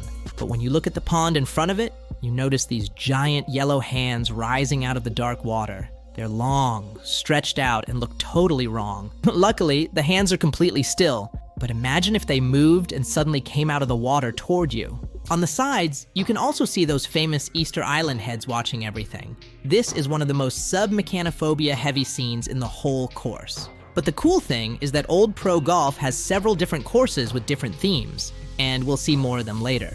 And hey, if you have footage or suggestions of something you want us to cover, send me an email at waltanimatronic@gmail.com. Mount Atlanticus Mini Golf, Myrtle Beach, South Carolina. Since we're already in Myrtle Beach, we have to visit one of the highest rated mini golfs in the area, Mount Atlanticus. This course has a full mythology theme, with waterfalls and mythical creatures like a minotaur. But it also feels like the designers are huge fans of SUBMECHANOPHOBIA and sea serpents, because they didn't just add one of these creatures, they added 3. The first one is in a lake, just sitting there quietly, watching everyone around it. It looks pretty uncanny, to be honest. The second one is sneakier, hidden inside a waterfall. The way the water moves and you suddenly notice that creepy head inside it, yeah, that gives me chills. And the third one, the worst of all, is in the main pond. It's similar to the first serpent, but this time you can see more body parts sticking out of the water, which makes it look huge. These 3 props together are the perfect SUBMECHANOPHOBIA trifecta. Shipwreck Golf, Panama City Beach, Florida. These props were abandoned. And today, they're still there, slowly rotting away. They're from Shipwreck Golf in Panama City Beach, Florida. It's kind of ironic that it was called Shipwreck, because that's exactly how it ended up. This mini golf had one of the scariest and biggest sea serpent props ever. You could see its huge body half submerged in the water, with a very weird design. And if that wasn't enough, in another part of the course, they had another sea serpent prop in a different pose, this time with just the neck and head sticking out of the surface. One of the most remembered props was this shark, too. Over time, the mini golf lost visitors and eventually closed. Now it's abandoned. The shark looks terrifying, the sea serpents are in horrible shape, and everything is surrounded by dark, stagnant water. There's nothing more unsettling than half-sunken props and dead water. Jurassic Golf Course, Ocean City. Imagine you go to play mini golf, and suddenly you see a half-submerged dinosaur spraying red water that looks like blood. Well, that can actually happen at one of the old pro golf courses. Remember I told you we were coming back here? This one is dinosaur-themed, with volcanoes and everything. But the true star of the nightmare is this semi-submerged dinosaur that looks like it's jumping straight out to attack you. The scariest part is its huge open mouth, pouring water like a waterfall. And sometimes they even add red dye to the water to make it look like blood. As if it wasn't creepy enough already. So tell me, do you think it looks scarier with the red dye or without it? Romford, UK, Moby Dick Mini Golf. This is probably the scariest thing you're going to see today, I promise. Now we're heading to the UK, specifically Romford. Shout out to all my UK ducks. Hiding in this town is a mini golf course with something truly terrifying. A giant Moby Dick whale as one of the holes. The course is called Moby Golf. It has 18 holes and it's part of Golf Kingdom. Over the years, the whale has had different paint jobs. But in my opinion, the absolute worst version is when it's painted white, just like the original Moby Dick. The sculpture is massive. A lot of players love taking photos with this giant sea creature. But let me ask you, would you take a picture with it? Jurassic Pud Mini Golf! And now we're heading to North Carolina. Shout out to all my North Carolina ducks. In the Outer Banks, you'll find Jurassic Putt Mini Golf. At first, everything looks pretty normal. Fiberglass dinosaur statues, some of them a little uncanny, like this one that looks half buried, as if it's either coming out of the ground or being buried alive. My guess is that it used to be part of a water feature, because that's exactly what it looks like. But this mini golf has something way more unsettling. Inside a pond with a waterfall, there's a huge sea serpent. Actually, it's split into two parts, or maybe it's better to say it's two intimidating sea serpents. They're made of fiberglass with this weird cardboard-like texture that somehow makes them even creepier. And the waterfall doesn't help at all. It creates tons of bubbles, so the dirty water is always moving, never calm, never still. I named them Brutus and Ferdinand, obviously. Brutus looks like he's really into mewing. Just look at that jawline. These two serpents honestly gave me chills. Nick's 21st Street Mini Golf. This is probably the smallest golf course on the list. Also in Ocean City, you'll find one of the newest mini golf courses, Nick's 21st Street Mini Golf. It's a small 18-hole course, and it also has a little rope course. The theme, like so many mini golfs, is Jurassic. Why do mini golf courses always have dinosaurs? I'm not complaining, but it's kind of funny at this point. And of course, like many of these places, they love SUBMECHANOPHOBIA creatures. Here we have a huge Mosasaurus, in a pose like it just jumped out of the water to attack. The figure is massive and honestly really well sculpted. In the video, you can't fully feel how scary it is, but the photos speak for themselves. So tell me, terrifying or not that bad? Shark Attack Adventure Golf in Myrtle Beach. They say this attraction closed down because someone got eaten by a shark. Don't believe me? Come with me to Myrtle Beach. There used to be a mini golf course called Shark Attack Adventure Golf, but the terrifying part wasn't the name. It wasn't even the awful TripAdvisor reviews, or the fact that you had to play mini golf indoors in over 100-degree heat. No, that was the easy part. The real horror was hidden in one of the holes, right beneath the water. Just when you thought you were enjoying a relaxing afternoon, you'd spot a little shack and meet our dear friend Bob. That's not really his name, but I liked it, so we're going with Bob. Bob would happily talk about his love for animatronics, especially his best friend Bruce. But suddenly, boom! Another shark bursts out of the water, clearly jealous and desperate to prove he was the true king of SUBMECHANOPHOBIA. The way this shark launches at you is honestly nightmare fuel. But luckily, Bob's a certified shark whisperer, and with a single look, he could send that underwater imposter swimming back into the depths. Sadly, Bob and his toothy friend couldn't survive the online reviews. The mini golf was shut down and eventually demolished, taking Bob and Sharky with it. No more shark charming, no more haunted putt-putt. The Loch Ness Center. This is one of the most iconic images in the SUBMECHANOPHOBIA community. And for a lot of people, it's the moment their fear of these things began. This isn't an animatronic, but it is one of the most terrifying figures ever created. And the worst part is that over time, it only got creepier and creepier. Sadly, since 2021, Nobody really knows what happened to it. This statue was located at the Loch Ness Center, and until now, the community never had real video footage of it. But we finally found some of this elusive monster.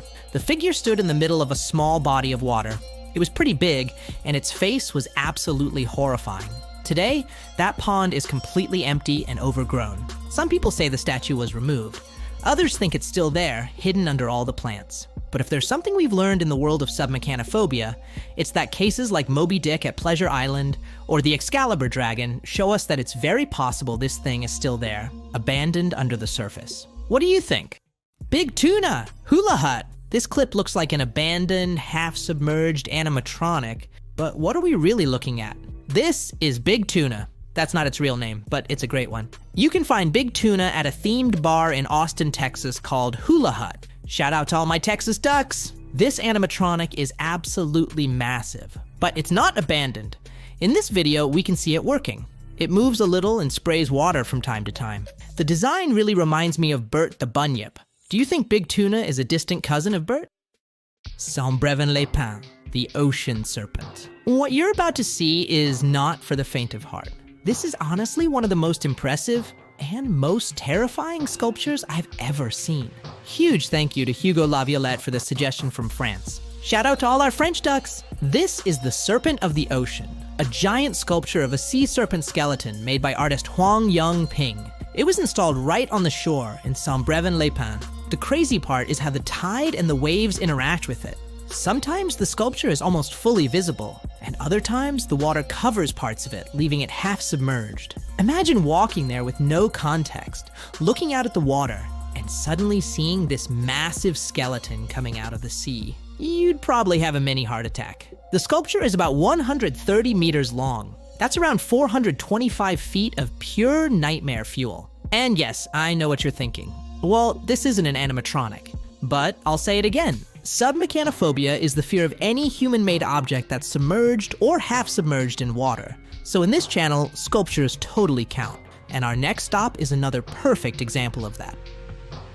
Support, Lorenzo Quinn. Did you know some scientists think the city of Venice could be mostly underwater by the year 2100? It's because of many things, including global warming and rising sea levels. And you're probably thinking, Walt, what does that have to do with submechanophobia? Well, in 2017, a pair of giant hands suddenly appeared, coming out of the water and holding up a building on the canals of Venice. At first sight, it looks absolutely terrifying. But it was actually part of a climate change awareness piece by artist Lorenzo Quinn. The artwork is called Support, and it shows how the melting glaciers and rising seas can have horrible consequences over time. The sculpture was moved on huge ferries and installed so it looked like these giant hands were holding up a hotel from the water. Even when you know the full context, the sculpture is still really creepy. Support was removed later that year, but the message behind it is even scarier than the sculpture itself, don't you think? Beast of War. This is one of the scariest modern movies ever made, if you have thalassophobia or submechanophobia. We're talking about Beast of War, a movie that feels like Jaws, but set during World War II. The best part? Most of the shark scenes were done with practical effects, created by an Australian special effects team called Formations Effects. For the movie, they built 3 different sharks, each with different abilities for specific shots. In the behind-the-scenes footage, you can see what is honestly one of the most terrifying animatronic scenes I've ever watched. The sheer size of the shark, the murky water, and people actually touching and working around this giant machine in the water. Yeah, no thanks. You can watch the movie on Shudder, and it is seriously intense. Jaws test footage, never before seen clips. What you're watching here is never before seen test footage of the shark from the Jaws ride, recently shared by the channel Buzz431.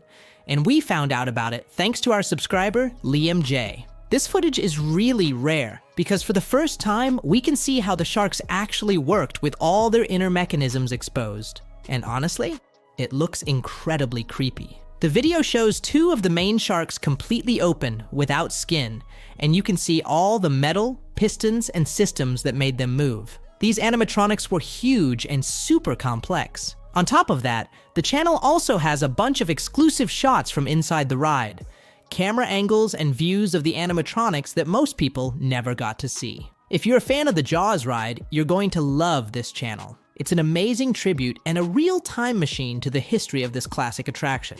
The link is in the description if you want to check it out.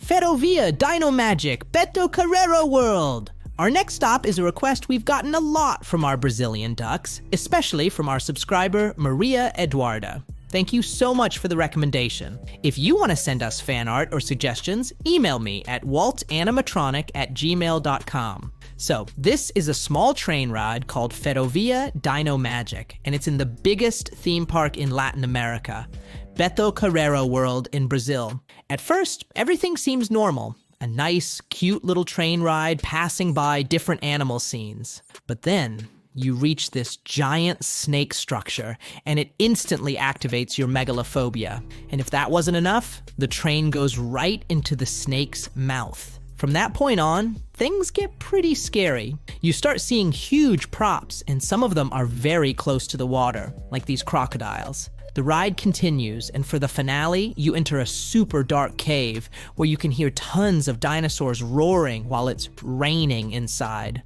In the video, you can see they use a system to make it look like real rain, and the animatronics look wet or damp with lots of mist in the air. The mix of dirty water, moving animatronics, loud dinosaur sounds, and darkness makes this whole scene feel really disturbing, in the best submechanophobia way possible. Rainforest Dark Ride, River Adventure. Okay, on this channel, we've already talked a lot about Rainforest Cafe, from its history to its abandoned animatronics. We've shown their famous crocodiles, the hippos, all that good stuff. But there's something you've been asking for hundreds of times. Please talk about the dark ride? So, this is the perfect moment. This is River Adventure, the only Rainforest Cafe dark ride in the world, and it's located in Galveston, Texas. The ride is your classic boat ride, but here you sit in a 6-person raft and float through, of course, the rainforest. The ride is pretty basic in terms of sets and animatronics, but what makes it special is that it's inside a restaurant. It costs about $9 to ride, and you might be thinking, okay, but why is this in a submechanophobia list if all the animals are outside the water? Well, in this ride, the only animals actually in the water are these very simple crocodiles. The part that's really a bit creepy is the ending. Right near the end of the ride, you enter a temple and see a pool with red bubbles. Then suddenly, a statue lights up and starts to fill with water. The statue is holding 2 torches that turn on, and the pool bubbling in front of you makes the whole scene feel weirdly intense, especially if you suffer from submechanophobia. Did you already know this ride existed? Have you ever ridden River Adventure? Feng Wu Lu Ling. To finish this list, we have this colossal machine from the king of submechanophobia countries, China. This is the Phoenix from the show Feng Wu Lu Ling, created by artist Xiao Di and his team. This show takes place in the middle of a lake with thousands of lights, boats full of dancers and actors, and huge water screens. Imagine Fantasmic, but like 80 times bigger. The wildest part is that you watch the whole thing from a boat, sailing past scene after scene. But the best moment is the climax, when the Phoenix appears floating in the middle of the lake. It lifts its wings and starts shooting mist everywhere, and with the help of the projections, it looks absolutely insane. Something I've learned while making these submechanophobia videos is that China isn't just becoming a new world power in many ways. In technology and entertainment, they're leaving the rest of the world behind. And with that, we're done. If you made it all the way to the end, I have a challenge for you. Comment clown if you want a video about my worst nightmare, clown animatronics, but I really hope you don't. See you in the next video.